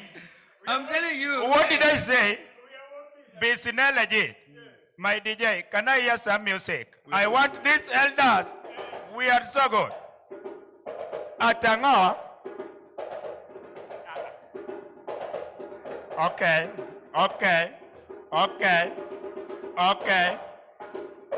Keep dancing. I like what you are doing. Keep dancing. I will serve you. Take this one. Take that cast. I tell what? You two take that cast. DJ, I did not tell you to stop. Am I talking in this area? DJ did not tell you to stop. Take this cast. Keep dancing. Ninachukua nawapatia munaweka ha. There is more where that came from. Ninachukua, DJ, I did not tell you to stop. Ninachukua nawapatia munaweka. You have taken twice. Iko tu sawa. Usijali. There is more where this came from. DJ, now I tell you stop. When the investor tell you to stop, you stop. Can we sit down, my elders? Yes. Perpendicularly. Yes. No. Because my heart has fallen. Let's put something there. So I am sorry for your heart. Yeah. I am sorry for your heart. Just take anything you can take. Yeah. This is for the heart. Anachukua ninaweka ha. Yes. As I was saying, my elders. Yes, I called you here because I want to build a very big mall inside Kwetu Forest. Yes. And tomorrow when you meet the chief, I want you guys, yeah, when we go there, I want you to support me. Yes? Yes. Do you understand me? We are very aware. I want you to be there because once I build that mall inside that, basically, let me ask you. Yes. What are trees? I Basically, wonder. they are just leaves and wood. Something that you can make charcoal with. Occupying space irrelevantly. Yes. Isn't it that? Yes. Yes. So tomorrow, Precisely. I want you guys to go and support me in front of the chief. Is that okay? In fact, the thing is, you see these trees? That means inaingia kwa nafsi. Kwa roho. Why? Hey, yes. Yes. Yeah. No, there's money, my friend. There's money. Yeah. I can give you money. Anachukua. Anaweka. Ha. Mzee Tama, back to you. So, perpendicularly and sacafoniously put in phenomena of investment. Yes. You know. Yes. So you have to think about how we relate with the chief. Yes. You see, so me and the chief are very tight and we are of great acquaintance. Yes. In fact, you see, even like for me, the chief's neighbors, cousins, aunties, yes, wives, I am listening, husbands, cow, yes, and my cow, yes, they are cousins. Makofi. I didn't an insider. So your cow knows the chief's cow. Yes. And you see, trust me, we are working on the wrong right side. Tunaweka. Ha. And you see, even from Zetamam. Yes. From Zetamam, his cat. Yes. The chief's cat. Yes. Family friends. Family friends. Yeah. I told you, I needed an insider. Yeah. So we are ready? Yes. No, this is from Zetama. Oh. His cat knows the chief's cat. Yeah. That's a good pen. Check it. You know, let me be honest with you. Yes. You see, with such kind of a facility, our youth will be able to get married properly in a dignified society. Can I hear somebody say amen? You see, and they will come to a point in their lives, yes, where they're going to say, yes, emancipate yourselves from mental slavery. Hallelujah! Because none but yourselves shall free your mind. Hallelujah! To the mall. No. First and foremost, say mall. Mall. What are trees? What are trees basically? What are trees? What are trees? Leaves and wood. Yes. I call them charcoal. Yes. Let me tell you one thing. Once that mall is built inside there, in that forest, you guys are going to enjoy. You are going to have fun. I am telling you, I will give you 2 stalls for free. Yes, I'm that generous. Honey, anaweka, Jaber, sweetheart. Good Lord. Sweetheart. Fine living. Ngoja kwanza. No, stop touching me. Okay. This is an Italian, sir. Oh, I'm sorry. I'm so sorry. No. Hey. It's an Italian, sir. 2 stones in the morning. Yes, in the morning. Yeah, No, stop touching me, Buana. So, one day I will be able, as an elder, to have a tie like this one. Okay. I love it. Okay, this tie come from Britain. Don't touch it again. Yes. I am sorry. Yeah. You are too dirty for my tie. Yeah, okay. Yes. Let me take this one. Yeah, take as apology for touching even, you. I can even put another one down or another one down. Yeah, the first one to pick them has just picked them. My wife has come in. Yes, and I'm very happy. Is that yours or mine? Okay. Yeah. Anachukua, Anaweka. Yeah. Remember, in front of the chief. Yeah. That is what I went you for. It's okay. We got Baby, you. Sweetheart, darling. Okay, take them inside there. Give them the imported things that we brought. Our brother.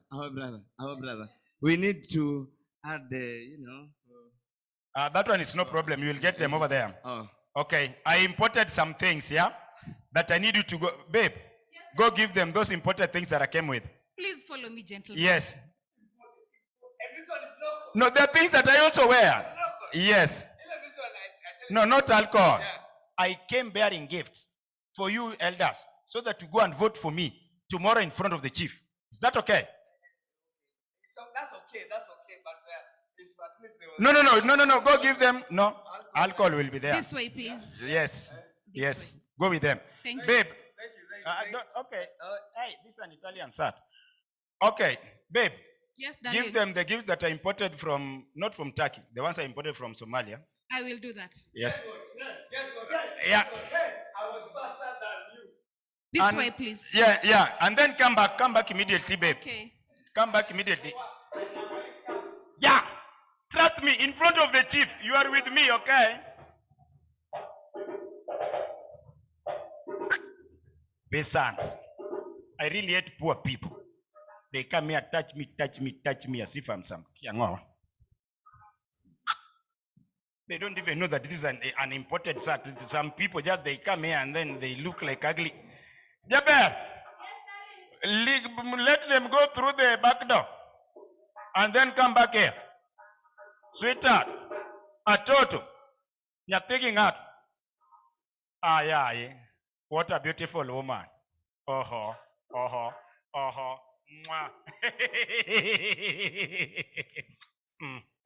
Kwenda huko. I came, I chose, I saw. Baby, you know there are times that you just want to make me, kill me. No, but I want to give you a task. Babe, I want you to go to the peasants, the women, the peasant women. If they are stupid at their husband, I think we already have a mall inside there. You go give them some few coins. Just give them. Basically, let me just throw that down. Pick it and then give it to them. Pick it, babe. Pick it. Yes. You go give it to them. Yeah? I am so sure that you can convince them. You know they're very poor. Yes. You just give them some few coins and we have a mall inside that forest. Yes. Yeah. Yes, Yes, the heart of my heart. You are beautiful. You are the first lady. Do that again, baby. One more time. Okay. Ngakuja ngaona ngachukua. Business legit. Ayaye. Do that one more time. Ayaye. Ate what?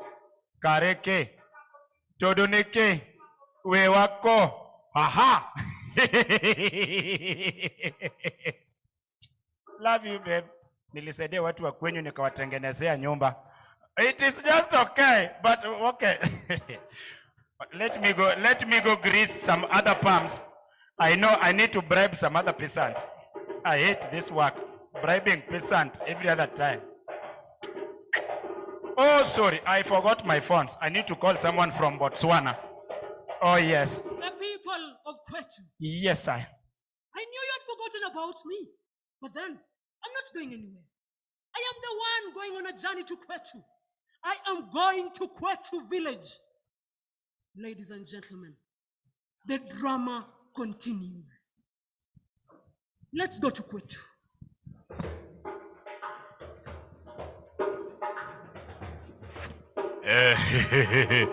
My fellow elders, it is good that now you have come. I want to welcome you officially to my office inside my home. Where elders, I don't have time to waste.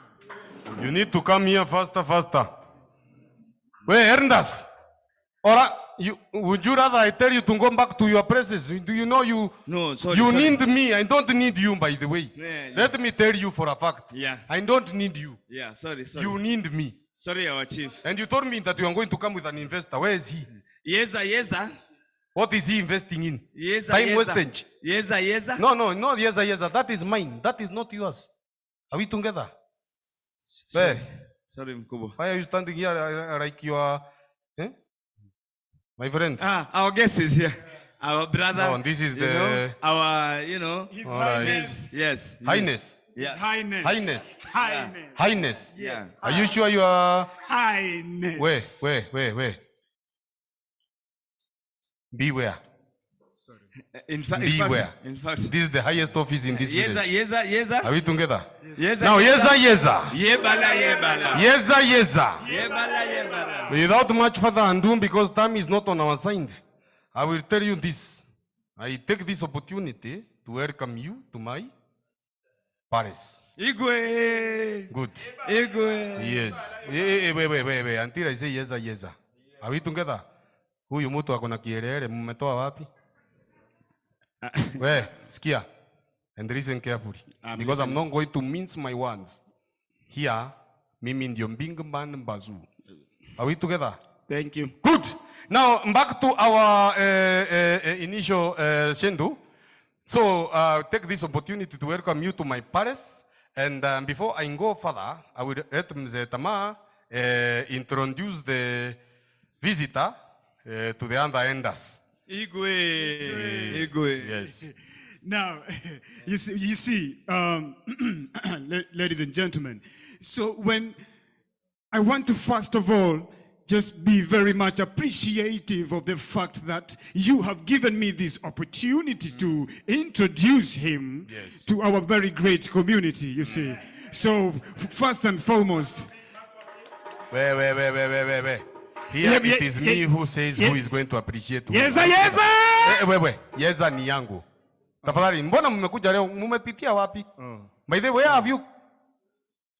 Wacha nikae chini. If you find seats, well and good. If you don't, you can help yourself. You see, that is how you insult our pockets. But it is fine. We will flow with you, Mr. Chief. But respect your office. And I beg to take my words back. I beg to take my words back. I take my words back. Yes, I take my words back. So now, you see, this gentleman has taken it upon himself to just think about our community. He's emotional, he is sentimental. You know, his presence to us means everything. Even his walking style is just that of a humble man, of a royal background. You know, he is a knight. Yes, you know. You see.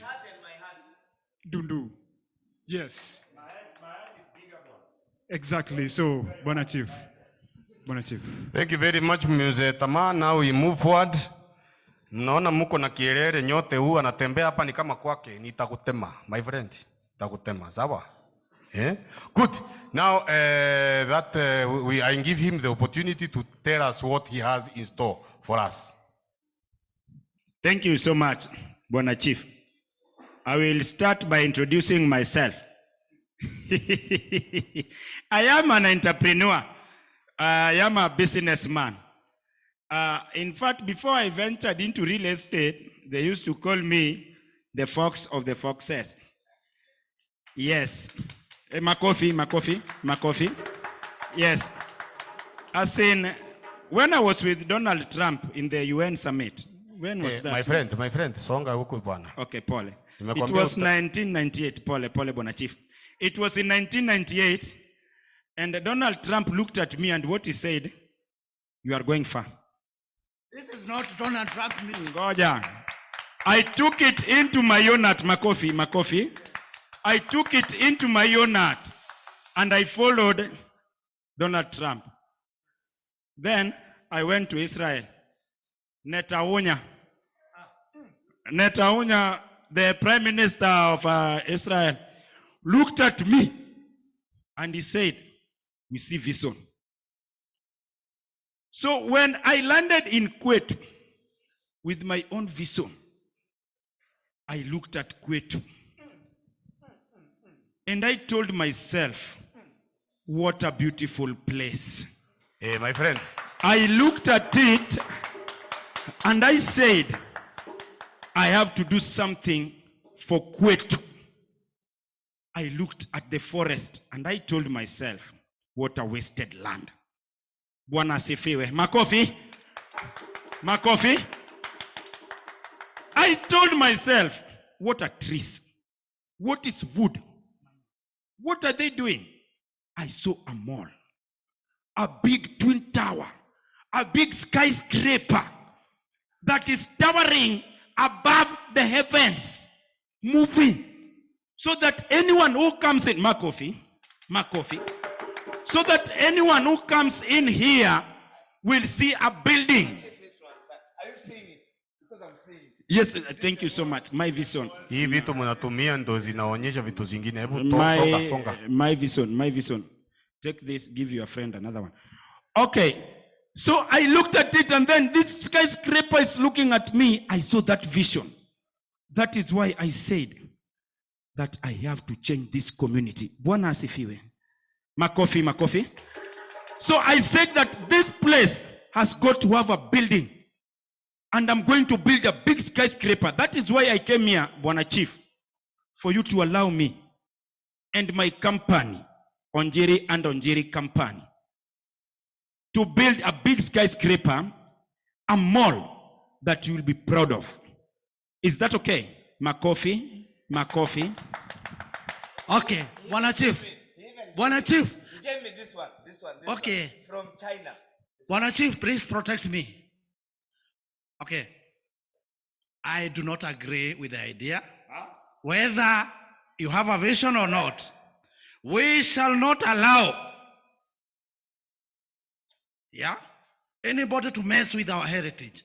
As much as you have a vision or you want to create jobs for our people, I do not agree with that. We cannot compromise our heritage, Bwana Chief. Hidely. There's some certain kind of stupidity that some of our elders have. We understand. I don't know what they are taking. Wait. These are the people who are letting our community down. Mark your words. Bwana Chief. Yes. Continue. We shall not allow this investor or whatever you want to call him. I do not agree with anything that tampers with our heritage. Our forefathers' graves lie in this very forest. Does it mean we mess with our pride and heritage? Kindly, Bwana Chief. Wait, investor. You need to know that this is my office. No, wait. This one is drunk. He's talking about graves. Who's dealing with graves now? Wait. And It's better a grave than a person who doesn't think about his community. You are about to die. You are too old. Wait. Now, let me say this. I do appreciate that you chose our village to be your point of reference when it comes to development. That is good. And this development will surely bring some positive vibrations here. Yes. And I see that my youths are going to benefit. Yes, because, I've been walking around here and I've been listening to, kitembea unasikiza unaweka masikio kwa ground. Then you listen to what the people are talking about. So nilikuwa natembea tu, I found some youths, walikuwa wanasema ati huku kwetu hatuna jobs, tunikulala 444. Ati wait and drinks, tumekuja kumaliza. Usituone hivi, ati hatuna pesa, tutakunywa kwa kukopeswa. Ati lewa, pewa, what is that? So nikasema, our youths are going astray. Kidogo, I tried to listen to them. Kidogo nasikia wananiambia, vile tu nilisikia nikasema ngai. Wanarengeza. Manyake. Sijui wanarengeza nini? Others have even decided to be poachers. Because when you hear some youth saying ati tutakata. Sijui kireto ni tutakata. Ati ndovu niku. Wanataka kukata ndovu. You see, they are becoming poachers because they are idle. And I can't let that happen. Wait, I'm talking. Okay. Bwana Chief is speaking. Chief is speaking. Please. Wait. Okay. Now, if you talk and I talk, who hear who? Kijana, in our community, listen. you have to listen when the chief speaks. Yes. Wait. Nitolee umutu inje, toka inje. Kana investment yako, you don't need it if you can't. If you are not even respectful to the highest office of this land. Unini unapiga kelele hapa? Toka inje. Remember. Toka. His cow, my cow. Nini wewe? Kwani mtu ako na pesa ngapi? Mimi sijakuja kukumbembeleza hapa, wewe ndio umekuja kukumbembeleza kukupatia land. And you are here. Kama si hawa wazee wewe ningekufanya vibaya. Anyway, let us continue. So, as I was saying, that I am not going to rule, make a ruling today. We have to wait until next week so that I can make at least an advised decision. Tuko pamoja? Because I have to consult my people. So for now, since hakuna kitu ingine tunafanya, mnaanza toka. Nimesema toka. Nimesema toka. Tokeni. I want a piece of my tokeni. Thank you, Bwana Chief. Toka. Thank you, Bwana Chief. Toka. Kwani mimi nabembeleza mtu hapa? Toka.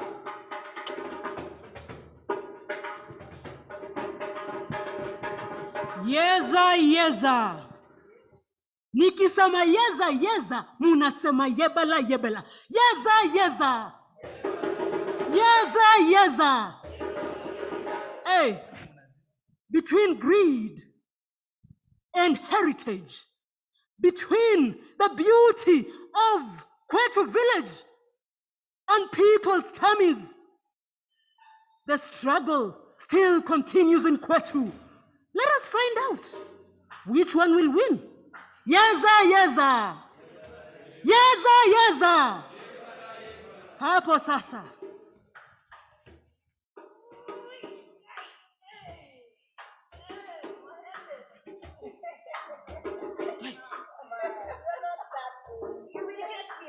How now? You're not going to get as old as you.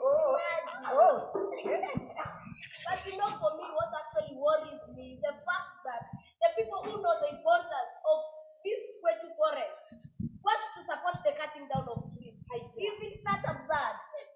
Wangari. Honestly, there is so much of Kwetu to give. Why will this person just pick the forest? Exactly my point. How I wish that we can give them a different place. Thank you. A different piece of land, a different place, and as long as it's land, you can always do the board anywhere. But you know what? For that to happen, we have to come together as a community. We have to be united as a community. Do you know what deforestation does? No? Let me tell you one thing. Deforestation, one, it causes soil erosion. Clearing away the entire topsoil. No. Yes! What is going to happen to our produces? What is going to happen to our animals? And do you know that deforestation affects both humans and animals? Yes!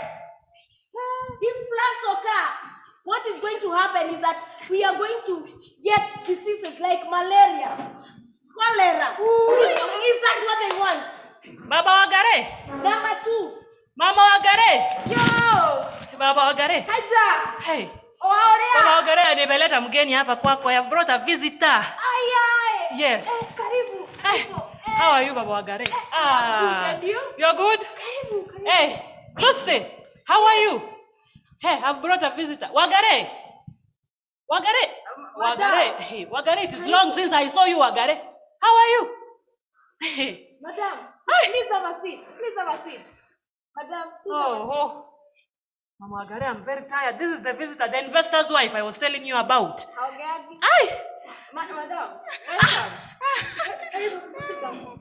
please have a seat. Hey. Thank you. I could have sat, but it's okay, I'll stand.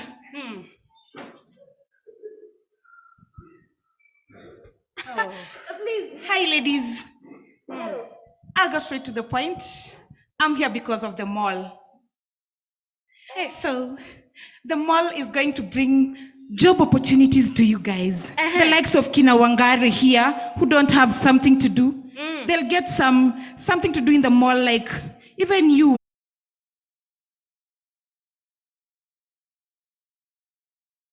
You guys don't want to look like me. You want to be village women. I know you want to look like me. Or you don't want to look like me. It's okay though. So, a short story, guys. A friend of mine wanted to invest somewhere. But there was a group of ladies who were against that idea. Do you want to know where they are right now? I know you don't want to know where they are, right? But I'll tell you.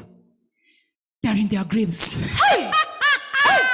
I know you don't want that to happen to you guys. Makofi. See you guys at the mall.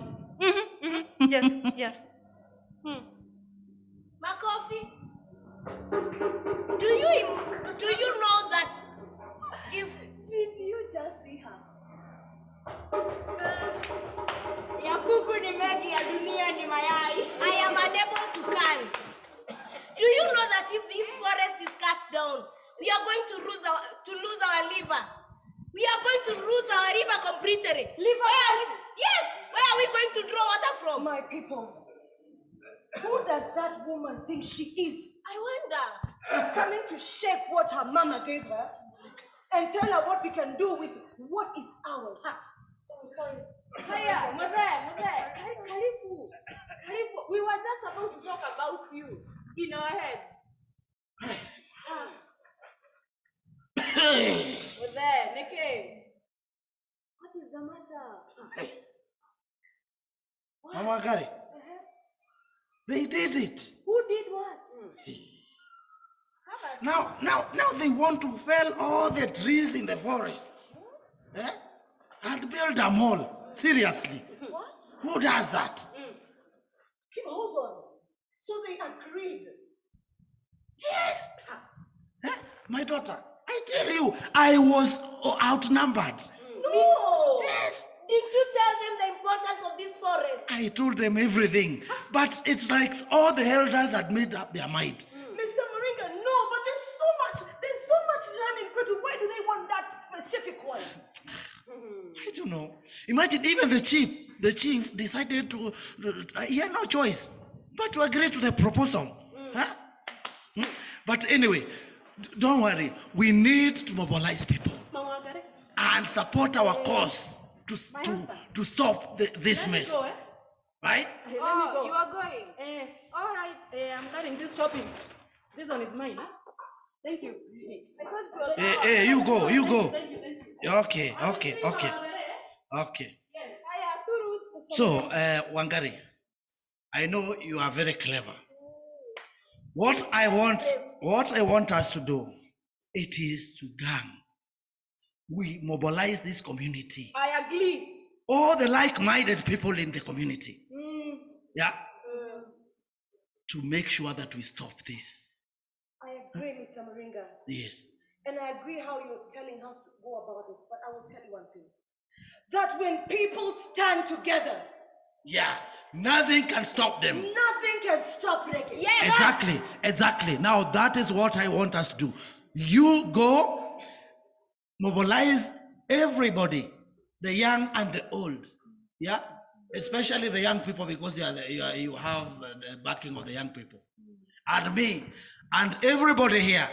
Yeah, Yes. We make sure that we stop the mess of destroying our forests. Yes. Because our people united can never be defeated. Hold on, let me tell you, they will only go through that forest with our blood. We shall die for our United can never be defeated. Our people united can never be defeated. Our people united can never be defeated. Our people united can never be defeated. Our people united can never be defeated. Our people united can never be defeated. Our people united can never be defeated.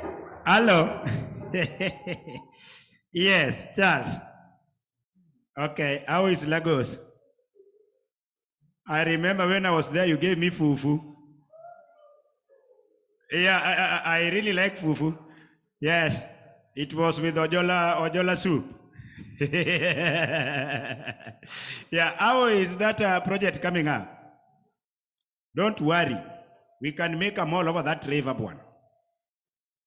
Yes, we can make a mall over that river. Tell those people that we have money. Okay. Money is not a problem. Problem is how to use it. Hello, baby. Yes, darling.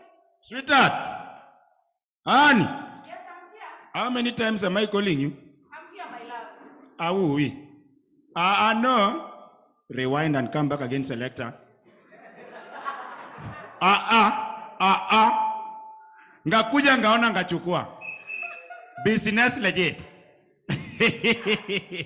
Baby, yes. Can I tell you something? Uh-huh.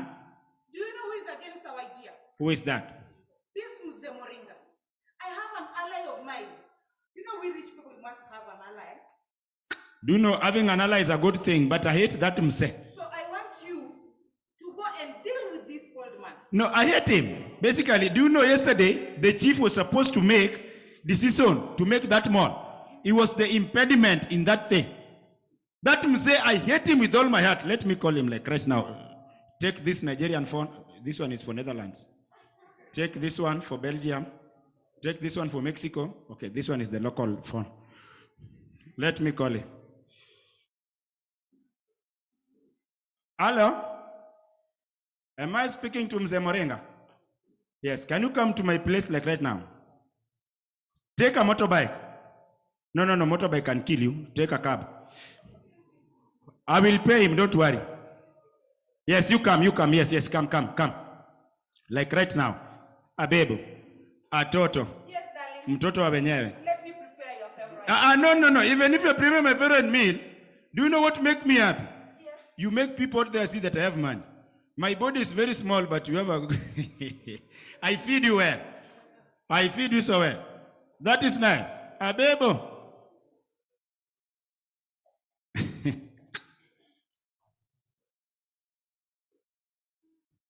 Yes, Mzee Moringa. Yeah. Why are you calling me in a bar? And you know I don't drink. This is my hacienda. This is not a bar. Basically, nobody pays to drink here. You come here, you are given alcohol.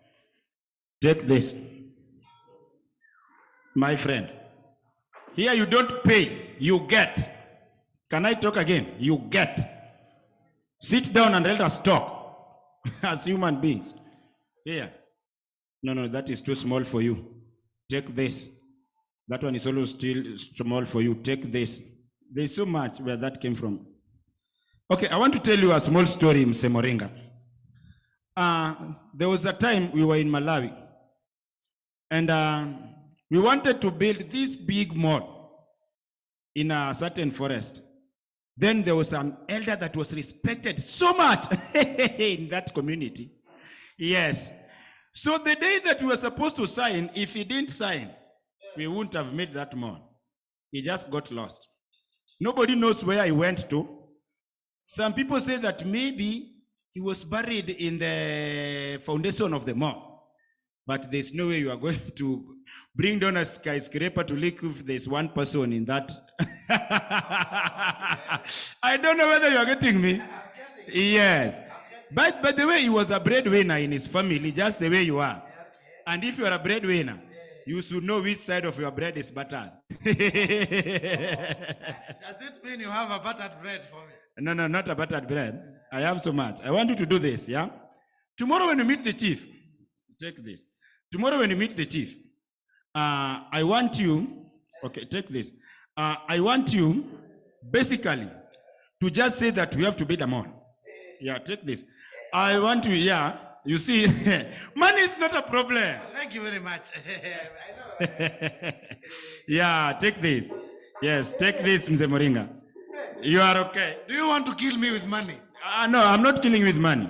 What I'm saying is once that mall stands there, I will build you a bank. Yeah, you'll just be withdrawing in your own bank. Yeah, take this. Yeah, take money. There's money. There's more where that came from. There's a lot of money. So much. Now you are my friend. I will think about it. Don't think. I want you, when you live here, just go there and say, we need the mall. We need the mall. We need the mall. We need the mall. Can you repeat that after me? Okay. We need the mall. We need the mall. We need the mall. We need the mall. Okay, is that what I'm supposed to say? Not say. Talk to other elders so that when you go to the chief, we have the mall. Okay, is that okay? Yeah. Thank you very much. Okay. Yeah, it's a good thing. It's a good thing. Now you can live at your own pleasure. You can live at your own pleasure. Is that okay? That's okay, yeah? But just know one thing. We need them all. What are trees? Do you know trees don't bleed? Yeah, human beings bleed. Trees don't have blood. Yeah, so if you don't support them all, maybe you can be not like the tree. Baby, Annie, I've just talked to another peasant right here. Get me that shirt from Australia. I need to change.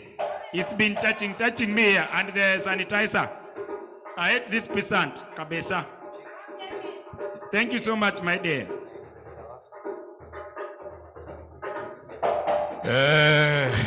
Sasa wewe umenipata nikiwa nimetulia bana. Unakuja unaniambia unataka nini bana? Fanya haraka wa. Wewe.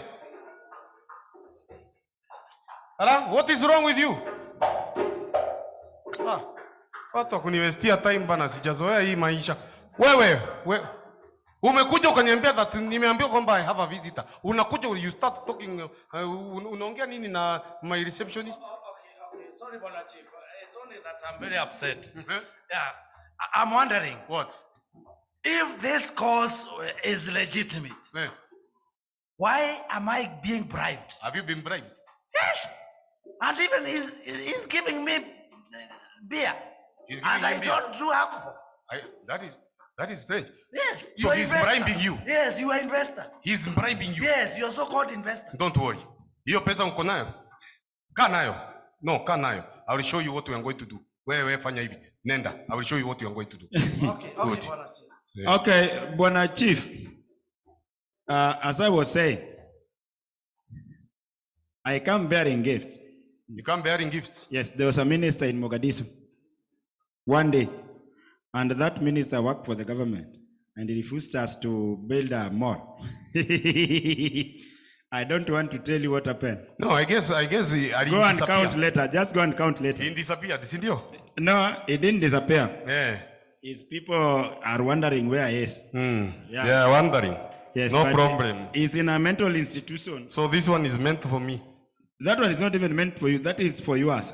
This is for me. Yeah, the bag itself. Yeza. The bag itself. Yeza. Is 50,000. Yeza. Yebala. Yeza. Yebala. Nasikia kelele. There is something happening, eh? Wacha hebu tuende tukaangalia what is happening.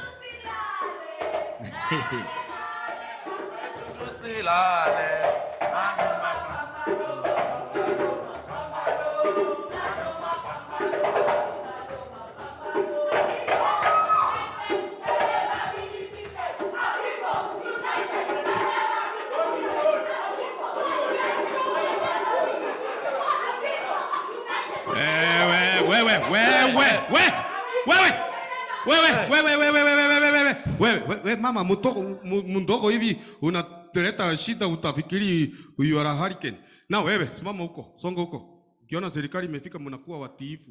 Mama ni utawafanya vibaya nyinyi. Yes, what is happening? Ni nini mbona mnaleta funjo hivi? I can't even have a meeting in my office. What is happening? Pole. Wewe, chiche. Bradi paka nitakungonga kichwa. Nitakungonga kichwa utoshane na huyu mwingine. Mwangalie. Nitakukata hizo, nitafinya hiyo nywele imee na wewe nikate hiyo yako ni bakisha hakuna rari. Okay. So what is happening? Umesema ati hao umeleta shinda. Bwana Chief, these people are trying to take our land from us. Yes. I know that matter. That matter is still in my office. We are still discussing about it. Okay. Okay, Bwana Chief. Okay. Okay. Sawa. Okay. Wewe. Okay. My people, we are in a very sad moment in the history of our community. Wewe. Kijana. Sitakuambia tena. We are in the very dark period in the history of our community. Our land is under threat. Our forests. People want to destroy our forests. That's why we are doing them all. And at this juncture, we shall not allow anything to compromise our heritage. For this reason, Mr. Chief, we have to stand firm and ensure that this doesn't happen. We build them all, yes? We are not going to allow any mall or anything to be built in our forest. Okay, number 2, Bwana Chief. Our wewe peke yako ndio ulizaliwa na pesa, uangalie. Now, another thing, we have not allowed our women to have a word in this community. And for this reason, Bwana Chief, they have very beautiful views that can help us in our community. So, Mr. Chief, if kindly you can allow one of them. Wewe na hao wa mama kuna tofauti. Okay. Bwana Chief, if you can allow us. No problem, I will allow them to talk, but now they need to do it fast because I already have another meeting to attend. Okay. Now we have Wangari here. Wangari, the daughter of Mama Wangari. Yes, please speak to us.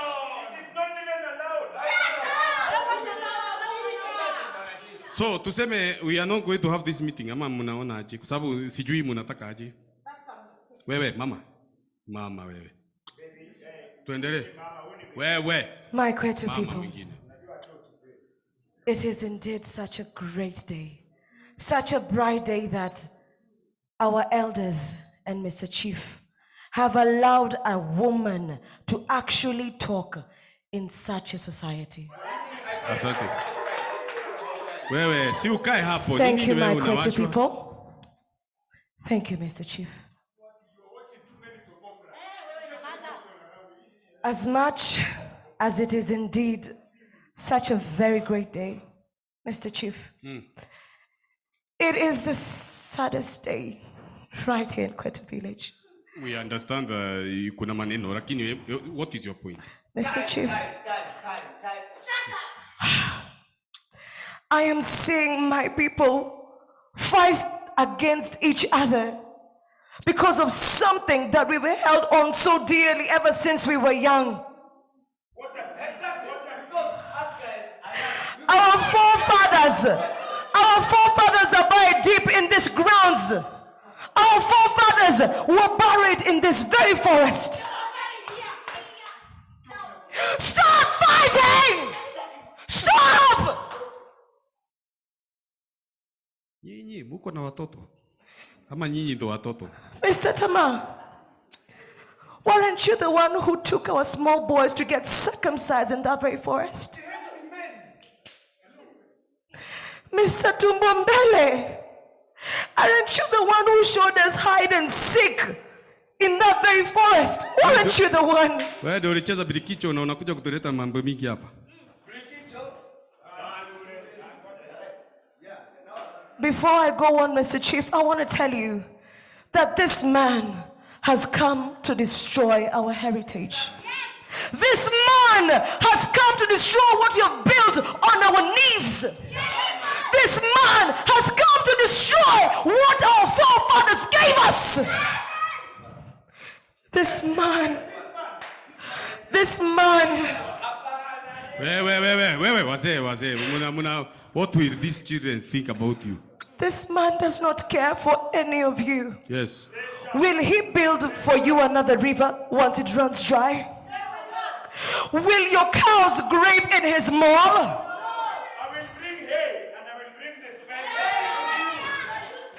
Peasants is what he calls you every time you're not around. Peasants, are you peasants, my people of Kwetu? Thank you. You guys. Thank you. Thank you, Mr. Chief. Yes, thank you very much. I think I have to take over from now. And I love that you are very passionate about this issue. Wewe. Yani unaweza ria kwa sababu ya miti. Msichana anapenda miti. That is good. All right. Wewe, shut up. Kaa hapo kando. Anyway, since nimeangalia and I've come to this conclusion that getting rid of our forest is a no. Thank you. Wait, I'm still talking. I am still talking. I can reverse my decision. So munyamaze. Wewe, shut up. You ought to have used the best channel to come and discuss this issue with the public first, then you come. Sawa, you do what we call public participation. You cannot introduce a project in a community without involving the community itself. Sawa sawa. So next time ukikuja, you use the right channel. Tukupatie a land that is conducive for your project. Sasa, wewe umemrudishia pesa, si ndio? Yes. That is good. Mimi hii yangu nitasema it was a donation na nimepatia Wangari tufanye mambo ingine na. That is good. Thank you for that. Thank you for that.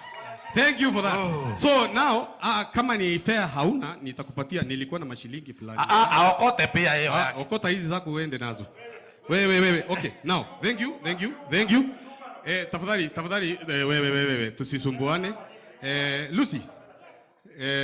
My dear, do the necessary. Hao watu watolewe hapa waende. I want to watoe.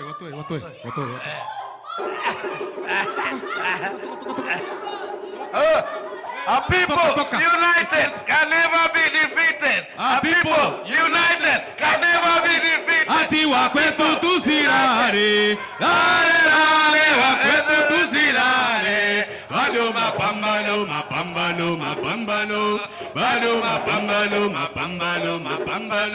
Bado mapambano.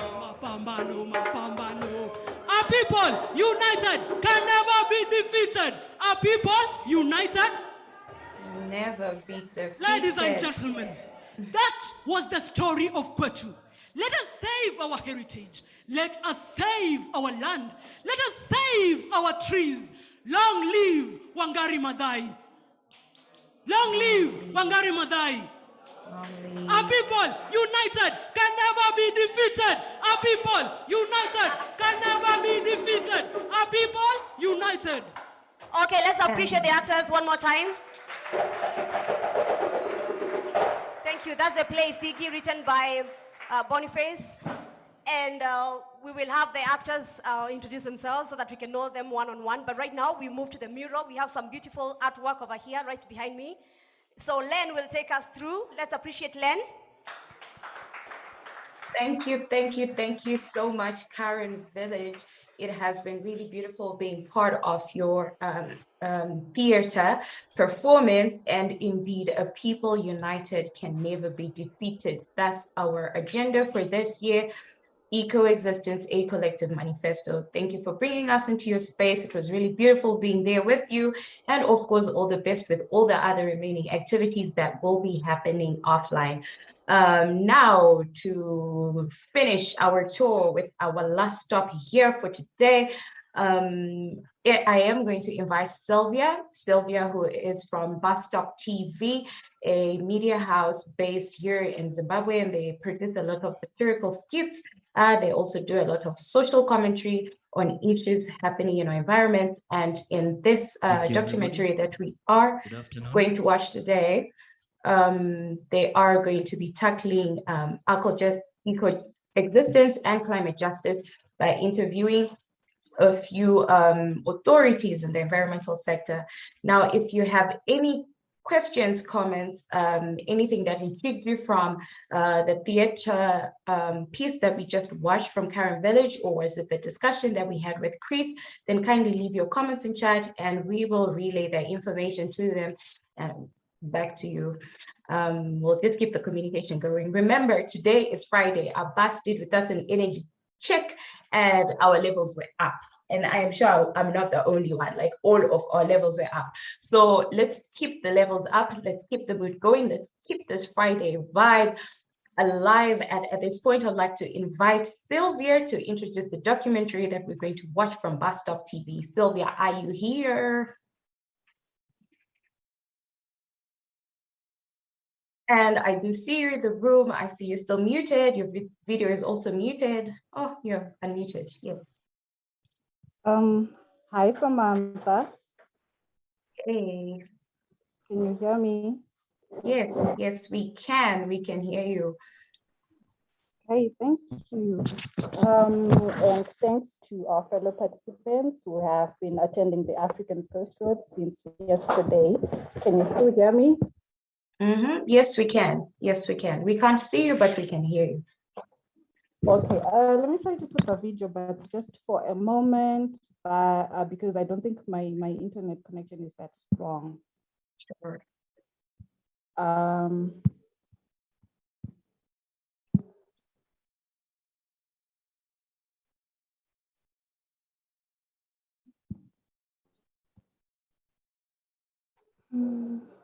I don't think it's strong enough for me to connect my video. Okay. I'll keep trying to put my video on. So good afternoon, everyone. My name is Sylvia Tsimukwindiza. I'm the admin and comms officer at Bastard TV, and my job is to support all internal and external communication of the organization, to draft all written content and to represent the organization in outside platforms. So I'm not here to talk about myself, but about the climate justice documentary produced by Bastard TV. So Bastard TV is a media organization that uses satire and comedy to speak truth to power. And our mission statement is to create awareness that enables people to make informed decisions daily. The making of the climate justice documentary was to update available content on climate change in Zimbabwe and to trace where climate-led inequalities originate from. The documentary again exhibits how COVID-19 has affected climate justice in Zimbabwe. In the documentary, yes, Samantha? No, please proceed. All right. In the documentary, we spoke to ordinary elderly citizens to narrate the changes that they have been observing and experiencing as far as climate is concerned. We have also spoken to different climate and environment organizations in Zimbabwe, such as Conservation Society of Mandlat and Zimbabwe Parks and Wildlife Management, Zimlayas. And we would have loved to speak to the Ministry of Environment, Climate, Tourism and Hospitality, but we could not because we had quite limited time to do these interviews. So the documentary that you are about to watch highlights climate change and its consequences that include reduced water supply, droughts, unpredictable rain patterns, human and wildlife conflict. In Zimbabwe, climate justice becomes a cause when the political and economic elites take advantage of these changes. The documentary further exhibits that climate justice is a movement, but it affects people differently. Others are making money from climate change while others are being disadvantaged. So it's an ongoing cycle. And an example is the wetlands in Zimbabwe. There is corrupt purchase of and authorization of building structures on wetlands. There is affecting the quality, and this is affecting the quality and the quantity of water that reaches our water sources, such as Lake Chivero. The little water that reaches our main sources is polluted and requires more resources for treatment. Another example is what is called Pfumvudza or Intwasa in Zimbabwe. And this is a short-term phase where farmers are encouraged to plant their crops, which can survive within short periods or which can grow in short periods to cater or to be accommodated by the short rain seasons. This is meant to alleviate hunger. And nevertheless, the scheme has been taken advantage of for political mileage and lack of equal access to government schemes, is another inequality that has been recorded. Effects of COVID and climate justice in Zimbabwe can be seen in wildlife, where wildlife in Zimbabwe depends on tourism for survival, yet it has decreased because of COVID. And these resorts, such as Victoria Falls, have been closed during lockdowns, and that means no revenue has been coming in. The same injustices that climate change brings are quite similar to what COVID-19 has done to communities. The political and economic elite benefited from the negative impact of COVID-19, and this can be seen. This can be seen through how commuter omnibuses and taxis were banned as public transport because of COVID in Zimbabwe, and only Zupco buses and commuters were patrolling as public transport. Yet, Indeed, Sylvia, and I do know that you did manage to capture even more of these stories in the documentary.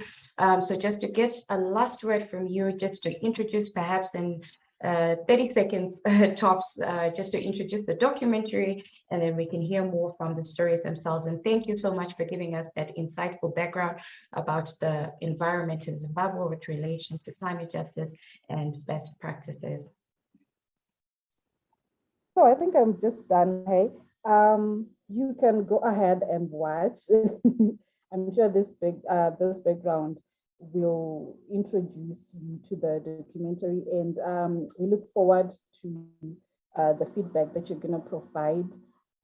Yeah, we can't wait to hear what you think. Enjoy. Thank you, and really looking forward to it. Over to the documentary.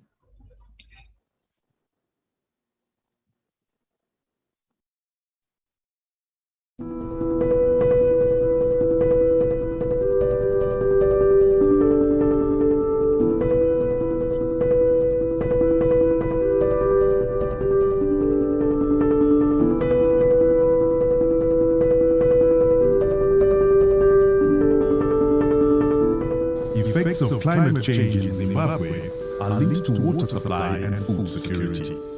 Over the past 2 decades, Zimbabwe has experienced an unpredictable rainfall pattern. Given the heavy dependence on rainwater for agriculture purposes, the country has suffered regular perennial droughts that have heavily compromised its food security.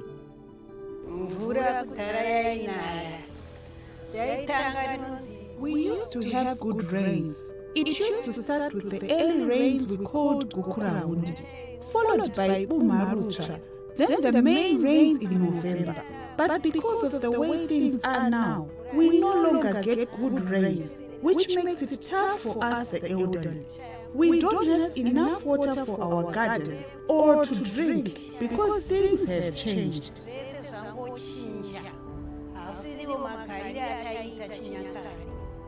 The way it's raining now is different from the way it used to be when we were growing up.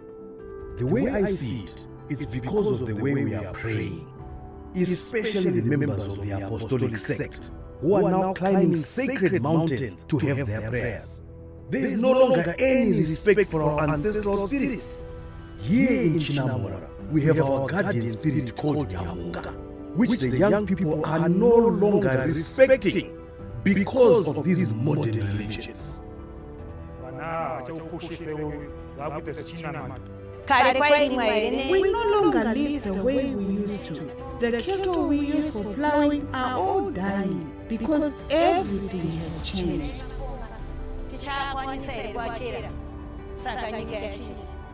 The rain season in Zimbabwe has become short in recent years. In response to this, the government has responded by encouraging communities to plant short-season crops earlier in the rain season. To achieve this, a government-sponsored scheme called Fumvudza was introduced, in which the government gives out farming inputs to rural households which agree to adhere to the principles of planting short-term season crops early. Part of the design of the project requires the use of zero tillage, which is effective in water and nutritional containment. The 2020-2021 farming calendar owed much of its success at household level to this Pfumvudza model, which resulted in adequate harvest and increased food security. While such response strategies to climate change have helped to alleviate hunger, it has done much damage to the governance structure, as these schemes have been used for political mileage. This has adversely affected equal access to government subsidy and aid by all citizens, regardless of political affiliation. As a result, some households are experiencing hunger because of this selective process. Climate change has contributed adversely to wildlife distribution and survival of certain species in Zimbabwe. So the birds in the flay are indicator species. They work between each other. The owls will eat other birds or rats or mice, so they'll control the reptiles.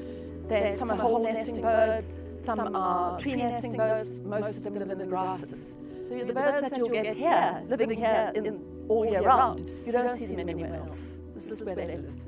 And so these birds are very precious. You take their habitat away, they are an indicator that if these birds go, so do we. Water goes. Can you see the link? It's pretty simple, but it's not simple. Because people drive past, they don't stop to look. Erratic rainfall patterns and temperatures have altered the natural wildlife habitats negatively.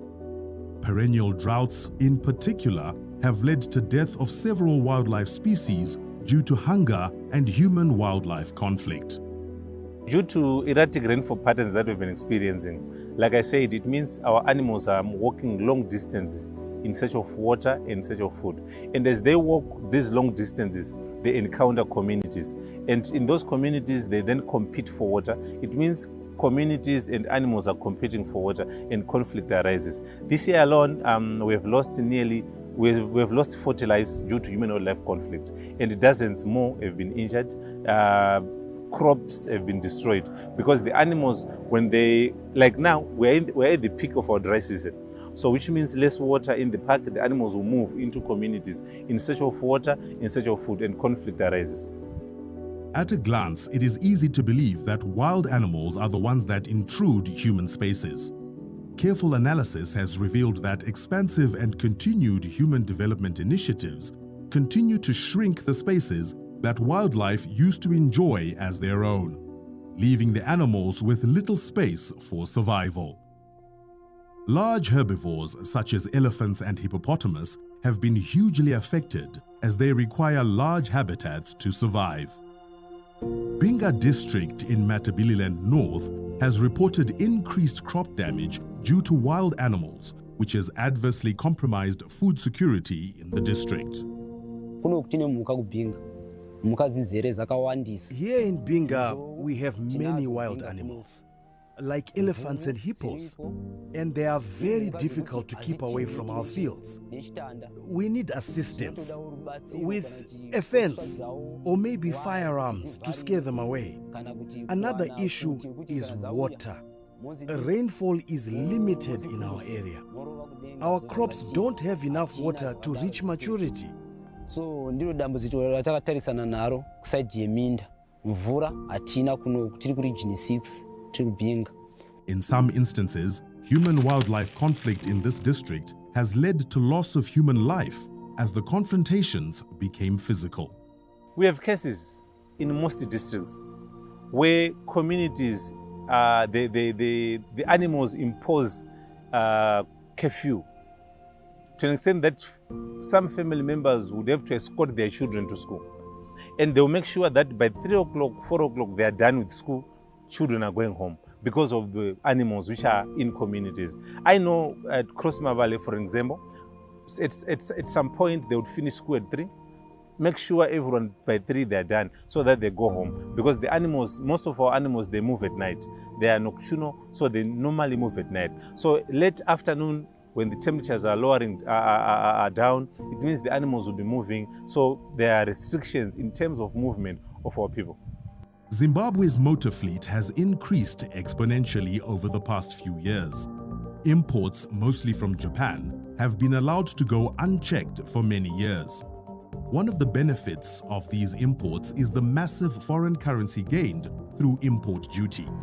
Coupled to this, the local car manufacturing and assembly industry is producing cars that are expensive, and as such, second-hand cars have provided transportation alternatives for both industrial and domestic use.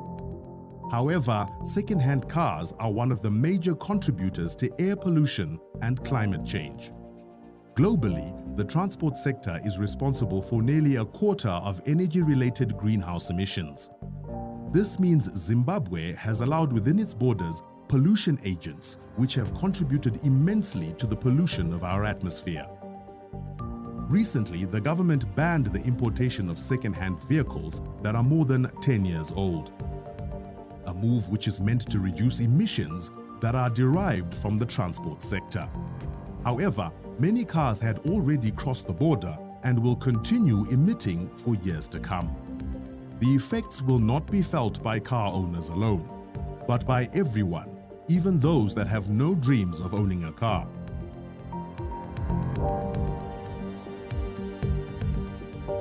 Our wildlife management business or our conservation has been relying more on tourism, and tourism has been affected big time. In fact, tourism, well, at some point was just as good as dead, because we have spent the better part of 2020, 2021 with Victoria Falls, one of our prime destinations, closed. Most of our parks were closed. The lockdowns, the restrictions, the movement and restrictions, which means less people were visiting the parks, less revenue, and we were affected. It means we didn't have money, most of the resources to do our law enforcement, to do our patrol, to react to problem animal control. We have spoken about the human-wildlife conflict. When we receive distress calls from communities, it means we need to react, and sometimes we didn't have resources to do that. And definitely we have been affected. Wetlands have a critical role in climate change mitigation. Wetlands are large bodies that hold and contain water for a considerable amount of time. Usually, they hold water for the whole year. Part of their function is to act as a water sponge that gradually releases and filters water into running streams that lead to large reservoirs like dams and lakes. We are on the very top of the watershed. The watershed means that it's where the rivers and streams begin. You see a river going along, you don't stop and think, where did it start? Most people don't even give a thought about it. So Harare is situated in the Upper Manyami catchment, and it has here been settled in the headwater wetlands of the Marimba and the Bukubisi rivers and the Gwibi. The capital city of Zimbabwe, Harare, is situated on top of a wetland that supplies its main water source downstream, Lake Chivero. Lake Chivero relies on the upstream wetlands for its water after the rain season. Wetlands also have an important yet little-known critical function of capturing and storing carbon to reduce atmospheric greenhouse gas, which is the main cause of climate change. Due to urban development, more than 50% of Harare's wetlands have been destroyed. This has severely affected the amount and quality of water that gets to Chivero. So most people in Harare just see this as an empty space. They don't really understand the importance of wetlands, and the authorities are not enforcing the laws that they could use to protect wetlands. So people are sometimes just putting up structures in the hope that they can regularize afterwards. And then sometimes there's actual, poor decision-making or corruption among the authorities and actually authorizing the developments to go ahead. And a lot of the authorities may think that there are mitigating measures that you can take to allow developments on wetlands, but really we need all of our wetlands to protect our water source for Harare. People who settled here set about draining them, trying to dry them up because they're very deep in water. So now we move forward quickly to 130 years later, and we see we're running out of water. Why? Because we're drying up these headwater wetlands, which we're dependent on. It has increased the cost of water treatment as the water is polluted by various human establishments within wetlands. Less water for Chivero automatically limits its supply of rainwater through precipitation. Well, every citizen is entitled to the right to potable water, and that water should be accessible for domestic and personal use, sufficient for domestic and personal use. In terms of the WHO guidelines, that should be about 100 litres of water per person, and if you can't afford to pay for that water, it should be free. So the state and the council should be supplying that water and providing that water, maintaining our water sources. But unfortunately, they're currently not doing so. And of course, we all depend on water, on clean water for life and dignity. And without water, we can't survive. So it's one of the most fundamental human rights that we have to protect. Climate justice, for a lot of people, it's a movement, but it's basically with climate change, it's impacting different people differently and causing inequalities. So if you come from an underprivileged community, it can impact on you more. For example, in Chitungwiza, we had the floods last year during the rainy season, and you saw how people in those communities were really affected by climate change and flooding and not protecting wetlands, where the people who are making money off wetlands are not so affected. That land was sold, some people were given permits, where really we should be doing long-term planning and mitigation and protecting our water sources. Destruction of wetlands in Zimbabwe has resulted in unclean drinking water for the capital, as the city cannot cope with the high cost of treatment. Humans have reacted by sinking boreholes, which further aggravates the destruction of wetlands, as the water table is sucked in by the boreholes. Climate change is a topic that very few people in Zimbabwe are worried about. People are so consumed with looking to advance their way of life regardless of how much they are contributing to climate change, which is the biggest threat to our existence.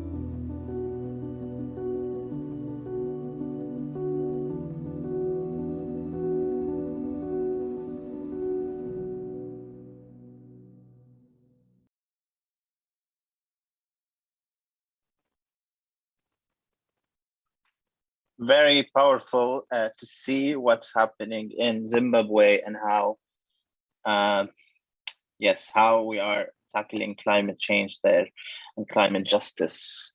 Now we will ask you to reflect after visiting the 3 hubs and listening and seeing the performance and the documentary, which ideas raised in these previous sessions should be part of our manifesto on eco-existence. What comes to your mind? What triggered your thoughts? Please let us know. You can check the link in the chat and go to the link and the question will appear and you will have the space to answer.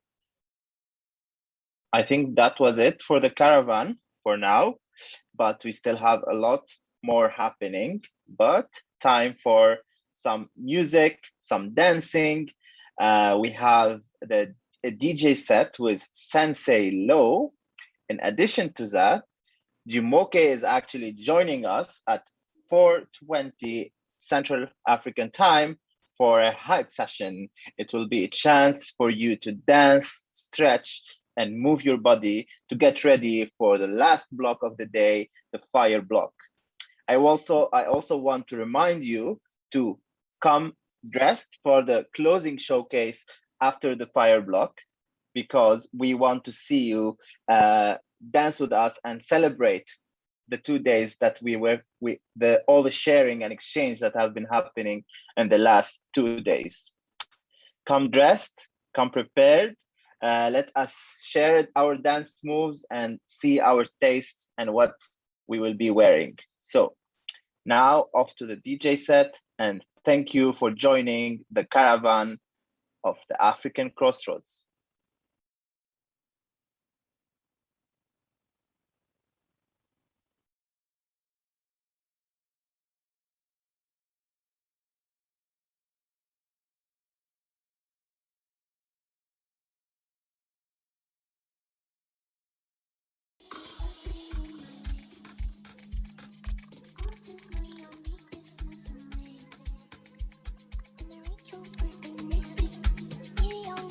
This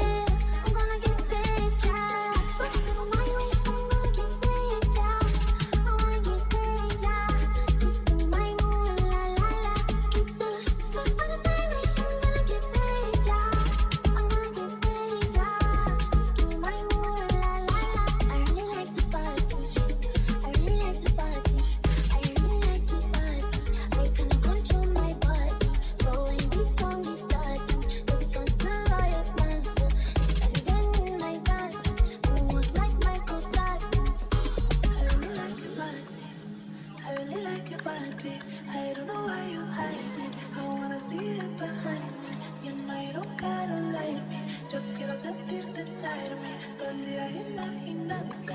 No quiero para mí toda la noche. And you know I don't need no favors. No, I don't need no favors. I've been so enough for the cameras. Let the bitch feel people can handle. And I walk like I'm busy dangerous.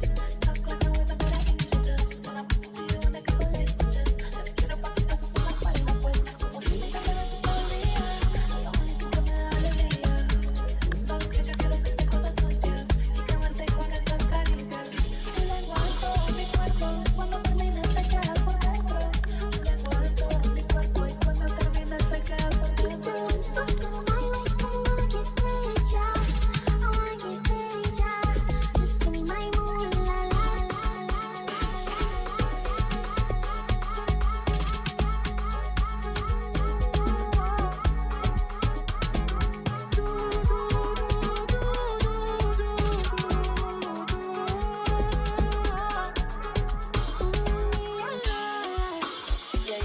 Sexy love what she need from a bad boy like me. Sexy kiss is the thing that she ain't for my lips. My sex herself is the only air that she breathes. And when I look into her eyes, I know that she can never get enough of me. Your body high me like lean. When we do it, skin to skin. And as the rush they increase, I feel the drip in your V. Shorty say she feeling so, she grab my neck and she whisper please. Shorty give me that splash from my chest to my knees.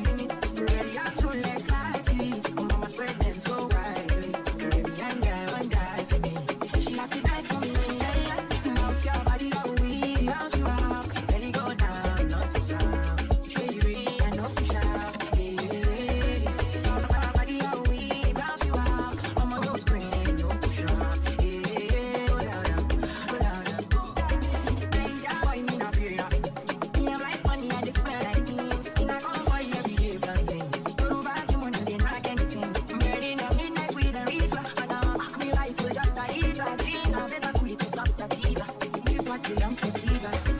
We got that booty and wine for me. So crazy, you driving me. Girl, you put the body me nicely. She riding it, I'm sliding it. Spread out to less lightly. Oh, mama, spread them so widely. Baby, and guy won't die for me. She have to die for me. Mouse your body on me. House to house. Belly go down, not to south. Show you really, I know for sure. Session starting now. Please stand up.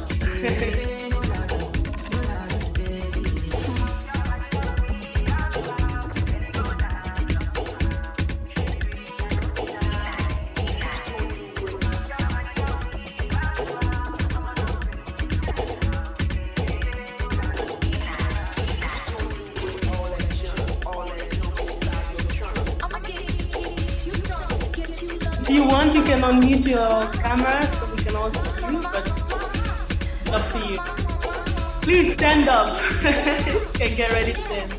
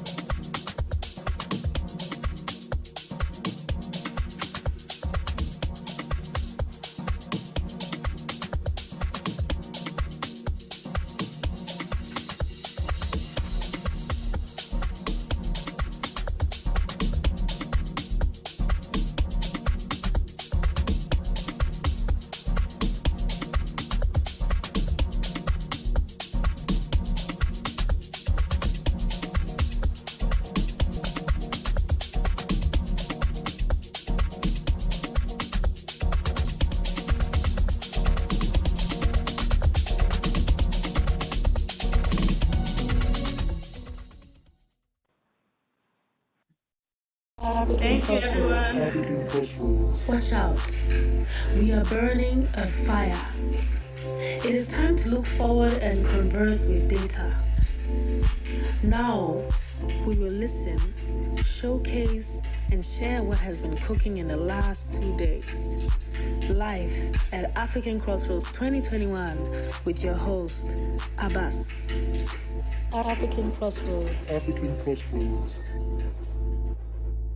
African Crossroads. African Crossroads. Attention, nous brûlons un feu. Il est temps de regarder vers l'avant et de converser avec Tata.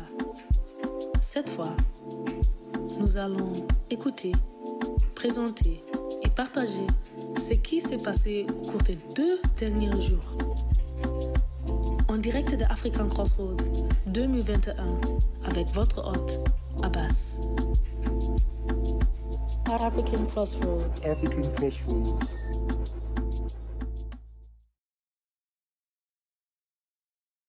Hello and welcome back to the Fire Block. I hope you are all ready for the time for us to listen and see what the African Crossroads team have for us. We have been talking for 2 days about the collaborative projects that we have, the manifesto, the sound atlas, and the game jam. And this is the opportunity to know more and for us to see what the team has been cooking for us. So beginning, I want to remind you to pin the Ecoexistence channel so you can see the full presentations and the speakers. And we are going directly now to some poetry to set the mood for the Fire Block. The next poetry is from Seneti Siwi from Eswatini, and let's go. So from the west, we're now heading to the southern side of things. Again, this time with poet Senetisiwe Gininza. Senetisiwe Gininza is a poet, performer born in the rural area of Zandondo in Eswatini. Her poems are inspired by human experience and delve into the dark and light of it. For this year's African Crossroads gathering, she commissioned a very special video. I'm not gonna say much, I'm just gonna read what she sent to us, the commentary on the video, and then let you all just delve into that beautiful performance. There's gonna be some movement, that's all I'm gonna say. Senetisiwe reflects on the symbolism of water in her poem Emanti. As most water levels in the rivers in Eswatini continue to decline, Senetisiwe found it important to reflect on a particular stream that was one of the major feeders for the once mighty Black Mbuluzi River in her area, Sandondo. Water being a symbol of life, the decline in access to water reduces quality of life. In this performance, Senetisiwe embodies water. She is water. She is igniting the stream that feeds the great river, which replenishes animals and improves quality of life in her neighborhood. Please sit back and enjoy this beautiful performance called Emanti.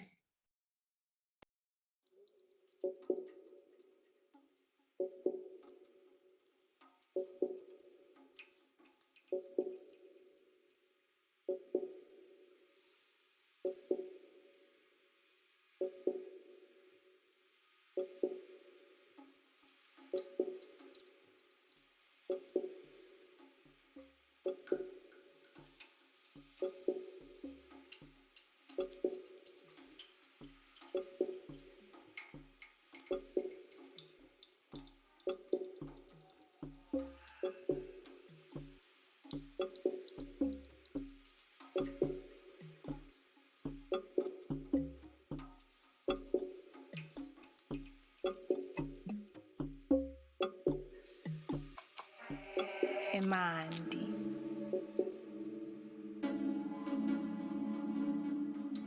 Water. Agua. Yehla. Ugelede. Banathe benele. Nemanxeba aphole.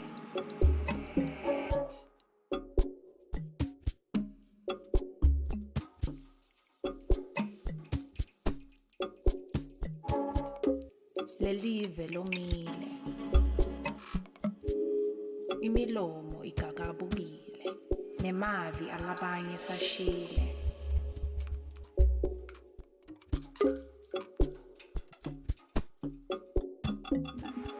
Ngomboza. Ngomoda. Wena wemafu.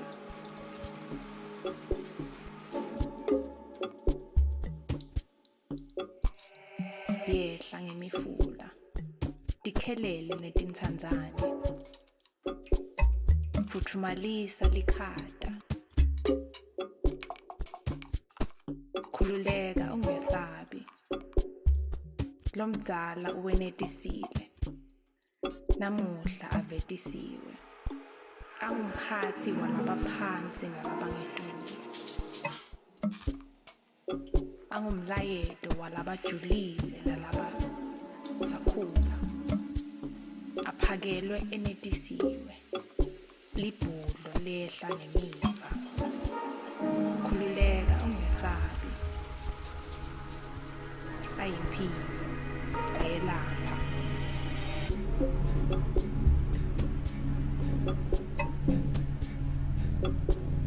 Lalela.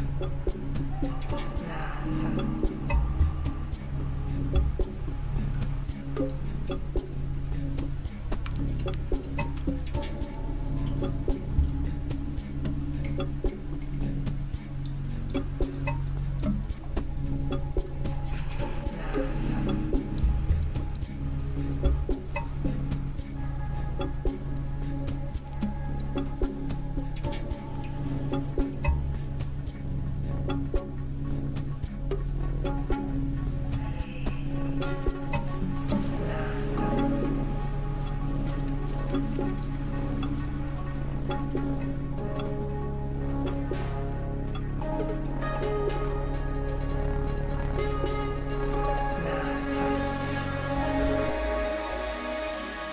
Khululeka ungesabi.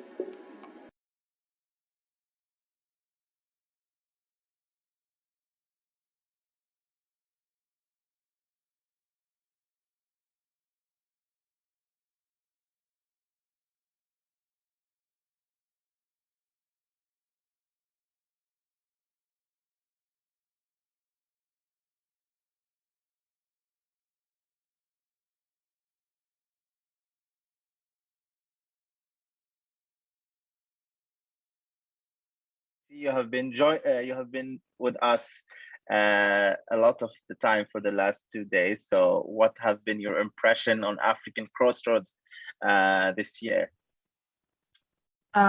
First of all, I'm actually honored to be a part of it. I'm very grateful.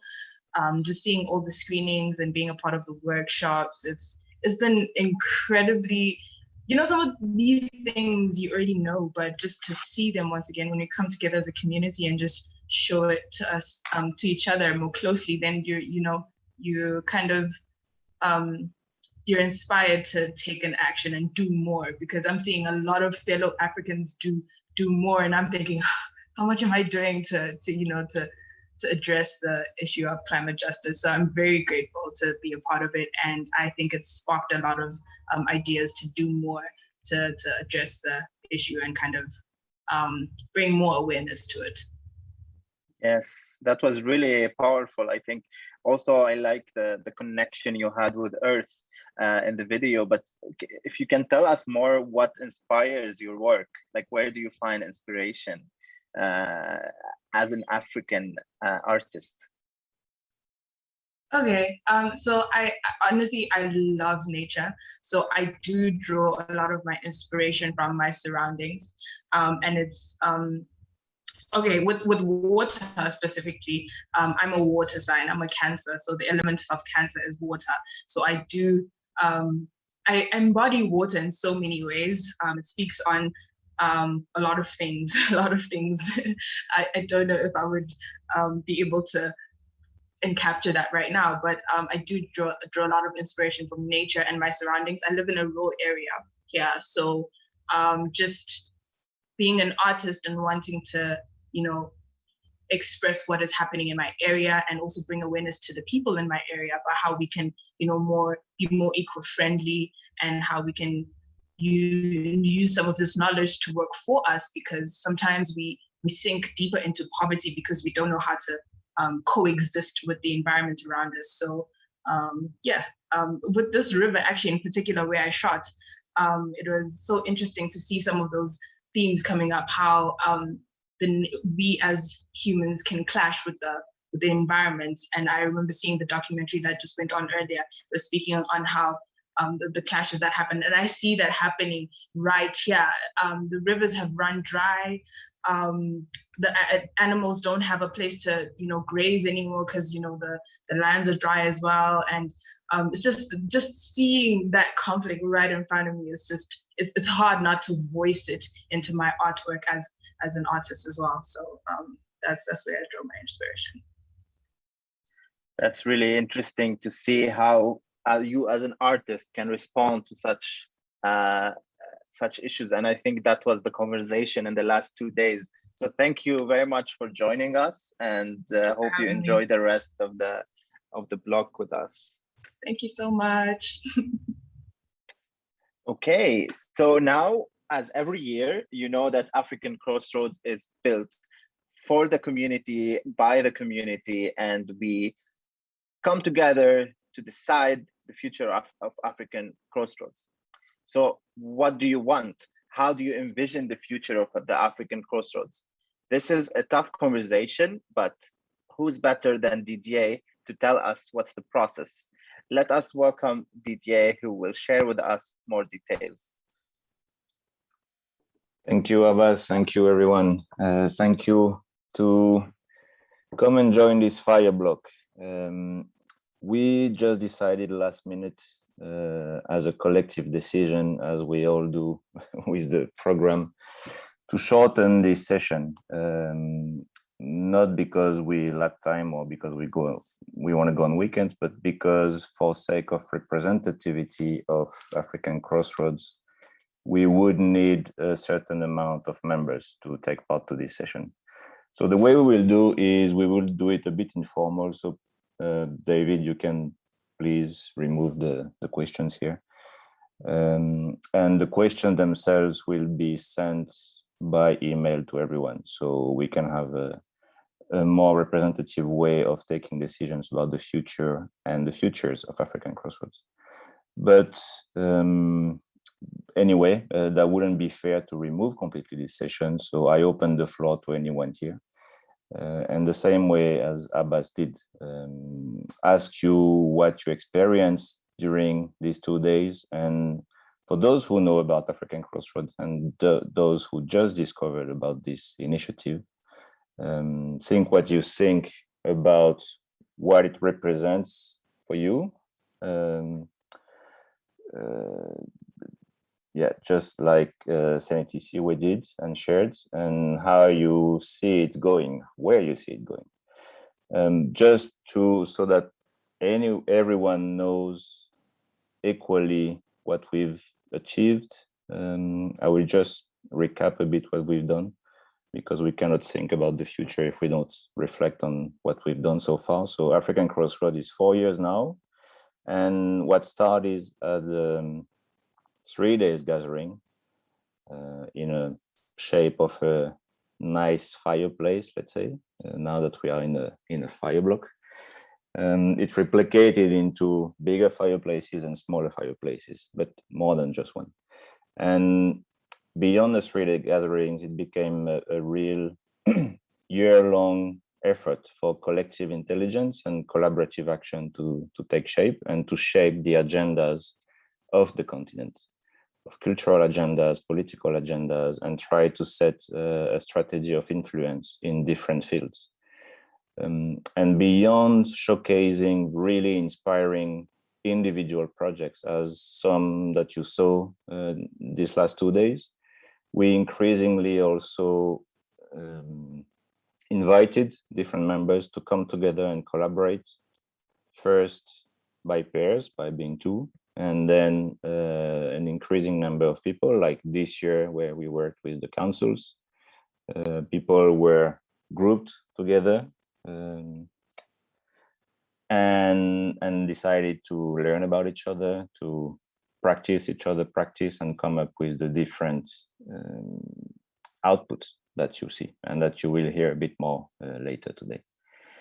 And this collaborative practice has come through direct requests expressed by the members of African Crossroads, because one of the way we move forward year after year and along the year is really to survey the people that are part of African Crossroads and to take the pulse of how is it, what do you think, where should we go, how should we go, is it enough, is it not? So constant co-building and co-creating the agendas of the year, and for this year again co-creating the 2021 session. So that's the process we want to keep also for the years to come.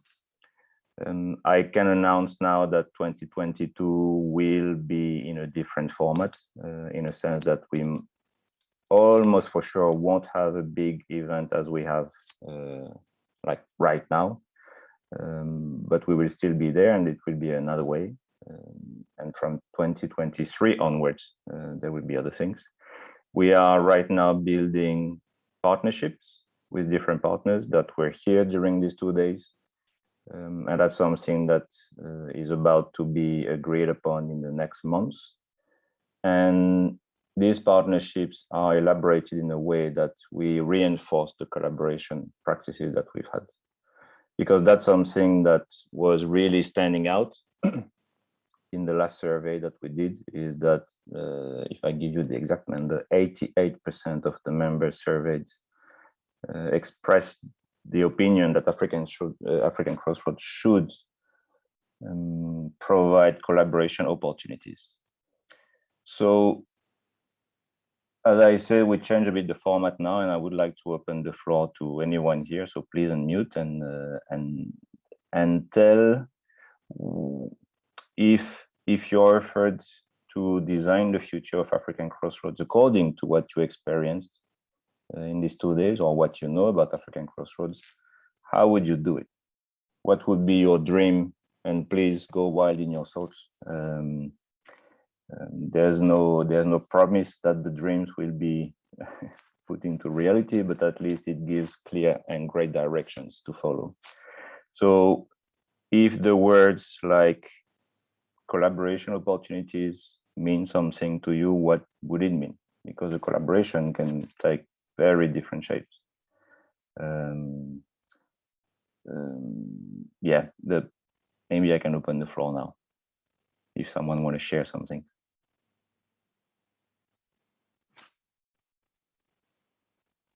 Otherwise, I will send all the questions by email.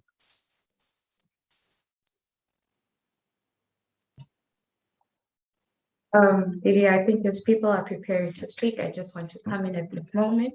Sure. As also someone who is new to the community, but not entirely new to what the community stands for and represents, as well as the community's way of doing things.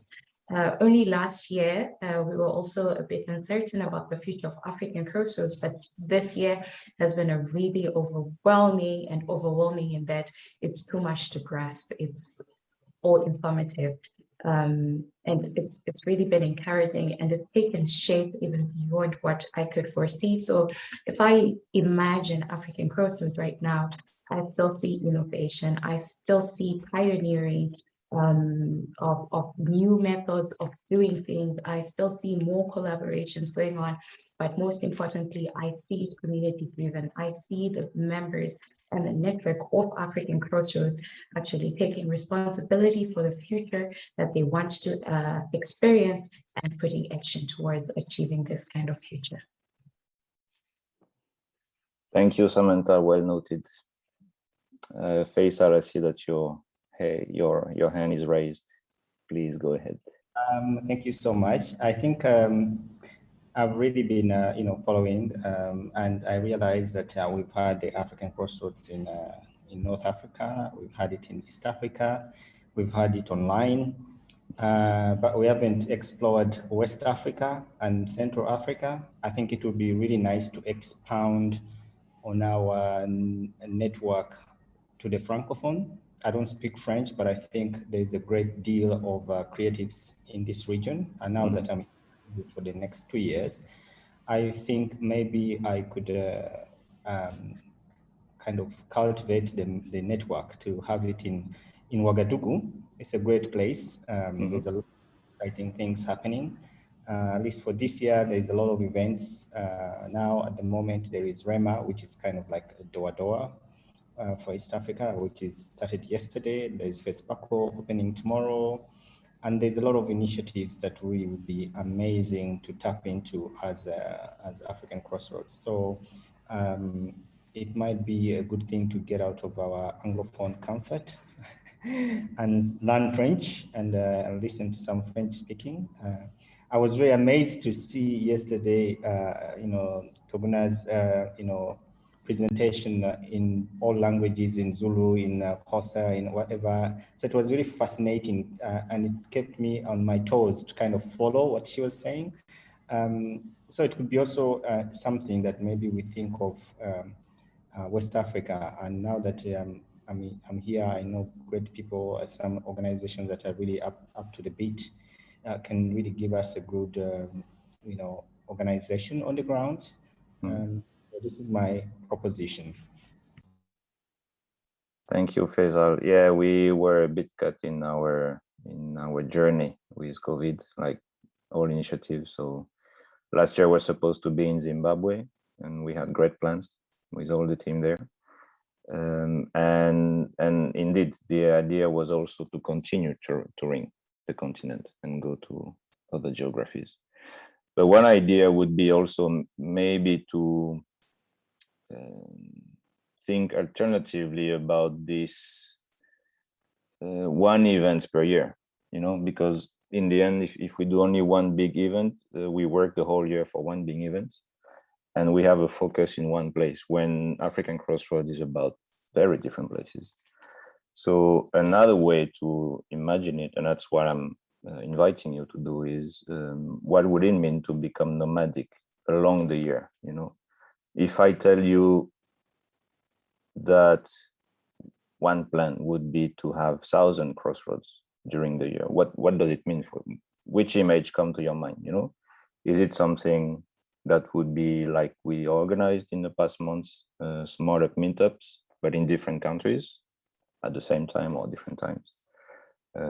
Could it be really concrete, actual creative interventions on real crossroads in cities around? Could it be symbolic interventions on historical crossroads about knowledge and trade, for instance? So that's what the future of African Crossroads holds. Also, it starts with imagination beyond just thinking about, okay, let's have an event, to actually, as you say, go in different places and have these wells of languages interacting with each other. We started with Samantha learning French a bit. Abbas speaks French. Louise and myself are French. So yeah, there's a kind of an easy way to go to the French-speaking countries. We have translations. And that has been there, as I mean, to be honest, also since the beginning, to include French-speaking.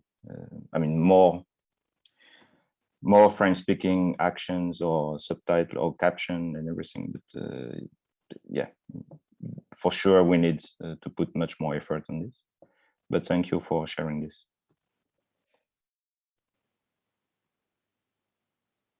And yeah, maybe before going on, there's a question that is always a bit tricky to find an answer or a way to do at least. Oh yeah, no, maybe you first, Naitiemo. Thank you. I was just gonna add that I really like the idea of Sound Atlas, and I went through the Sound Atlas, listened to stories from people and music. I even had your story from Madagascar. I didn't know you were from Madagascar.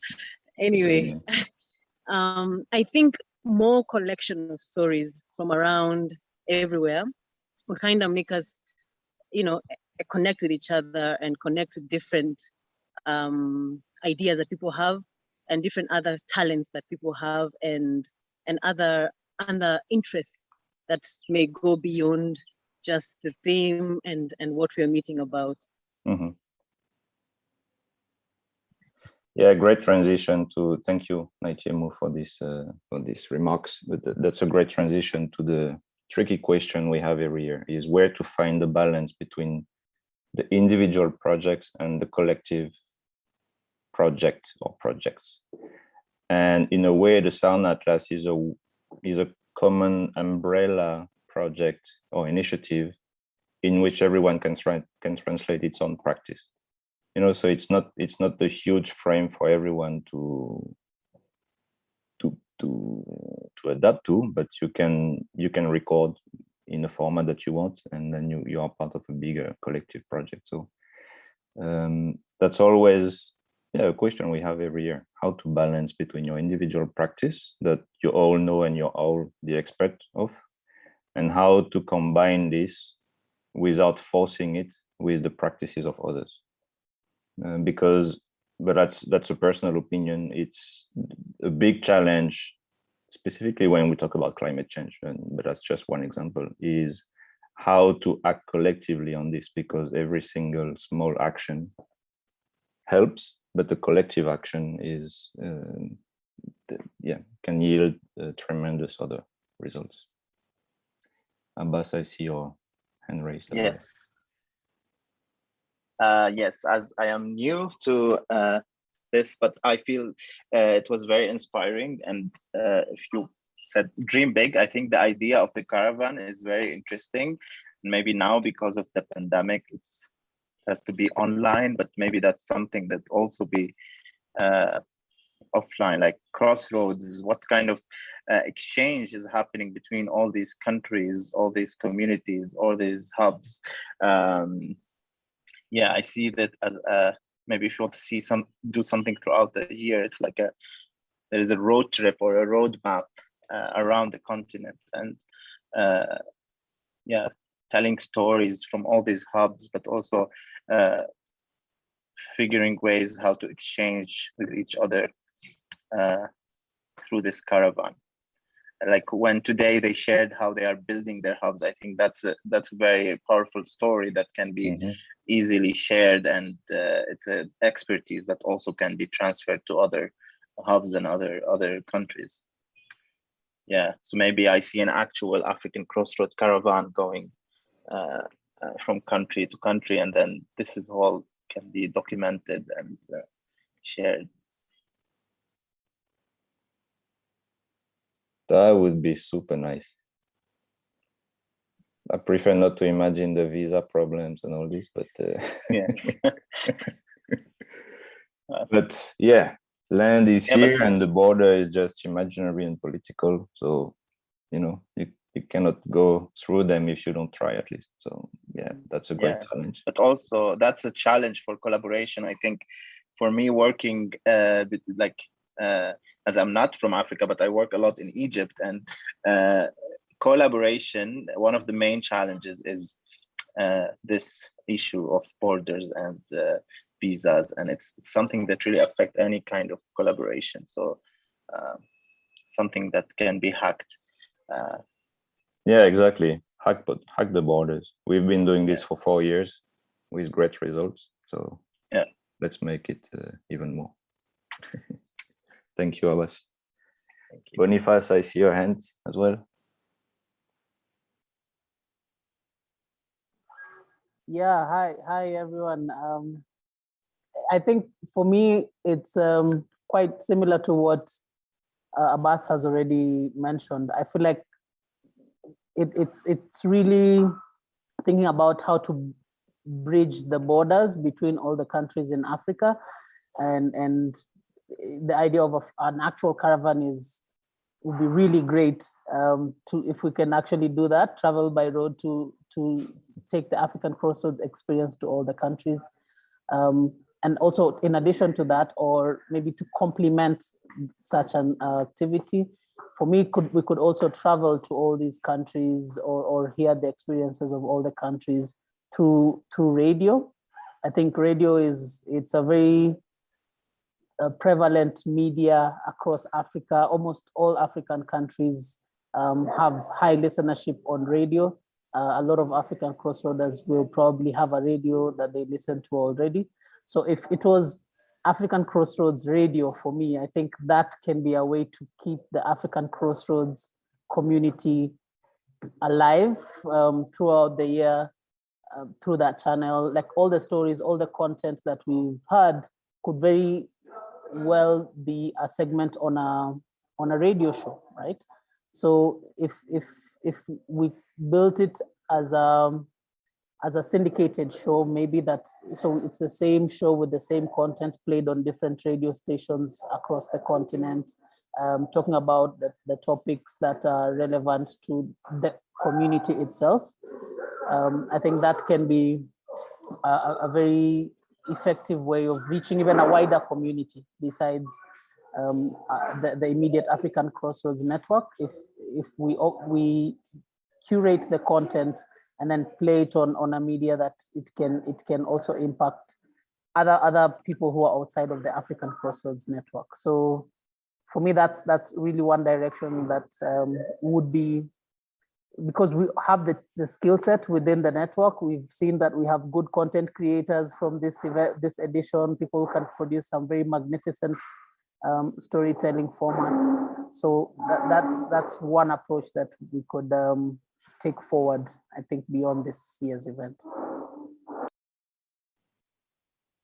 Thank you, Boniface. Okay, then what I take is how to, in the future, travel by road and by wave simultaneously. Great, you're raising the challenges. So I mean, yeah, if you're asked to dream big, then dream big. That's great. I think it will be also like something we need to consider with our new manifesto on managing our carbon footprint, but also considering that people have done it before, like the overlanders. So maybe we just buy an overlander truck that we all sit on it for a year. But the cost would be on paying me for a whole year to be on the truck, and I charge like $300 an hour. Okay. Oh God. Okay. That is something to think about. Right. But it's possible. It's doable. We can waive some costs, Yeah. Well, now it's we can work from home, right? Like if we could have like an overland, and everywhere we stop, we have like a portable screen, and we screen movies and discussions from other people who are waiting for us and stuff like that. Yeah, that would be awesome. Yeah. You can work from home, right? So we wouldn't have to to book you for the whole year. But yeah, no, this nomadic idea is fantastic. So I keep it in my head. I don't make any promises. Yeah, but also I think one of the things that we notice more and more, that African countries are opening up to other countries to travel without visa restrictions. Also, some are really making it easier, like you don't need to apply to an embassy. You can receive visas on arrival if it's arranged by the hosting country. So it's, there are, possibilities that we can explore. Yeah, and of course, how to, as you mentioned, the manifesto that we will hear about a bit later today. How to not stop the efforts of the manifesto now, because that was great months working together on this. And it's, you will talk more about it a bit later, but how not to forget these efforts and how to continue this, of course. All right, does anyone else want to share a dream? Or otherwise we will share some sounds with Abdallah. One last thing for me, it's not exactly a dream, but it's a best practice case study. I really appreciated the direction that Nairobi Design Week took, because they really, on their own initiative, robbed in the African Crossroads community, started coordinating them on working together, and in the end, the output we harvest together. So it's just to encourage and say, we are a network, guys. We work together in as many things. So let's not wait to be brought together by African Crossroads to feel like we represent these values of collaboration and collective effort and community working together. Let's already invite each other on the different ideas and aspects that we have. People will plug in.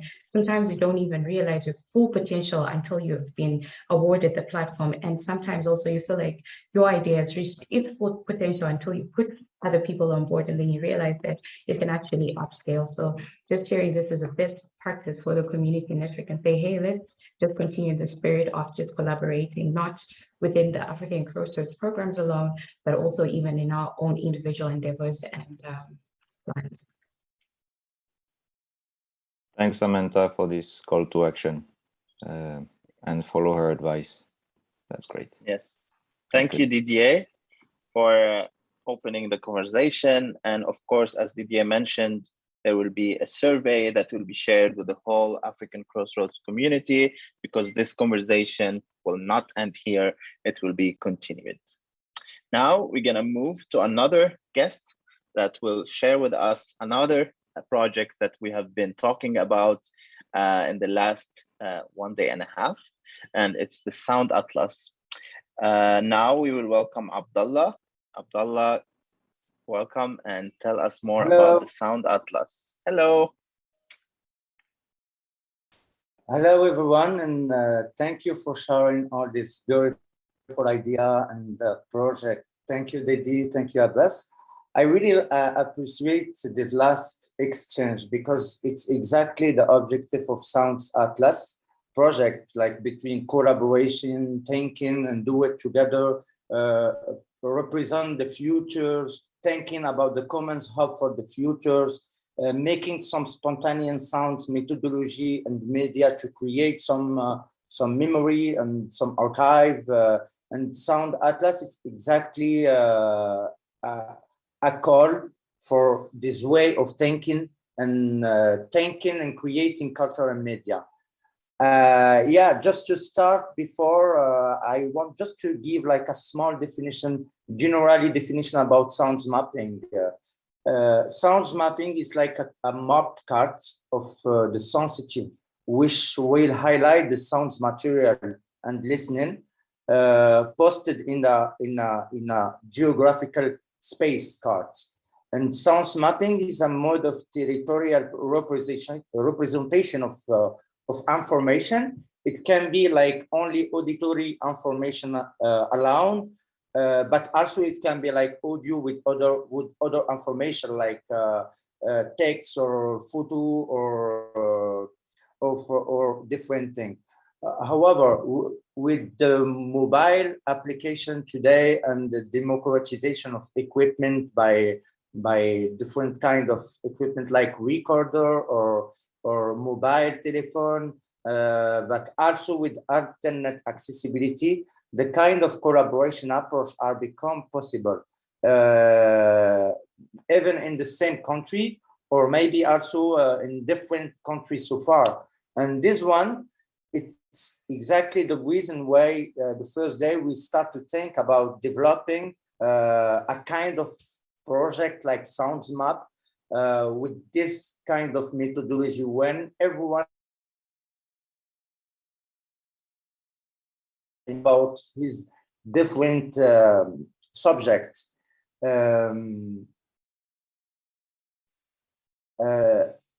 Maybe we can. I want just to share. We have a slide. We can share the slides.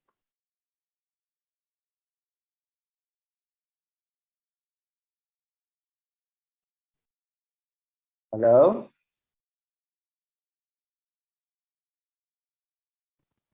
Yes, he's sharing a slide. I can hear you. Adrian. Hello, Adrian. Hi, Abdullah. Are you able to see the slide? Hey, Adrian. Hello. We can have a slide because there are some information that can be interesting.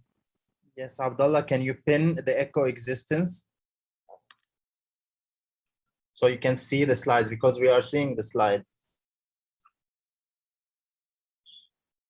No, but I will show it, or you are going to show it, the slides. Yes, yes, we are now seeing the slides. They are shared, but you need to pin the echo existence so you can see your screen as well, the slides. Okay. If you go to the participants list, you will find a name called echo existence.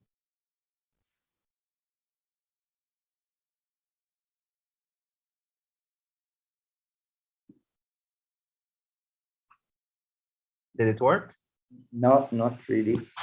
Okay, if you try with the if you try with the gallery view. Yeah, I am doing this. Yes, okay, there's echo existence name, and then there are 3 dots. You can do pin.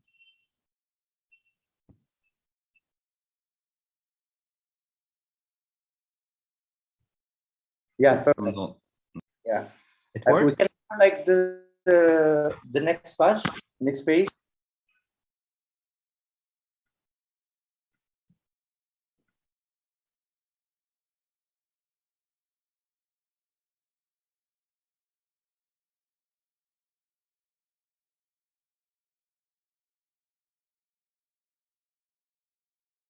Please, we can have the next page.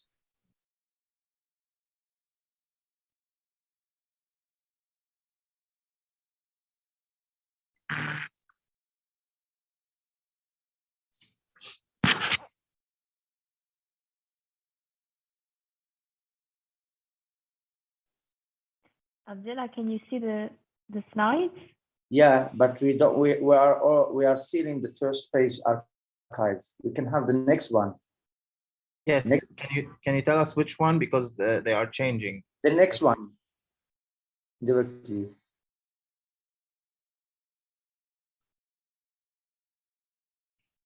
Which one? What image does it have? The Colonial and Institutional Archive.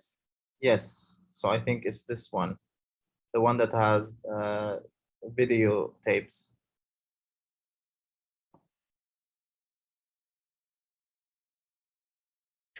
Can you see it? Not really. I still have the first one, the archive. We can see the issue Colonial and Institutional Archive. No, not yet. We can see it. So okay, but you don't have a problem with this. You have the second page.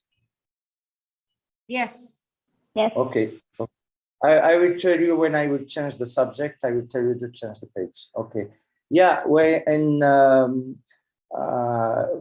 the online sounds map, we use like the web map technology to associate like some kind of recording sounds with different place with his geographical geolocalization, and also to give him like a sound information about the locality. And the map offer us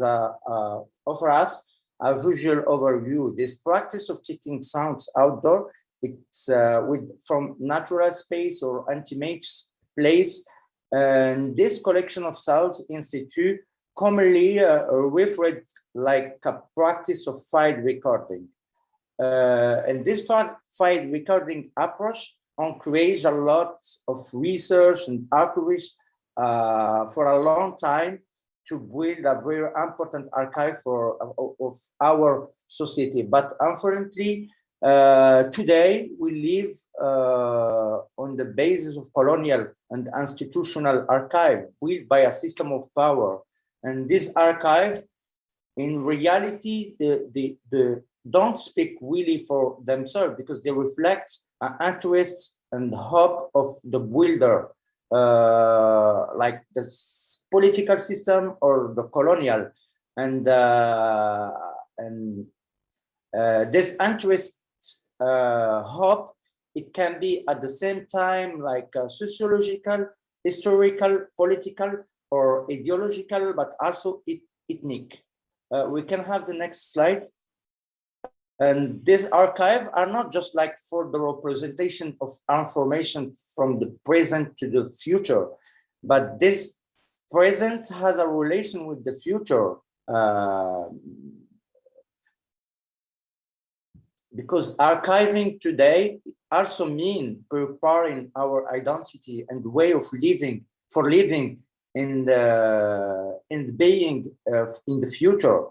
This exactly the reason for thinking about this kind of project Sounds Map, to build together an archive acts like as a social movement where everyone in different society has the right and the possibility to write his memory trace. And this, like it can be an act that can give us to the possibility of and collectively to write our story, but also having like a commons archive to be able to create like a commons future. We can have the next slide, please. And today, our media occupy an important place in our vision of the world.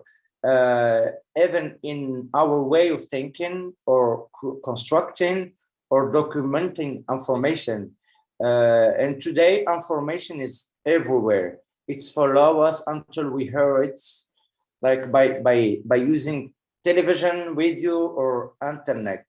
But the current media that participate in this construction of archive, we find a lot of different equipment that can help us to create this social movement of archiving. Like we find for example, like the telephone, which can facilitate our documentation of life with writing, voice, photo, video. But we find also social network that facilitates saving information, and internet, which facilitate also sharing this information.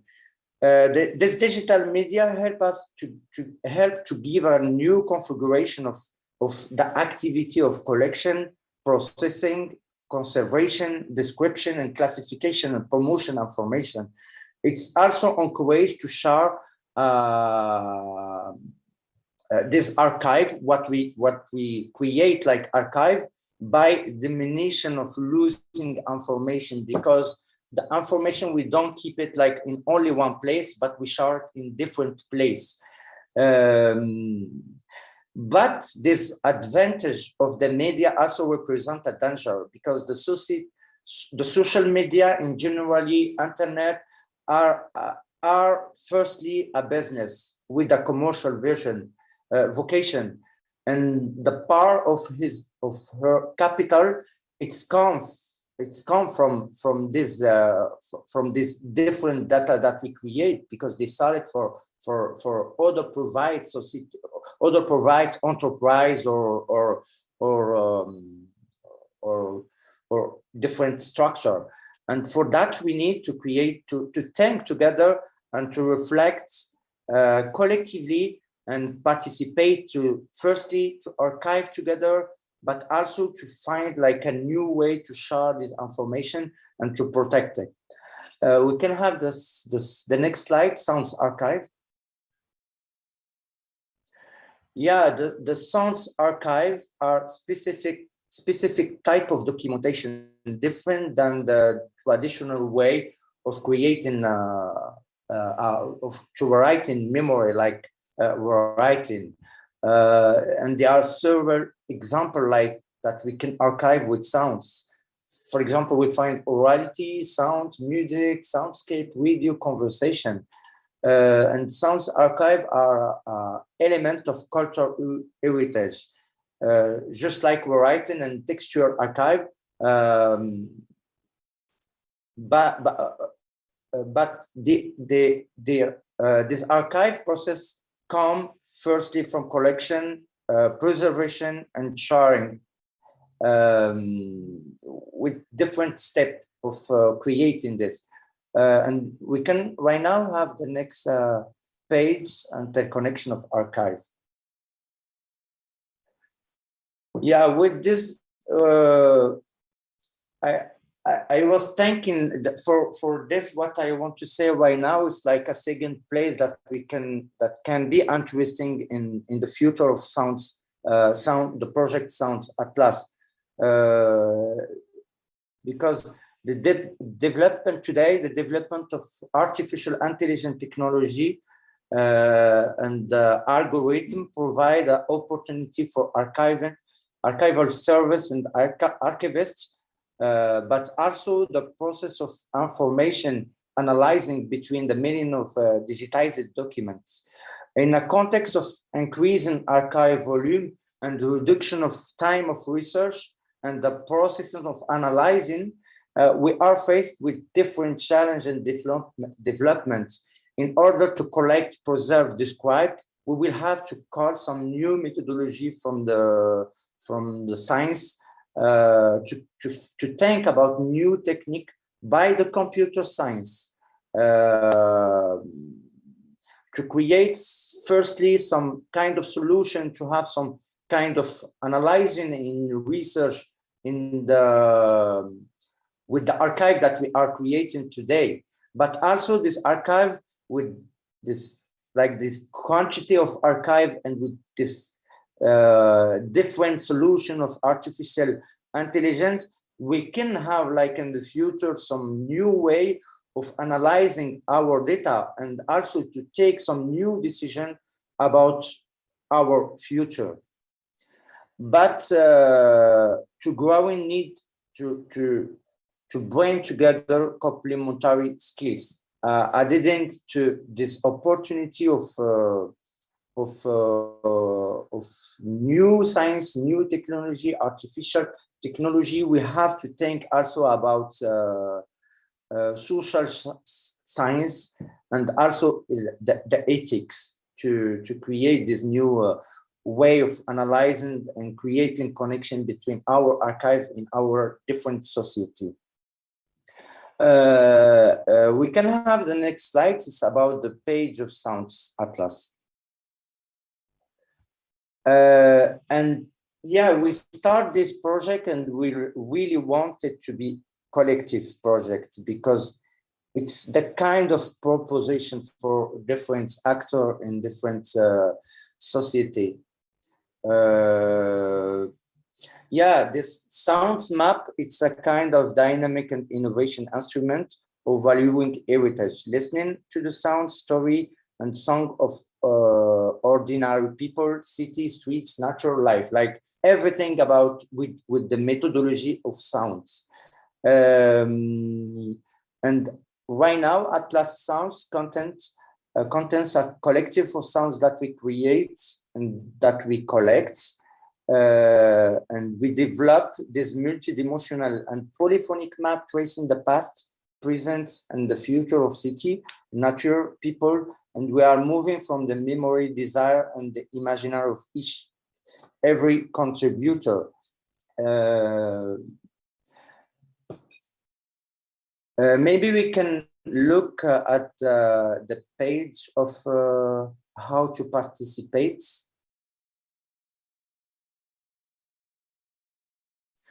Yeah, to participate, it's really easy because we have this this form. You can just click. We have some question if you want to answer about these two questions, but we are free to share different subject with us. Like we can create like our subject, and we can make some research, and we can show it directly in the form. You can just give us like you can send the audio, you can give us your name to have like the copyright of this piece, but also if you can have like some kind small description, like the name of the place and like the city or the garden, street, house, number, and one visual, like we can after make it directly uploaded directly in the map. But also like because we are together in African cruise community, you can send that also by WhatsApp, and with this different information we can update it directly to the map. And really today, for now, Sound Map, it's a first project proposition. It's not like a finished project, but we hope that we can construct a team to work in this project from different countries and to add the maximum of element of on the map. I stay or remain at your disposal. If someone really interested about this project, we can just contact me. I can share with you my contact, and we can call together. I can give you more information about this project, and we can really think to create like future projects from different countries, and we can share together some different subject, and we can work like in different place to create some connection about different reflection in Africa. I will send you my email and my number, and if someone really interested by this, don't hesitate to contact me, and we can have some call together, and we can think about how we can work in the future in this project. And I think I finished. I will stay waiting for your email or message in WhatsApp if you are interested with this in this project to create the team. But also you can share with us some sounds or story or music, or you can answer in the question that we share in the form. Thank you. Thank you, Abdullah. So Thank now you. we have, thank you. We have more idea about the Sound Atlas and what's the value of archiving and how is this gonna benefit us as a community of the African Crossroads.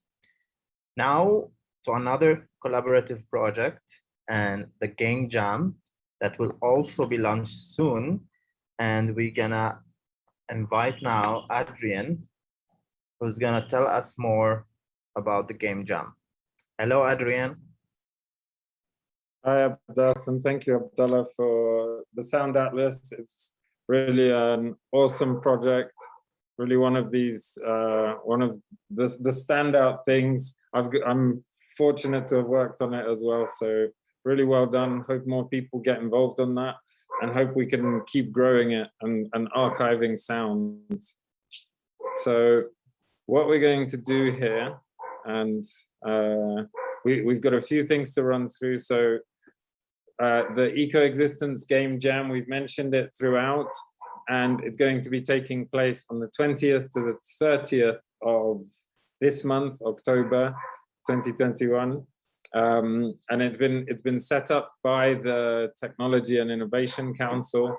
So that's Shakira, who's on here with us. We've got Tegan and Douglas and Nada as well. So credit to them. Shakira, do you want to say hi? Hello, I am here, Adrian, to support you. Hi, everyone. I'm sorry it's been a crazy day because we start Design Week here tomorrow, but yeah, I'm excited to what you're going to tell now. Awesome, awesome. So first of all, we're going to cover a bit of background on why the Technology and Innovation Council decided to host a game jam, how we got here. Then we'll have a bit from Shakira to introduce the game jam and some more discussions around it. And we've also got a guest in the room as well who will introduce you to. So first of all, I'm going to just give you a bit of an insight into behind the scenes at how we've been working. So really the whole conversation started at the beginning of this year in trying to represent the community better and trying to give people access to technology and understanding what that might mean. So I hope you're seeing,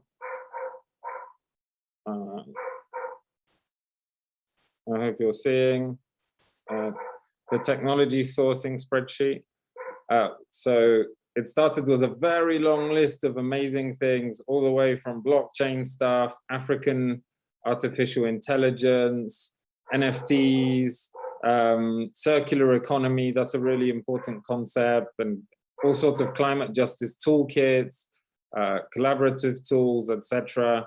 And so we gathered this list of research that we put together. And what we then did is got together inspiration. And some of these ideas that we were looking at, some of these insights here put together by Shakira were, what about calculating our live impact? From the beginning in April at the gathering, we've talked about some of these questions of how much water are we consuming just by being here on Zoom and YouTube, and to highlight the lack of justice as well, and perhaps the effects of climate change that aren't being talked about, and then also reinstating value and importance to hidden data we may not even think about, or we may not even acknowledge that exists. So it's about uncovering that as well. And there's been talk over the last 2 days of oral history as well. We know that's really important in culture. So these are just some of the things we've looked at. So let me just play you a quick video, and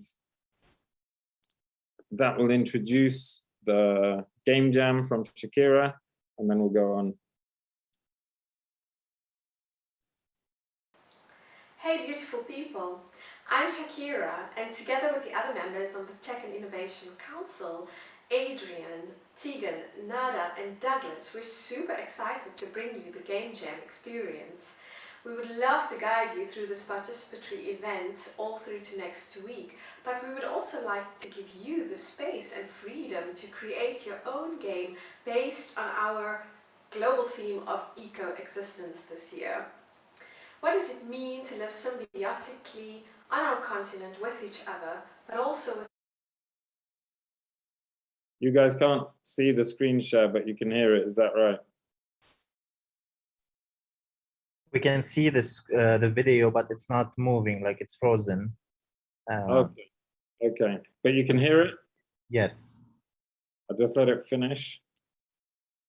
The ecosystem and the other non-human elements around us. Through the art of game and entertainment, we look very forward to exploring what this could mean. Right, that's cool. So now I'll ask David to share just the intro to the Game Jam, what it's about, and we'll share in the chat as well how to apply more information. I see it's already been shared. Thank you so much. David, if you could play the video we have ready, that would be amazing. And then we'll have a conversation about the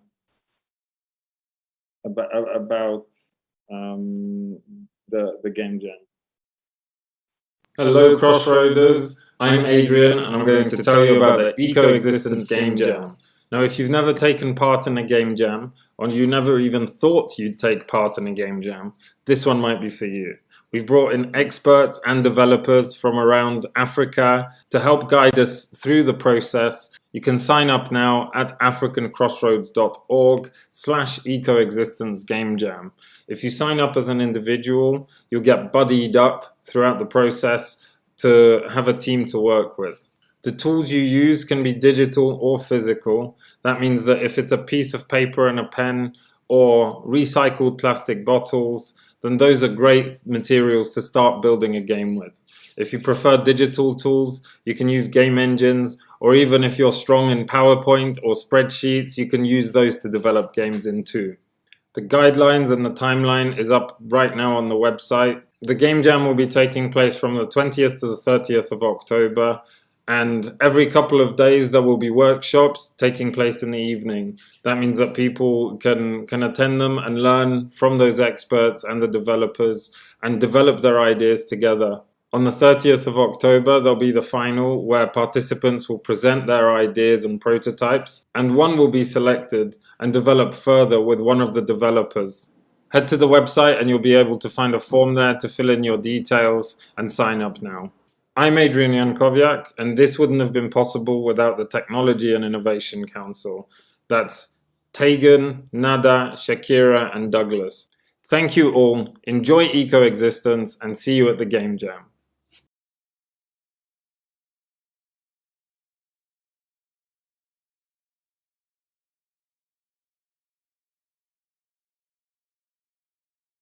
We're really excited to have some great African developers lined up.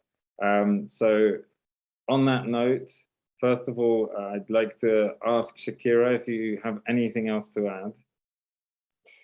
No, Adrian, I think we've covered it. The intro is there, the info is there. Now we're just waiting for all our creative gurus to get on board. Amazing. Thank you, Shakira. It's good luck with Dutch Design Week as well. Must be an exciting time. Yes, it is. It starts tomorrow. So all the kickoffs happen like now. So it's very crazy. But yeah, thank you so much for that. Great. So also I mentioned we have a special guest in the house. We have Oscar from Africa Comic Aid, and they are themselves experts in games. They're also organizing a gameathon later this year. So we're hoping that the two communities can overlap.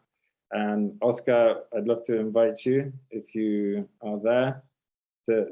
There we go. Hi, man. How you doing? Hi.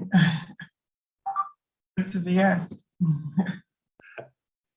Thanks for joining us. So do you want to tell us in a minute or two about Africa Comic Aid, about the community?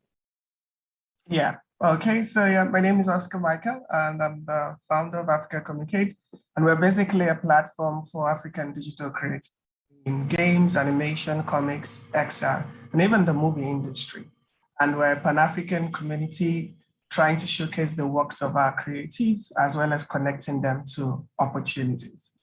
And I must say what African Crossroads is doing is really exciting. We're very happy to have connected with Adrian, and we'll be looking at bringing lots of creatives, game developers, and the likes to partake in this. Earlier this year, we had something around climate change in the form of the Africa Challenge.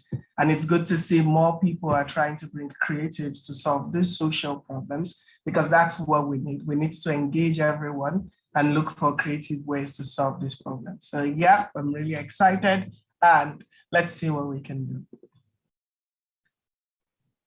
Thank you. That's it from us. And Abbas, we'll hand it over back to you.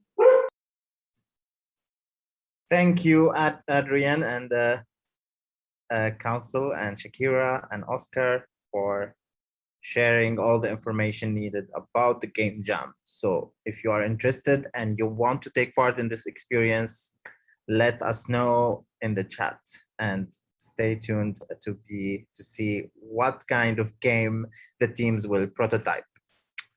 Up next, we are continuing to explore another project, which is the Manifesto. the collective manifesto that we are trying to build together as a community of African Crossroads. I'm gonna welcome Kusai and Faisal, who will share with us more details and maybe some outcomes of what we have been discussing in the last 2 days. Hello? Hi, Okay, we have, yeah, Tushar is joining us. Going to be jumping in. Yes, hi Tushar. Of Faisal and Kusai. Hi everyone, greetings from Lagos. My name is Tushar and I'm part of the Communications Council and also part of the team that has been iterating the build of the Climate Justice Manifesto. So it's very similar to what Abdullah was talking about. The idea of archiving, the idea of storing in a repository of information is really important to connect us. And while he uses the medium of sound, ours is around process and around written thought, but also very much practice. So the idea really is, if we are trying to be connected as a network, both physically and digitally, what are the things that we can do in our own individual ways, in our own practices, and then what can we also do when we come together? So the manifesto is really a representation of where we are at this point in time, as regards all the thoughts and opinions of you Crossroaders, us Crossroaders, that have been expressing ourselves over the last 2 days. We've been collecting your lovely thoughts over Mentimeter. So every time a session is over and you're asked to put in what you think should be in the manifesto, that's really the information that we've gotten. And then before that, we've had numerous conversations and talks with experts, artists. So the manifesto is really, like I said, where we are now. What we're going to do at the moment is really present each of the individual points that we think you guys were saying. We've had to do a little bit of translation to kind of build everything in 8 succinct principles. But if you think that there needs to be more added, I'm going to share the link with you on the chat now. Feel free to comment and write stuff, and we'd be happy to add it in. Like I said, the entire process is a togetherness activity. So we wouldn't be anywhere if it weren't for you. So let's get on to, I guess, the festivities of seeing what we've compiled. Special notes, thanks to Kusai and Faisal to have all of this written text. Kusai is going to do the work of aggregating some of your votes on this platform right now. So how it's going to work is I'm going to read out these points, and if you agree with what we've written, you just have to hit the raise hand button, or you can put a thumbs up, and then Kusai will record that. Initially, we're planning a different system of voting, but since there's 22 of us, a little cute community over here, we said we would just do it over Zoom. So are you guys ready? Can we see a little thumbs up already? Yeah, cool, beautiful. So can we scroll down a little bit? I'll probably read out the context first. So African Crossroads is a community of future-oriented thinkers and doers who critically reflect on the most cutting-edge entrepreneurial, scientific, artistic, and technological developments anchored in African intellectual and technological traditions. Notwithstanding this potential, climate change has rarely been integral to the community's narratives till this moment. In recent conversations that raised frequent questions like, what does climate change mean for Africa, especially the creatives? With several engagements and interventions from the members of the African Crossroads community, it became clearer that the global progress to address the climate emergency has been made on almost every front, but without an integrated arts-based approach that could attend to and transform emotions, creating hope and responsibility, care and solidarity to change societies. The lack of this integration has led to a reduction and expansion of knowledge and imagination for young people, which would empower them to be co-creators of a new transformative change. Beyond its role in the pursuit for climate justice, the manifesto aims to give individual African culture and creative entrepreneurs the knowledge and understanding of their personal and collective responsibility to the dangers of their actions towards the environment during the creative processes. As the artist Olafur Eliasson once said, art helps us identify with one another and expands our notion of we from the local to the global. The African Crossroads community can no longer afford to feel untouched by the problems of others when we can easily do something to mitigate the effects of climate change and motivate people to turn thinking into doing, connecting minds to emotional and physical feelings of the environment. So our vision for climate justice. As a collective community, we envision a better future and take steps towards a shared vision that aims to intentionally build synergies between individual creative practitioners, institutions, authorities, private business, and communities that spread awareness, knowledge, and practice of the changing relationship between humans, nature, and technology. In order to deliver climate justice, by organizing societies in an ecologically benefiting manner for all forms of life and generations to come. So at this point, I'm going to read the 8 larger principles for climate justice that we have consolidated from you guys. Now's not the time to vote yet. I'm going to have you do that in the section below. So number 1 is develop individual assessments of our climate actions to better understand our own day-to-day responsibilities. Number 2, create the African Crossroads Climate Justice Tools as community guidelines for our members and beyond. Number 3, invest in sustainable technologies for our creative process, including festivals and events. Number 4, lobby for integrated financing towards climate justice from the local, regional, and the international communities. Number 5, promote learning and knowledge sharing on the dangers of climate change within our community of creatives and beyond.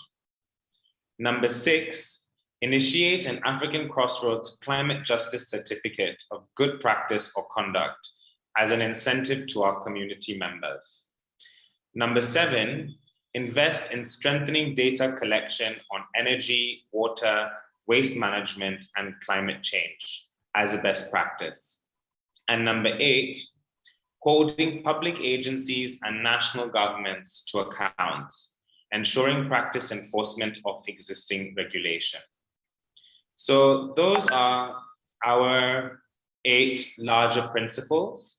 We're now going to take you through the individual interventions that we have taken from you guys and through the Mentimeter over the last 2 days. At this point, what I'm going to ask you to do is ready your voting fingers or your voting clicks. And yeah, just tell us how you feel, really. Feel free to also comment in the chat box if you feel strongly that something should be kept or that you don't like it there. All comments are great comments.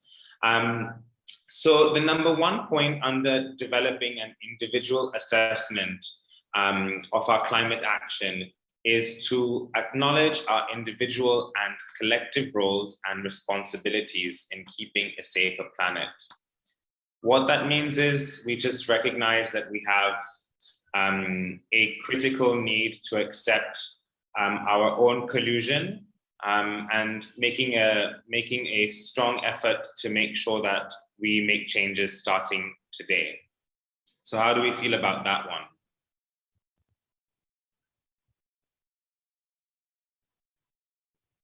Okay, no reactions. Lovely. Okay, I see 3, 4. There we go. Okay, Kusai, do we think that this should stay? Is this considered a stay on there vote? Thanks, Tushar. We already have that since we are here in the room. But yeah, I recorded that. Okay, great. Okay, so then the number 2 under that framework is improving. No, it's still go back up again. Sorry, I'm reading out. Yeah, there we go. Improve our relationship with the environment. Call for regeneration of behavior that prevents extraction. Okay, we have 1, just 1, 2, 3, 4. All right, that's a 4. Okay, the next one, recognizing all the dimensions of well-being by involving different voices, especially the voices of children.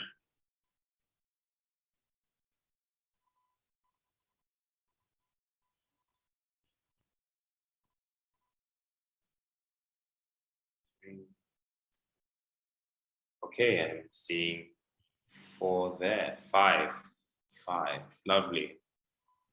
Okay, so that's number 1. Our next principle is create the African Crossroads climate justice tools as community guidelines. So our number 1 point in there is emphasizing clear and hands-on ecological actions and practices. So if this were to be developed further, do you guys think that this would be a good point?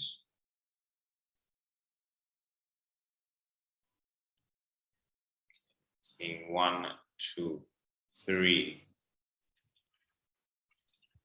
2, 3, 4. Cool. Championing initiatives that respect and acknowledge the environment.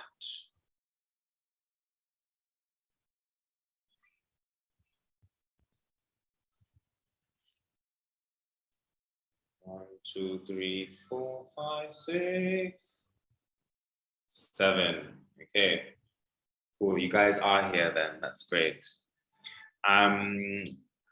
Offer regulatory measures and frameworks that are possible to implement within the African context.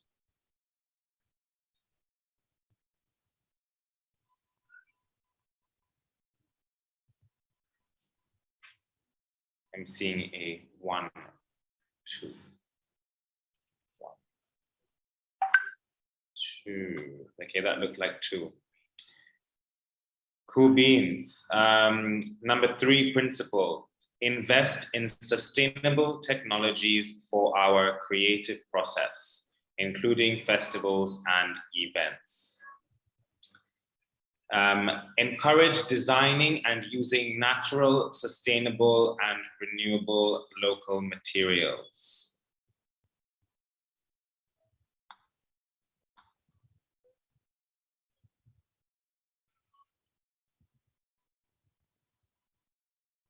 That was a good one. I strongly agree with this one too. Then capitalize on indigenous knowledge and practices.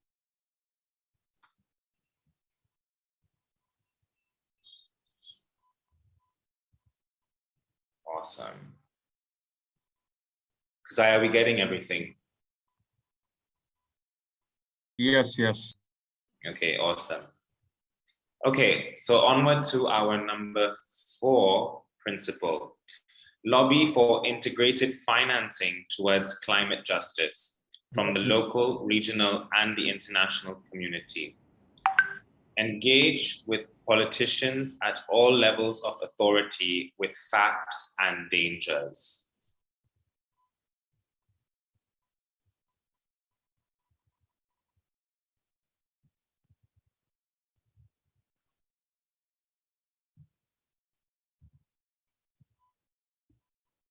Okay, encourage children and youth participation in positive actions.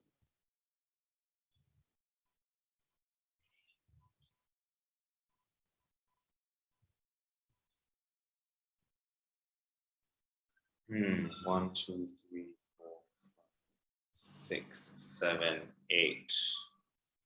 Awesome.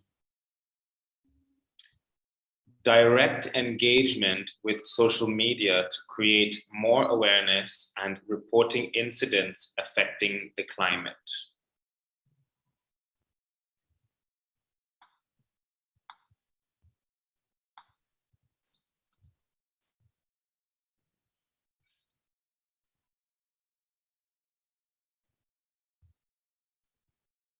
Okay, onward to number 5 now.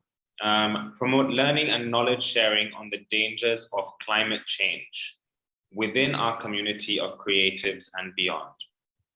The first intervention there is encourage documentation and archiving of Indigenous knowledge and information.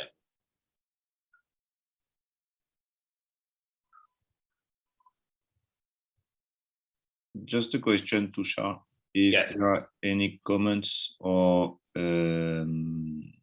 points that we want to add, there are a few comments in the chat already. Cool. Like let me read those out, actually. That was just for the previous point. Is it only on social media, on media in general? You know. Right. Okay, that would be something good to add. I think social media, there was a talk earlier that talked about, what was her name again? It was yesterday. She was talking about the power of social media as a more like grassroots approach to getting information across. But maybe we can have another point there. I don't know what you guys think about including all media in general. Yeah, the thing is, in social media, you need internet, you know, and it restricts already a lot of the audience. Right. So there might be other ways to reach out. Right. Like radio. I think radio. I think it was suggested as a medium. Of course, it doesn't rule out any other forms of communication. But as we know, most of us are, or most people, not me, most people are on social media. So it could be one way of intervention, but there could be also other ways that could be included. And maybe also to highlight that these points, interventions are not the only ones. We are still looking forward to today's discussions. We might pick out more that we might include in the interventions as they are being read. So they might increase to the numbers, not only 3 or 2, but maybe 5 or 10 for each. And just to add on this point, I do feel that we have better control of social media than mainstream media. So if you are going to lobby people, they have better chances of implementing when they're using social media than when they still have to rely on mainstream media. Also, to point out, Tushar, I think it also was mentioned as it is as a media, as a communication channel more than just social media. But I think we can take from the comments more and add to it. Awesome. Okay, I guess this is something to iterate and have a conversation on further as to what kind of media.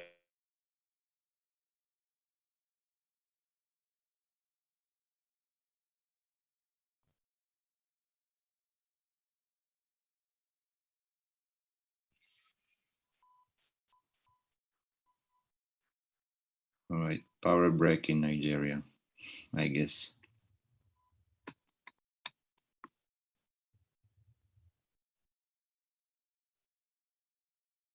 Yes, I thought it's from my side. Okay.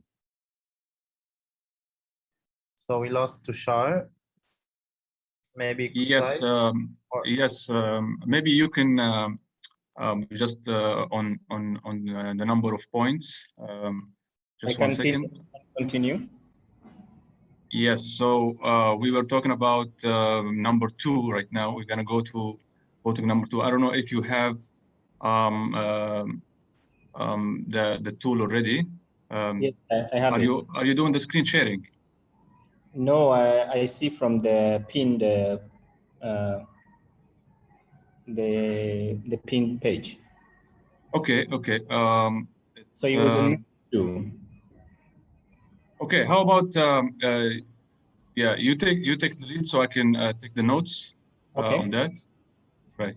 Okay, he was going to number 3. Number 2 was really engage with local grassroots communities with indigenous cosmologies and custodians and kinships between persons, thinking of ourselves as caregivers and also our sustainable practices as being one of the original sciences of life, for example, remembering the animals and plants and the land act as acted in as totems. I think this was one of the things that came out during the Tubina's presentation yesterday. So we thought we could put it there as a form of learning. Would that be okay? Hands up. I see someone here, Ebenezer Ajayi, wrote 5A and 5B seems similar to me. That 5B is more elaborate though. Okay.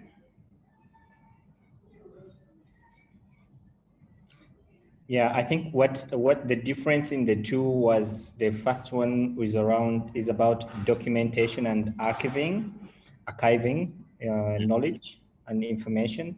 And then the second one is really more about you can archive information and document it, but don't share it. So the second one is also emphasizing the need to share that information on the grassroots.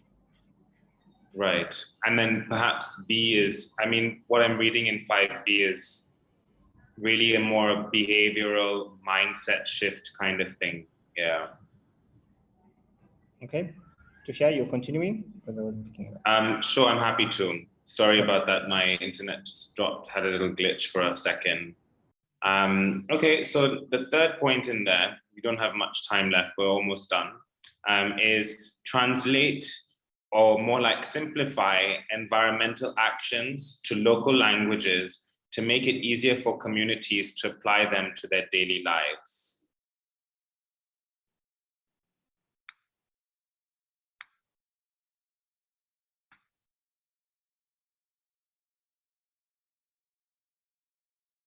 Great, I'm voting for this one too.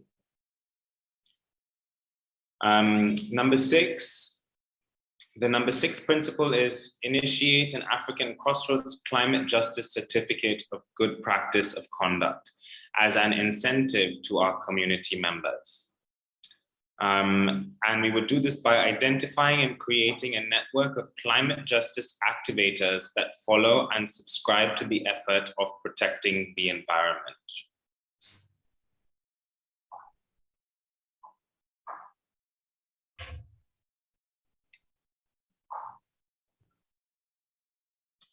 And then the second one is availing a cash prize with the awarding of the certificate for climate justice to those network members that lead by example. And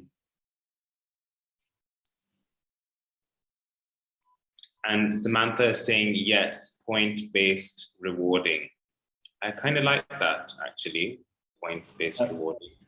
Yeah, but Tushar, maybe just to chip in here, and I think this really goes to Didier and Luis to think more about how this certifying could work, because it really involves engaging a process of identifying resources to motivate those members of the African Crossroads who are really activating these tools, like the tools that are going to be identified, and achieving them, that gives them more motivation to, and the cash prize would be really something that could be defined as a motivation to keep others also aware and involved in practicing.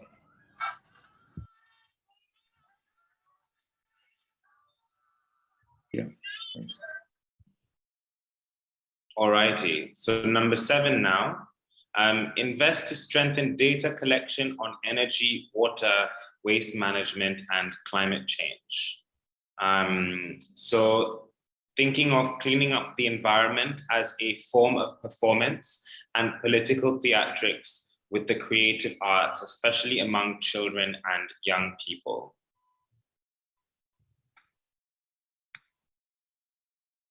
I'd like to comment on this. I think instead of just looking at the cleaning up of the environment, I think let's get a little bit more sustainable and look at people that are converting this waste into energy. I think that would be a better way to actually tackle this. So let's look at people that are converting waste into energy. Awesome, thanks, Samantha. The next one was reclaim indigenous spiritual food systems and traditions by reminding farmers that they are artists too. So let's look at people that are converting waste into energy.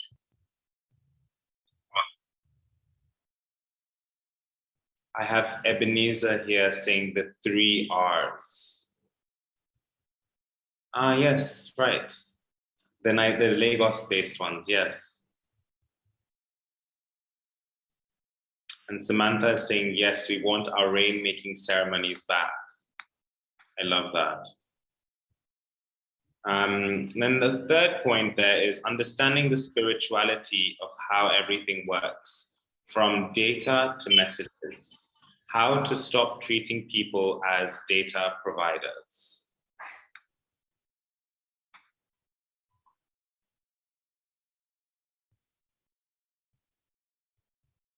Peter, would you want to expand?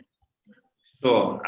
So I think part of what that meant is a lot of, I guess, based on the internet age that we're in at the moment. Channels, so you can see all presentations and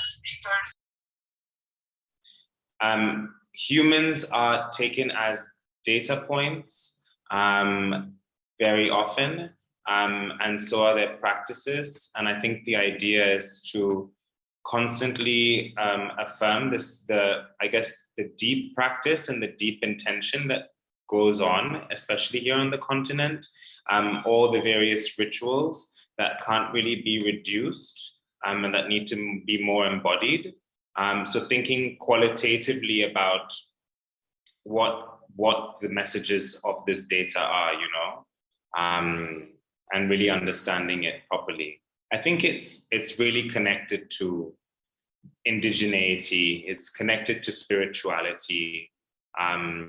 It's just kind of like reinforcing those terms again versus, I guess, making them two-dimensional or just thinking about it as, oh, that's a data point from there. If that makes sense.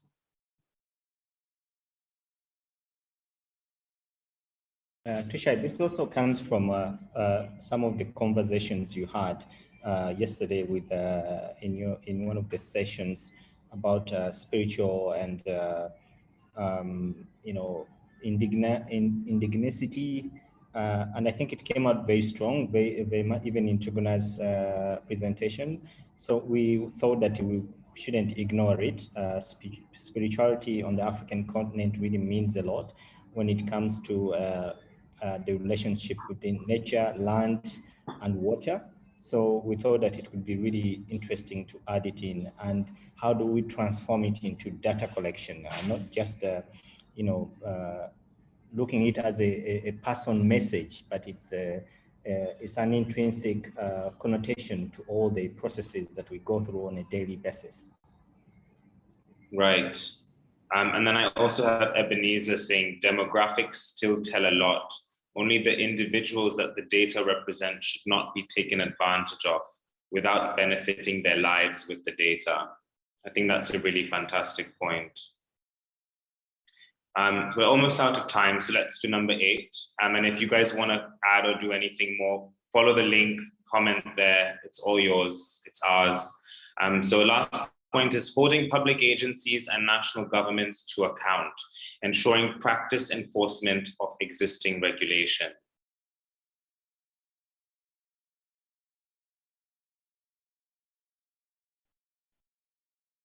As you can see, we don't have many interventions under this. Nekesa actually earlier today added it. Nekesa, would you like to speak to it at all? Yeah. So for me, I hope you can hear me okay. I'm kind of bouncing between connections. Okay, good. So this struck me during, I think it was the, what was it? The Karen Village presentation. And it was mostly around the promises that are made to communities. And many times these promises are actually things that we are entitled to based off of existing policies and regulations. And sometimes it's just out of ignorance that when we hear them in the form of promises that we begin to think that, you know, well, here's someone really looking out for me, when really it's something that they should have been doing, that they were mandated to do by law for 100 years. And so I think there is a place for education of existing policy, existing regulation, and for empowerment, so to speak, of local communities to be able to call out the lack of action from their leaders and to get them to actually do what they're mandated to do, and then have a conversation about how to make that better. Awesome.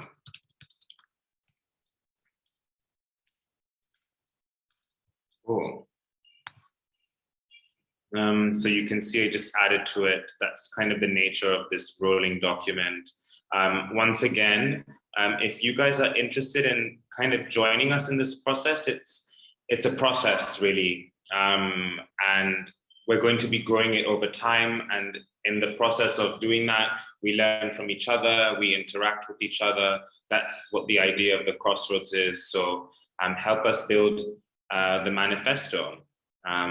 For any more information, we're all here, and you have the link, and yeah, stay in touch. Lots of love. Thank you, Tushar. Thank you, Kusai.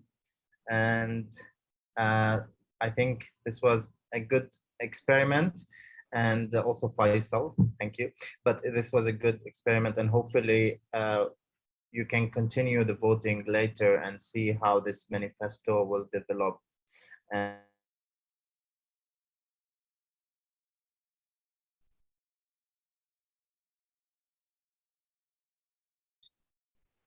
Hi, Abbas, are you there? That is breaking up actually. I'm breaking up. There's a problem, a problem in Egypt also. Can you hear me? Yes. Yes. Now we can. Okay. Yes, I was saying thank you everyone who joined us today, and people who joined us on YouTube and joined us here on the Zoom, and the hubs that we visited. We come now to the end of the day, so it's not the end of the edition, as this is something that will continue with the game jam, with the Sound Atlas, and with the manifesto. So we invite you to keep engaging with the activities as we go, and of course, keep recording and submitting audio clips. We want you to stay in touch, so follow us on social media and stay in touch through the newsletter. So if you're not subscribed to that, please also make sure you subscribe through the website africancrossroads.org. I also want to thank all the participants, the program participants who delivered so many inspiring stories and things that we can get inspired from and hopefully build on and exchange as we grow as a community. I want to thank the councils who put so much effort to build this program and make it worth attending. Also, a big thanks to our partners and the Creative Industries Fund, SIDA, and the Ministry of Foreign Affairs of the Netherlands, Nairobi Design Week, This is Africa, Afrotopia, and all the community hubs around the different countries. Also thanking the HEVOS team, Luis, Boniface, Nikesa, Greg, Adrian, David, Didier, Samantha, Ahmed, Arthur, and Takura. And hopefully I didn't forget anyone. Thank you everyone for making this edition happen and for letting us have a great online experience. Now it's time to hang out, listen to music, dance maybe a little bit. We will be showcasing a documentary and followed by music. And this is the Kiuga 2, since a previous edition has been created as well as part of the African Crossroads in 2020. Now we have a new edition and we're very excited to share it with you. Thank you everyone and enjoy the music. African Crossroads. African Crossroads. Watch out. We are burning a fire. It is time to look forward and converse with data.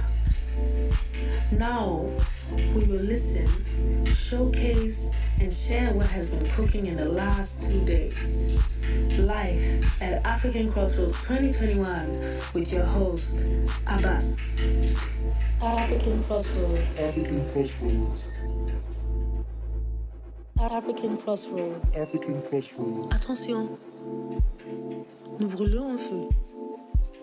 Il est temps de regarder vers l'avant et de converser avec Tata. Cette fois, nous allons écouter, présenter et partager ce qui s'est passé au cours des 2 derniers jours. En direct de African Crossroads 2021 avec votre hôte, Abbas. African Crossroads. African Crossroads.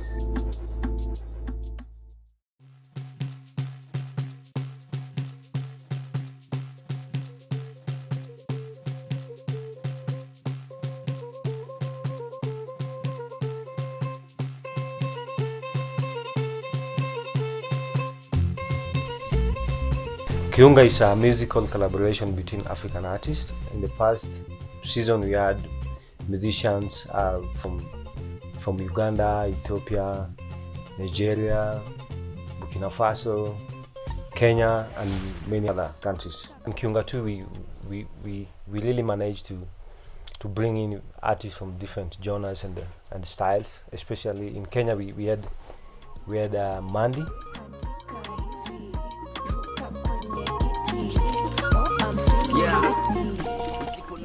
Who's a gengeton kind of artist. Also had Oms from Montana, from Mombasa, who's a hip hop artist.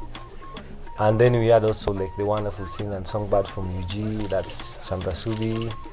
We also had the Kenyan folk fusion artist, Erosh, and multiple of instrumentalists from Morocco and Rwanda.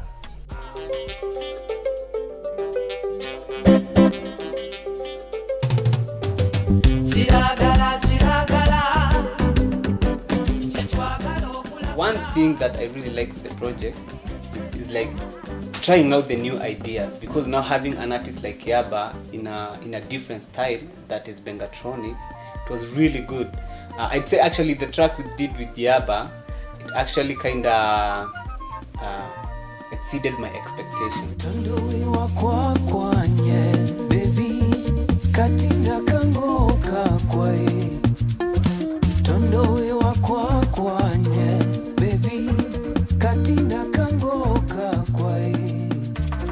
First of all, I had a chance to listen to Kiunga 1 and just randomly, because I mean Bengatronics is my home studio, so it was quite interesting. And then so when I was called for Kiunga 2, I honestly, I was happy because it was an opportunity for me to be included in something that will run globally.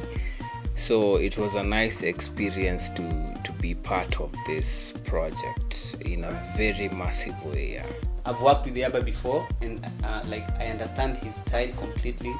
So it was really nice. Also, like seeing him try out different stuff, especially doing a track in mother tongue for the first time, and it was in Kiunga too. So yeah, it was one of the projects that I really loved.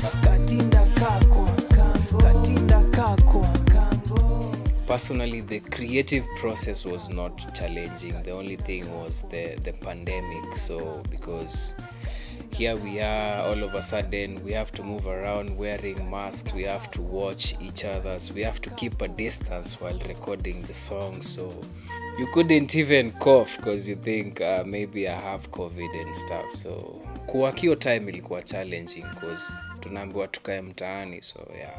Because of also not able to meet so many people, and also with the COVID and everything that happened, we had to go digital a lot, and we minimized also the number of artists that we worked with.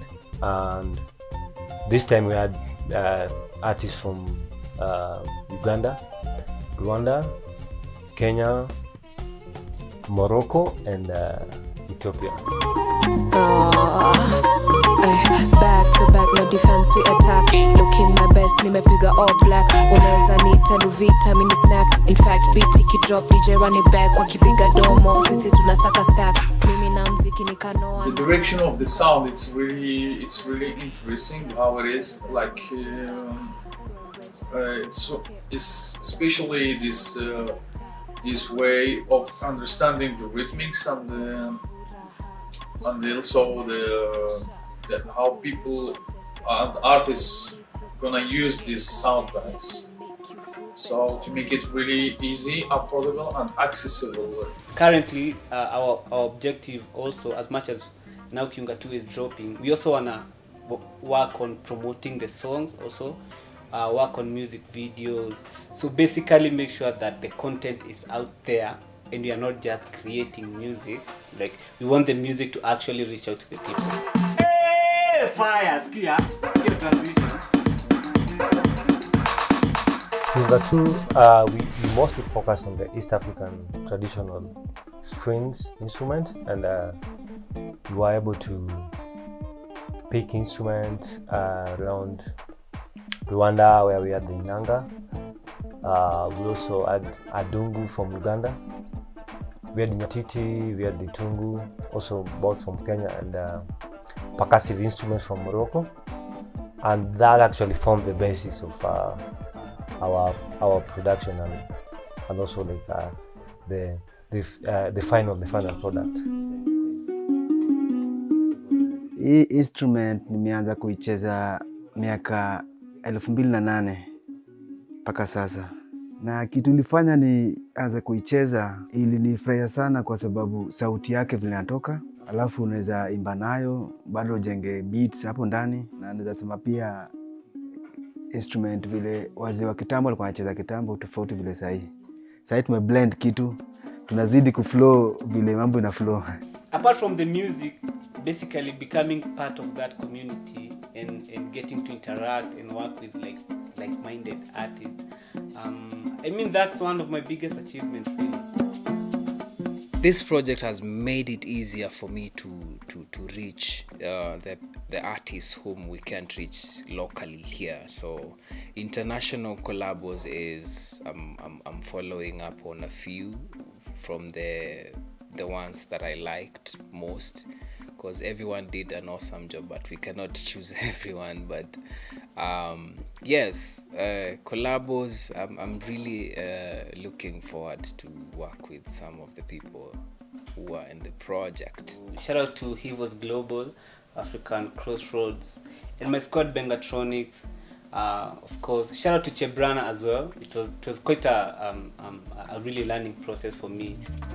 The main point of doing this was to bring on these traditional instrument into our dancehall, and we are really happy and very much excited that this is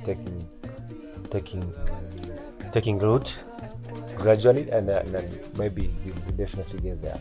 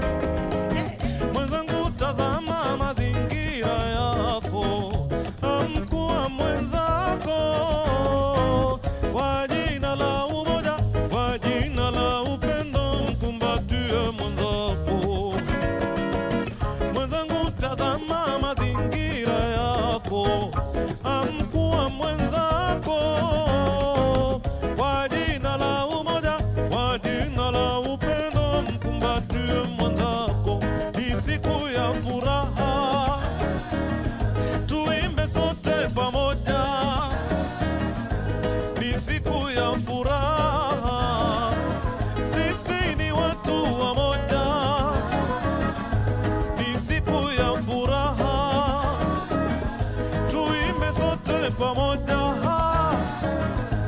ni siku ya furaha, sisi ni watu wamoja. Rangi yangu tofauti na rangi yako, lakini tunapendeza. Tukiwa mimi na wewe, jamii imekamilika. Lugha yangu tofauti na lugha yako, zote tamu kusikiza. Lugha si kutenganisha, kazi kuwasiliana. Rangi yangu tofauti na rangi yako, lakini tunapendeza. Tukiwa mimi na wewe, jamii imekamilika. Lugha yangu tofauti na lugha yako, zote tamu kusikiza. Lugha si kutenganisha, kazi kuwasiliana. Ni siku ya furaha, tuimbe sote pamoja. Ni siku ya furaha, sisi ni watu wamoja. Ni siku ya furaha, tuimbe sote pamoja. Ni siku ya furaha, sisi ni watu wamoja.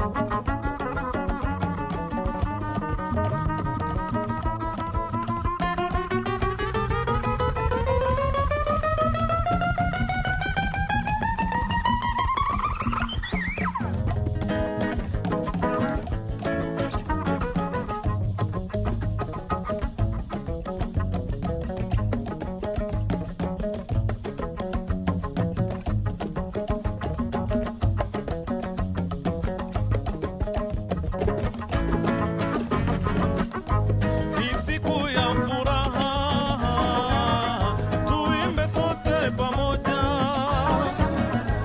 Ni siku ya furaha, sisi ni watu wamoja. Ni siku ya furaha, tuimbe sote pamoja. Ni siku ya furaha, sisi ni watu wamoja.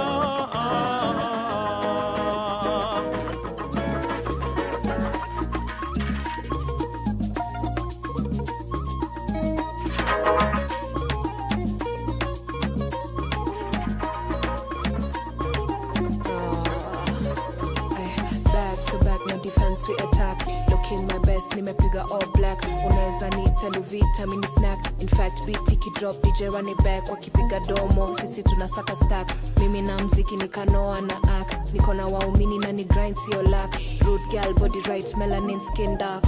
Wewe si uzitoke dance floor ni perimeter. Ona doge shonoka, mwenzako na furaha. Huku hatuna mapresha, huku hutateseka.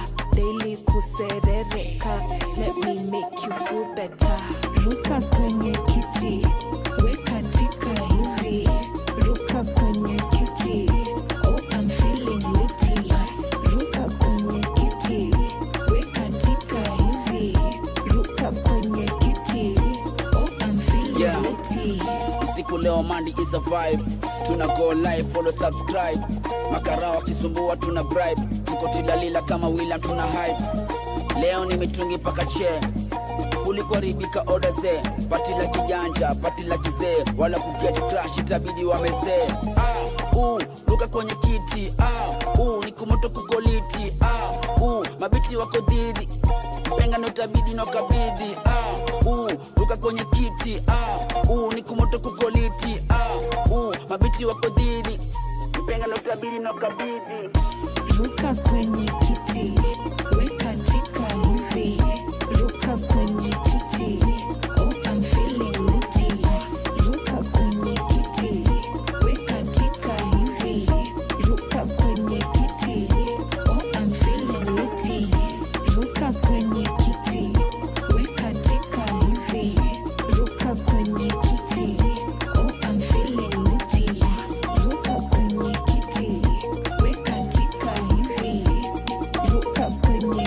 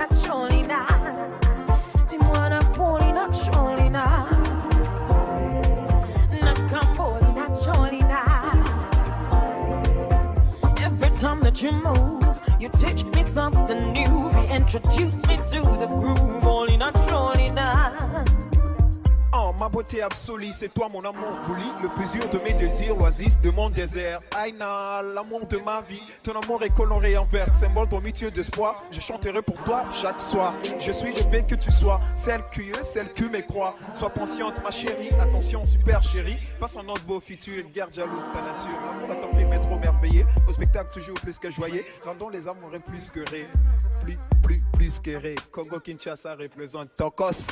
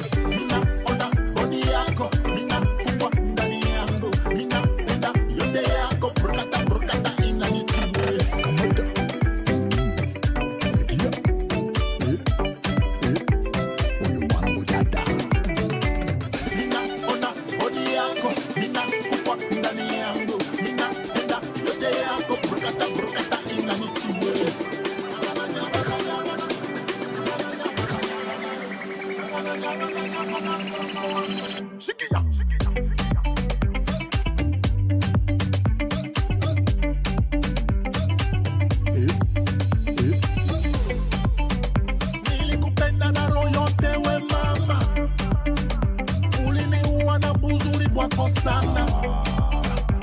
Nilikupenda na roho yote we mama. Kujitutezi na mimi. Uliniua na buzuri wako sana. Usikate, usiache.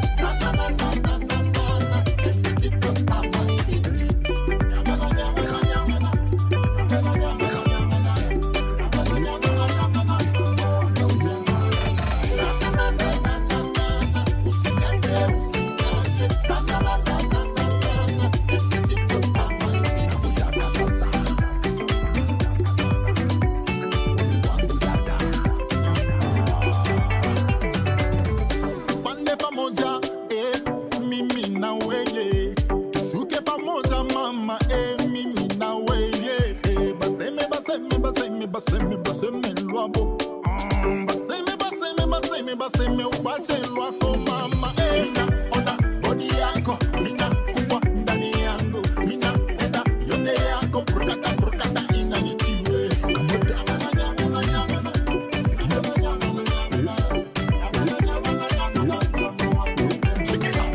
Mina ona body yako, mina kufa ndani yangu. Mina enda yote yako, prokata inanitiwe.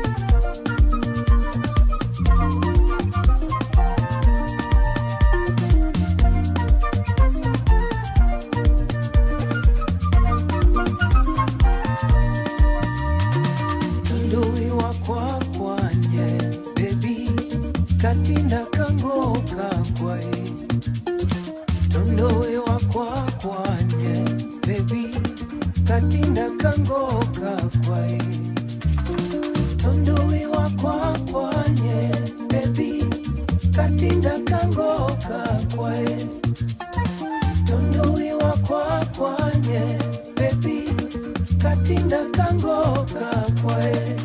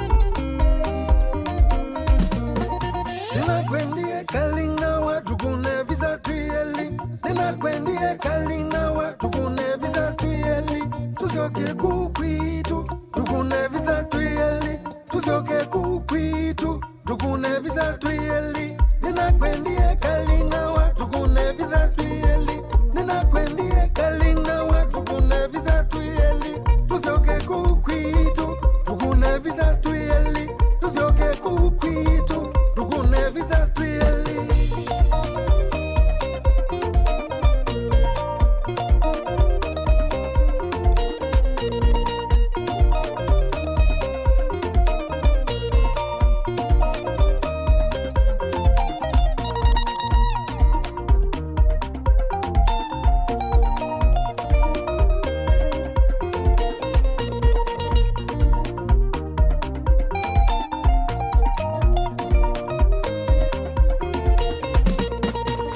kama mikwoka ukanguta vyekandu kana kama mikwoka ukanguta vyekandu weza kuona wichini heka ngutumie kindu weza kuona wichini heka ngutumie kindu kana kama mikwoka ukanguta vyekandu kana kama mikwoka ukanguta vyekandu weza kuona wichini heka ngutumie kindu weza kuona wichini heka ngutumie kindu nakiveti nitendye heka ngutumie kindu nasosiana nisendye heka ngutumie kindu nakiveti nitendye heka ngutumie kindu nasosiana nisendye heka ngutumie kindu noniedi na kweli yitikila udhine noniedi na kweli yitikila udhine noniedi na kweli yitikila udhine noniedi na kweli yitikila udhine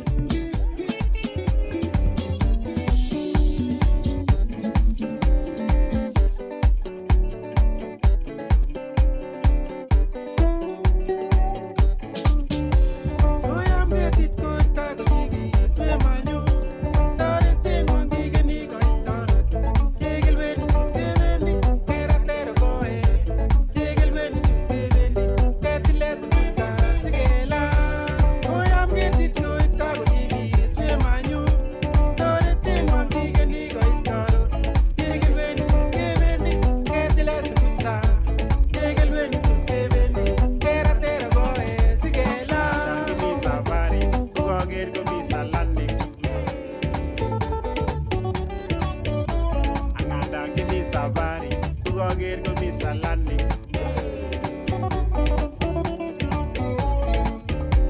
Onge tu yesige mwanga leju tu kyosye. Tare tengwa ngigeli goit karo.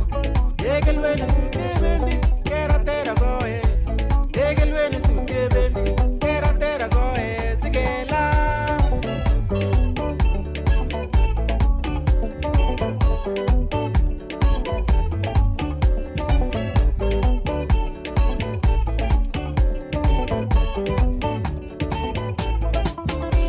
Onge tu yesige mwanga leju tu kyosye. Tare tengwa ngigeli goit karo. Egel wenu suke bendi kera tera goe. Egel wenu suke bendi keta me direkta sigemu. Onge tu yesige mwanga leju tu kyosye. Tare tengwa ngigeli goit karo. Egel wenu suke bendi kera tera goe. Egel wenu suke bendi keta me direkta sigemi.